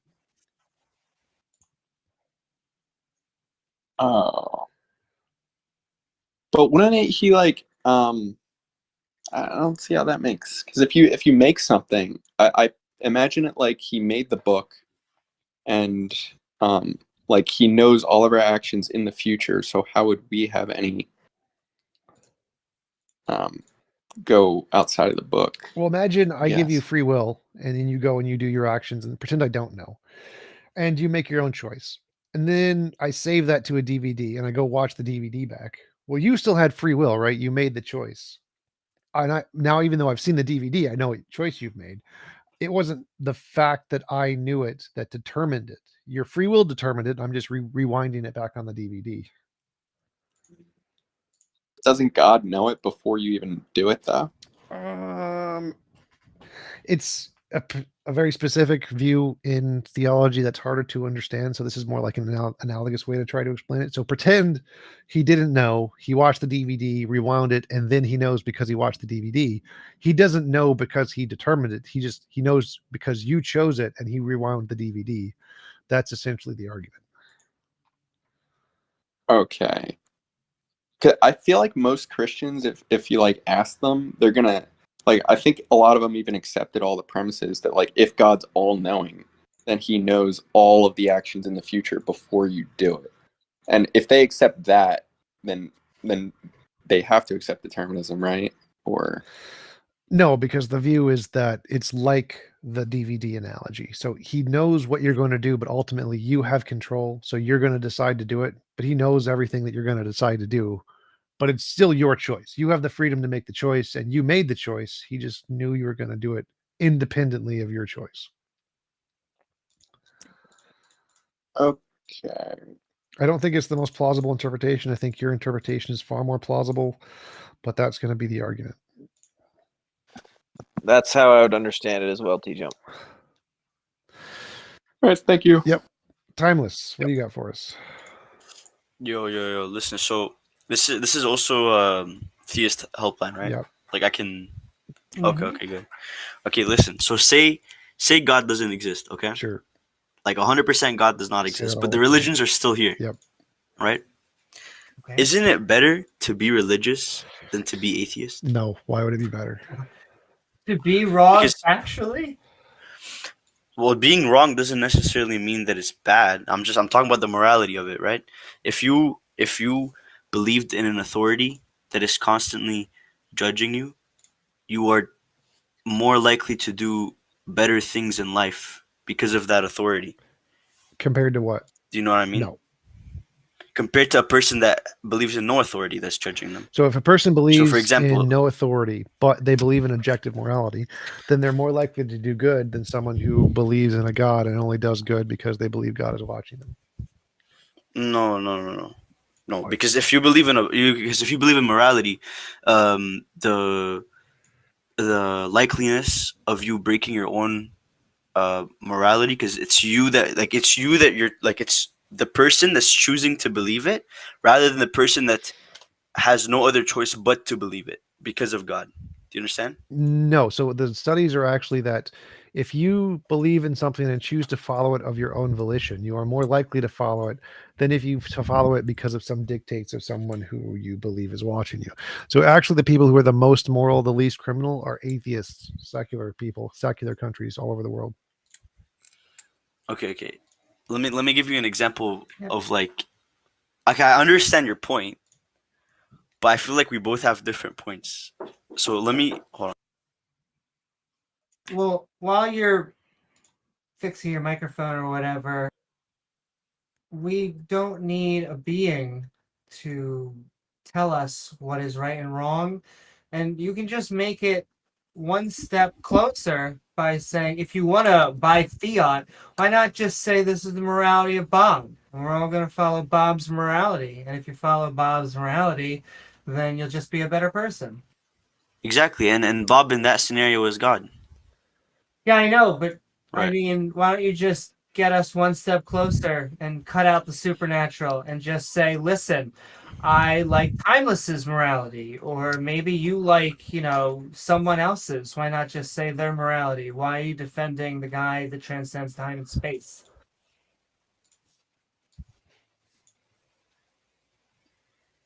Sorry, can you repeat that? I think Sure, let's get closer to a natural morality. I always say that okay. atheists, agnostics, skeptics, we're the only ones actually having a conversation about morality, because you guys are saying that our morality stems from someone outside of time and space. So if you're just going to go with the whole fiat, the whole biggest stick, why not just find whatever your biggest stick is in the natural world and say it comes from that?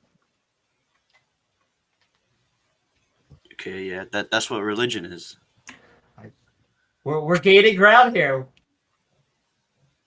Right. Right. But that doesn't argue my point though. But you're just saying, why not just tell the people? You're in essence, I don't know how condescending you are trying to frame it, but you're like, listen, these humans are dumb mother. And so what they really need is some invisible dude.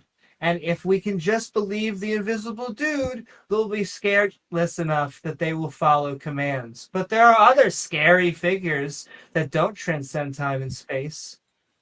Like a gun? I mean, yeah, and that actually is what works. That is kind of how our legal system works.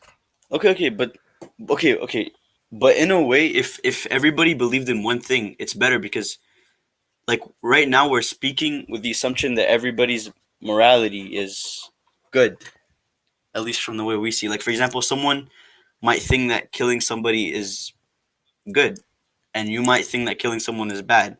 But if both those people believed in God or believed in a specific structure already placed There for would us, never be any murder. right? Yeah. That was sarcasm. That was not. Have you seen history? No, Yes. no, no. Jump said. Right. But like, if those two people actually believed in God, and God said that murdering someone is sinful, then there wouldn't actually be any murder. Unless their gods disagreed. Unless they were like the First Baptist Church and then that heathen, the Second Baptist Church. Oh no, I got a revelation from God. He said I could kill, but you couldn't, so you got to let me kill you. There we go.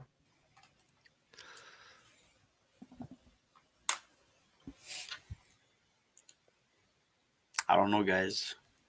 Been really.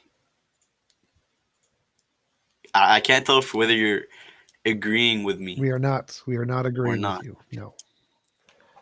Okay. Okay, understood. Okay, understood. You're not agreeing with me, but like my point is still correct. No.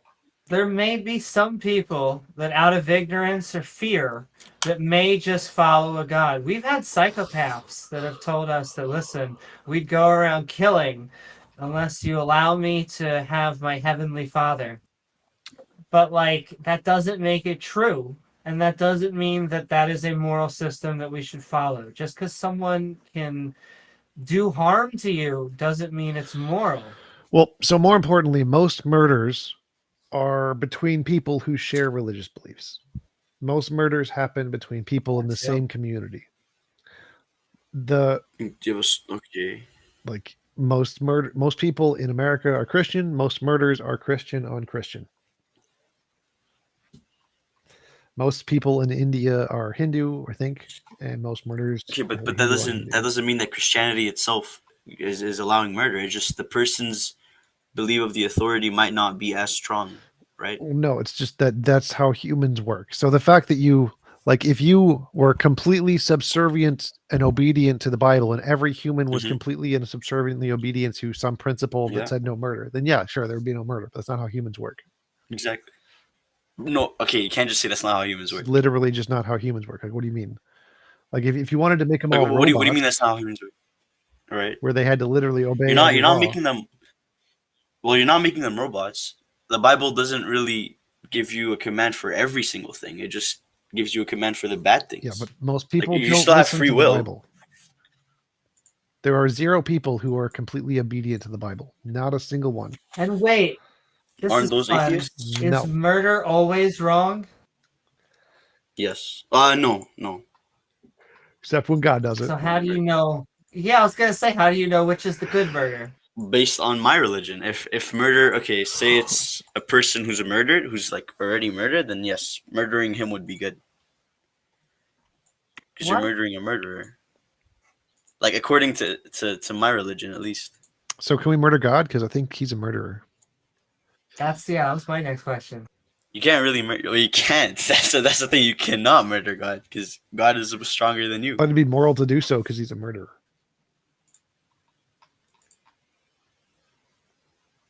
No, I think the example I gave you only applies to humans that are murderers. Oh, so non-human murderers can murder all they want, and they'd be all murderer files, but it's Yeah. totally fine.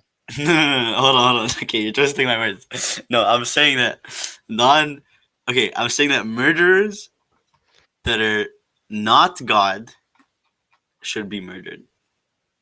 So He gets out a murder-free card. Amazing. God gets a free card for everything because it's God. Okay, but I gave my example with the assumption that God doesn't exist, right? Like if there is no God, if we're just pretending that there is one, which and God has societies told have us the that lowest crime rate? Is it Saudi religious? Arabia. No. That's a joke. Hilarious. No. I'm not joking. Saudi Arabia has one of the lowest crime rates. No, it doesn't. Yeah, it does. Saudi Arabia, United Arab Emirates, Dubai, those countries have one of the lowest Nope, they're crime like rates. I'm third. being serious. No, they're not. Homicide rate. I can bring up the sources. Saudi Arabia's homicide rate is 86th. Murder rate is 59th. Murder per million is 108th. They are not. Okay, but it's definitely lower than America's Yeah. murder rate, and America There's- holds the there's- most there's atheists only in the world. about like What? there's only about Extremely religious. there's only about 200 and something countries. That means if they're in the lower like 80th, that means they're in the like almost the bottom half. Lowest crime rates. Country. Lowest crime rates. Singapore, Iceland, Denmark, Honduras. No, that can't be right. Japan, New Zealand, Austria, Switzerland. What is the similarity between all of those? Would you like to take a guess what their religious beliefs are? They're Christian. No. Japan, you think Japan is Yeah. Christian? You think Iceland? Okay, Japan's not Christian, but Japan does follow faith, though. No. Pretty sure they do. Nope. The vast majority of people in Japan are secular. Canada, mostly secular. So where's that list? There it is. Iceland, top of the list.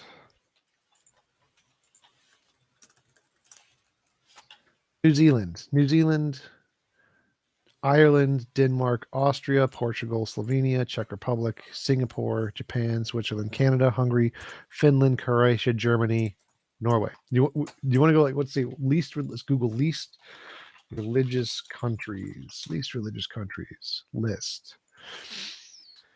All right, here's the list. Where's the list? Here we go. Oh, I don't want it alphabetically. Sweden is on there. Sweden's on both. Singapore's on both. Japan's on both. Switzerland's on both. Germany's on both. Norway's on both. Are you noticing a pattern here? Like Czech Republic's on both. Czech Republic is low religion. But if you think about it, those countries are like also morally aligned with religion? No.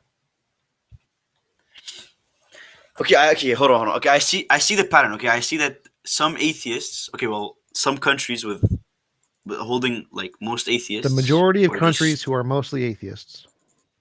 yeah, hold like the lowest rankings for crime rates. Right, I Yeah. understand that, Yeah. but it doesn't mean that just because religion exists, Your question was, it is is most if there's likely no true. God, would it be better if we believed in a God? The answer is no. Chances are we would have still made legal systems. We would still be doing philosophy and talking about morality. And not drowning babies. Okay, well, hold on. Listen. Okay, what does religion tell us? Religion tells us that murdering is a sin. It tells us everything that can harm someone whom is innocent is a sin. Right? Except God drowning babies. That's like the concrete idea of every religion. Except God drowning babies. But timeless. These are made by humans. Let's cut out the middleman and just say, let's have our philosophical, moral notions from humans. Let's sort it out. What do you mean? I'll sort it out. What do you mean? Well, I will continue to say that the moral discussion can only be had by secular, atheist, agnostic, these type of people, because theistic morality is the worst of objective and subjective morality all mixed. Right. I'm a situationalist. I think it is between objective and subjective, but somehow the theistic morality is a mind, an eternal mind. And what is arbitrary? It means from a mind. Subjective means from a mind. Arbitrary means doesn't mean from a mind. I'm pretty sure arbitrary still means from a mind. Arbitrary means not based off of something.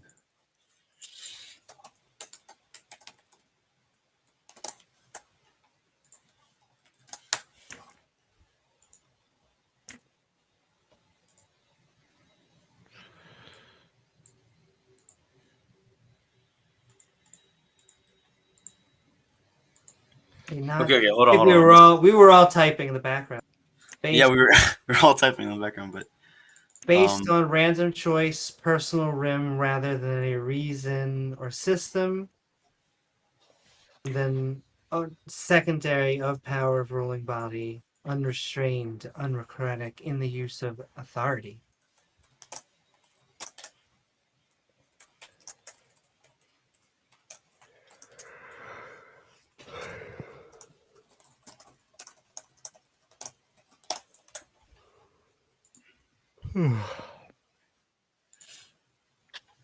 okay, but I feel like sorry, T jump. That's how you say it. Yeah.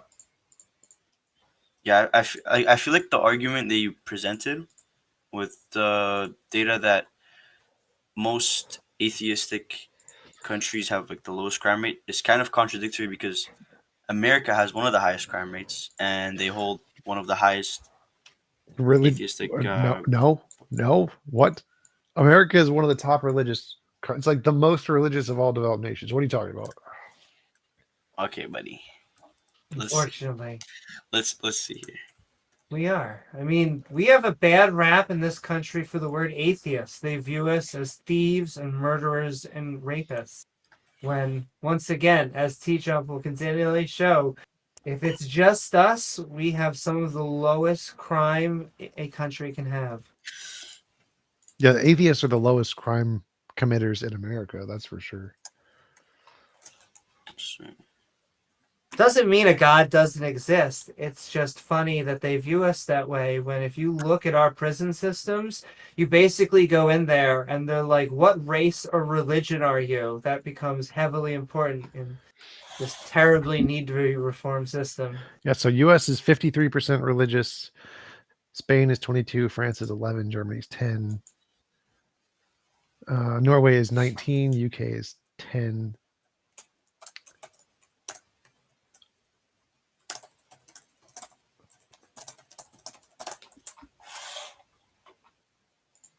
Typing ASMR. It's okay, I do it too.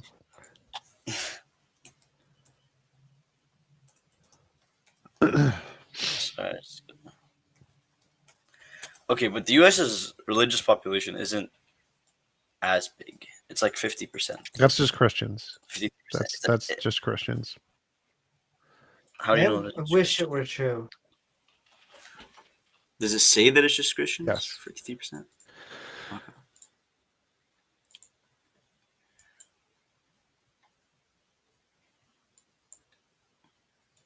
Percent of Americans who are Christian. It has been 63%. going down. 63% of Americans are Christian. You just said 53%. So 63. I Googled it. It says 63%. Oh, okay. It has also been going down each and every year, especially in the past few decades. It used to be like 90% said they were Christians and religious. Honduras has 38% Catholics, 37% atheists, and it has one of the highest crime rates. It actually has the highest crime rates. Okay. How does that deviate from the pattern, which is more atheist, less crime? That no, it does deviate from the pattern. It does break the pattern. The predominant religion in Honduras is Christianity, representing 80% of the total population, according to a 2017 poll.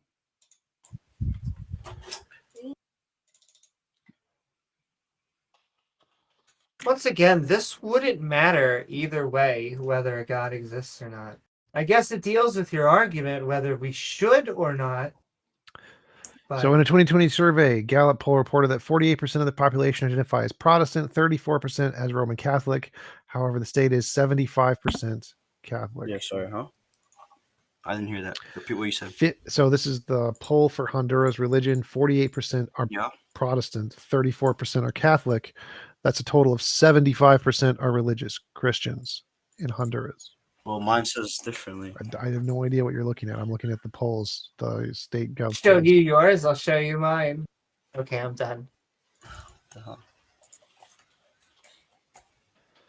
But Timeless, is this? Once again, I know you're making a very specific argument. Is this the reason why you believe in God? I believe in God for many reasons, but this is one of them. Yeah, I mean, if God tells you not to do bad stuff, then I don't see why believing God is bad. Can I ask you? Do you have children? No. Okay, let's say you had a child. Yeah. Okay, and you love them. They're a good child. They clean their room. Right. Okay, and your God says, "Listen, I really need to know whether you are in my tribe, whether you are one of the chosen or not. So, like, I'm gonna need you to put him on an altar and just bash his head in with a rock, or I mean, you could choose."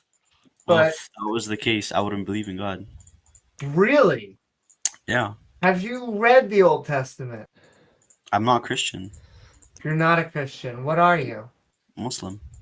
You're a Muslim. Okay. They don't have that story in the Quran? They have a story where God ordered one of the prophets to take his son and murder him, but right before he was about to. Yeah, it's the same story.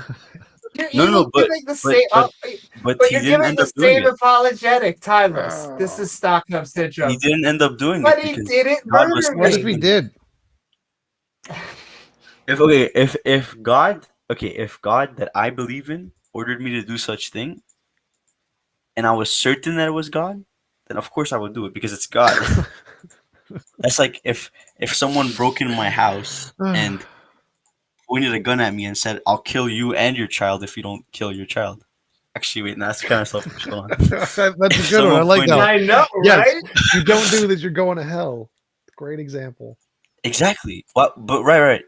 But why would I risk, To not both kill me and someone, my just son be to like, go to hell no, if you're I don't? immoral. I'm not going to do what you say. That would be a better response.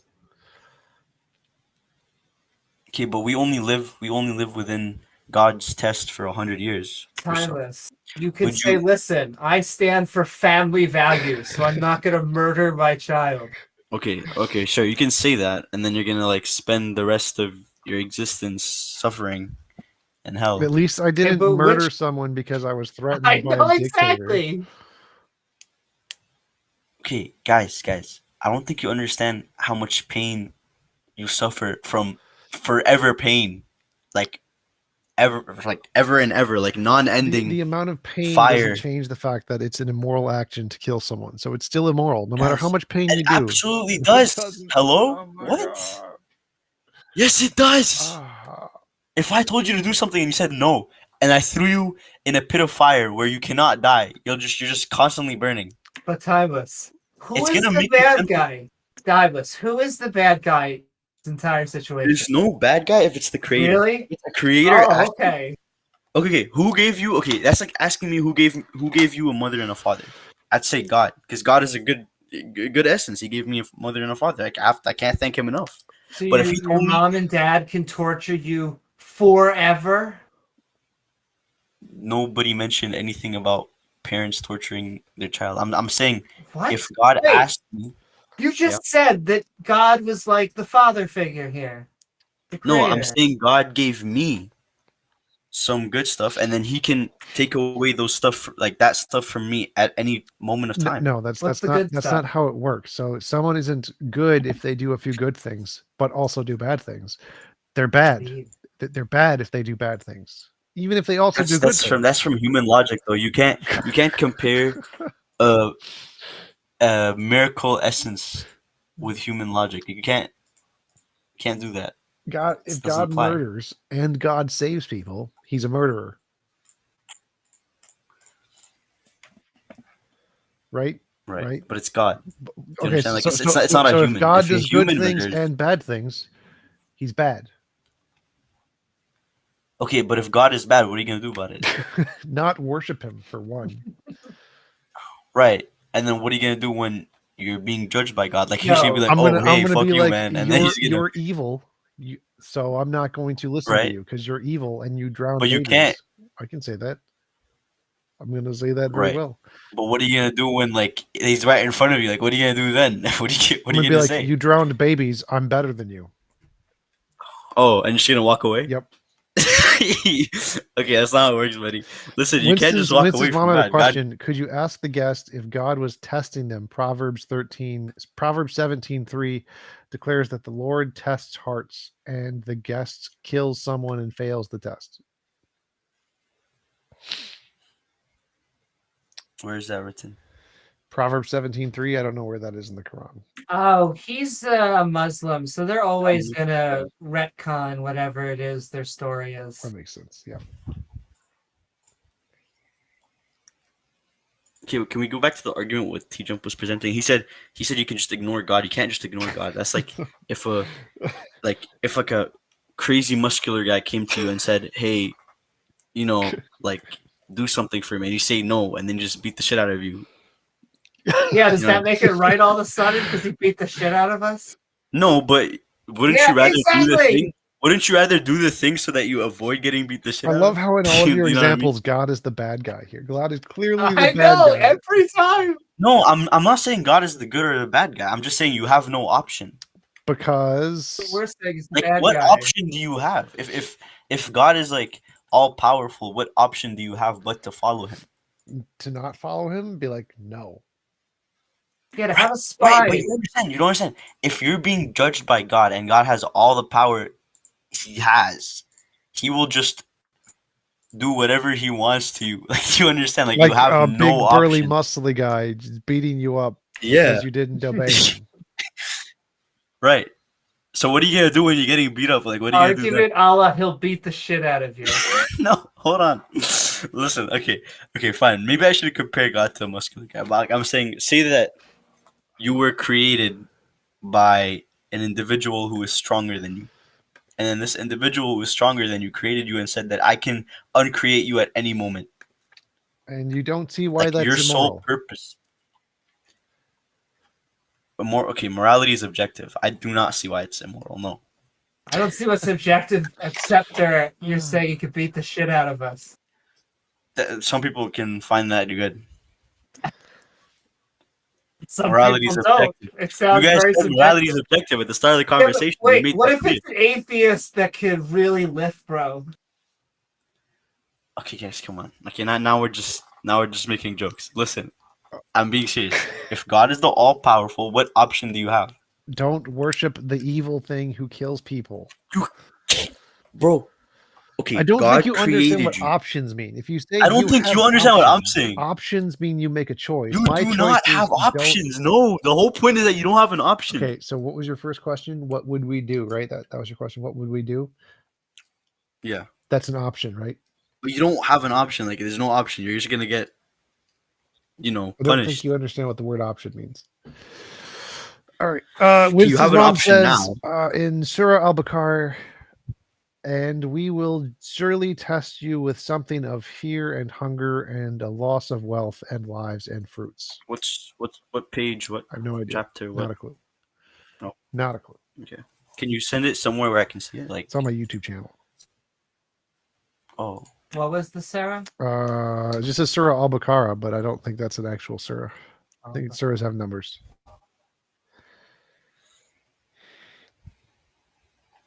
no, Baqarah is yours.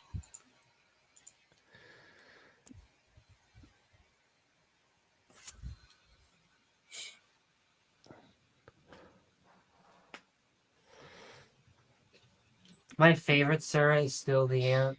Solomon talks to ants.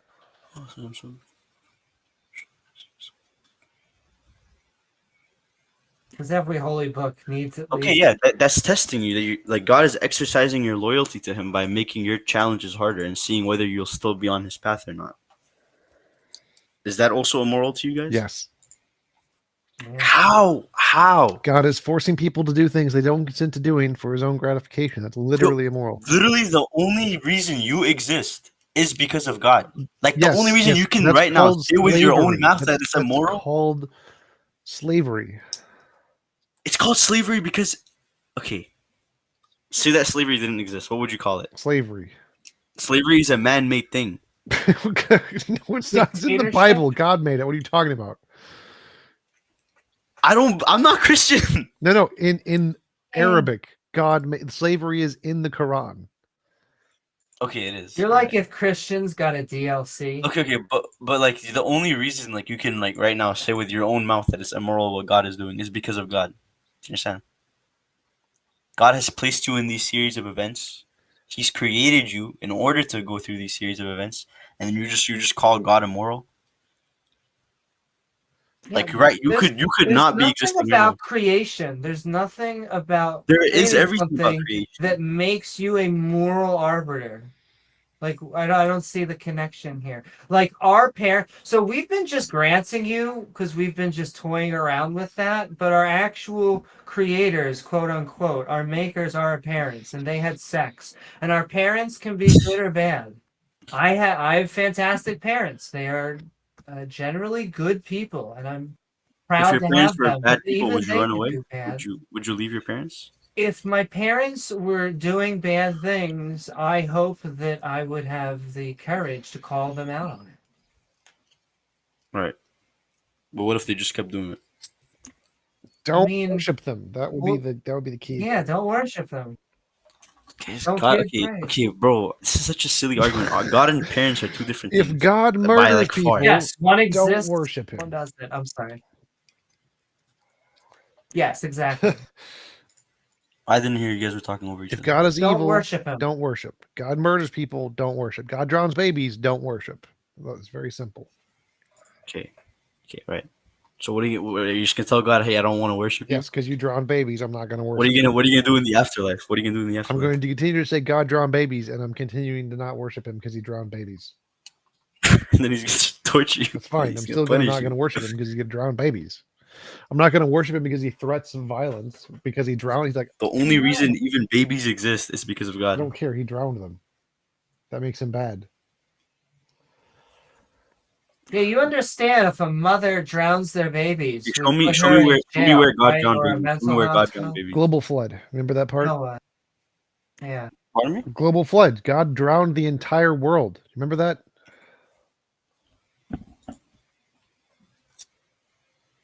No, I don't Noah. know. There's Noah both in all of them. In the Torah, in the collection of the Bible, and in the Quran. Oh, okay. That Noah. Okay, but those babies could be right now in heaven enjoying like everything. So is killing them really bad? Yes. An Even if they evil went to baby? heaven, Okay. he still drowned them to death, which is still immoral. So killing a baby in a life that's very short, and then putting them in an infinite, forever, never-ending satisfaction and pleasure Yes, it's still bad. It's is still immoral. So if bad. you punch a baby, if How you is that punch so? someone in the face and then give him $1 million, you've still done an immoral action. No, by no, no, punching no. them But in the giving face. them $1 million isn't as big as an award as making a them live billion, happily trillion, forever. gazillion dollars. You can make it any number you want. If you punched them in the face and then gave them money, you've still If done I an came to you and I said, hey man, okay, if I came to you and I said, hey man, listen, I'm gonna punch you in the If face, it's but after I punch you in the face, consensual, you're gonna live if forever. it's consensual where I get the choice, then it's fine. But did the babies get the choice where the baby's like, I'm going to choose But there's no to be point of it drowned? making it consensual if everybody's gonna say yes. Yes, there is. It literally, that's what makes it moral. If you So you're assume they're saying going to there's a say yes, possibility that one person yes, says I no. would say no. I would say I would prefer not to be drowned. You would say Yes, no. don't drown me. Don't drown me. There you go. Yeah, drowning is horrific. Like we were comparing punching in the face, but drowning babies, that is, whew. God's pretty bad. He's pretty evil. Couldn't really get much more evil than God. He's outdone Hitler and Stalin and Mao. So Hold on, sorry, I have to do something very short. I'll be right back. Maybe 30 But seconds. if your murder count is in the planet full, you're probably not the good guy. all right. Well, it's 2:30. I'm gonna head off. Thanks for joining the show, guys. Talk to you later.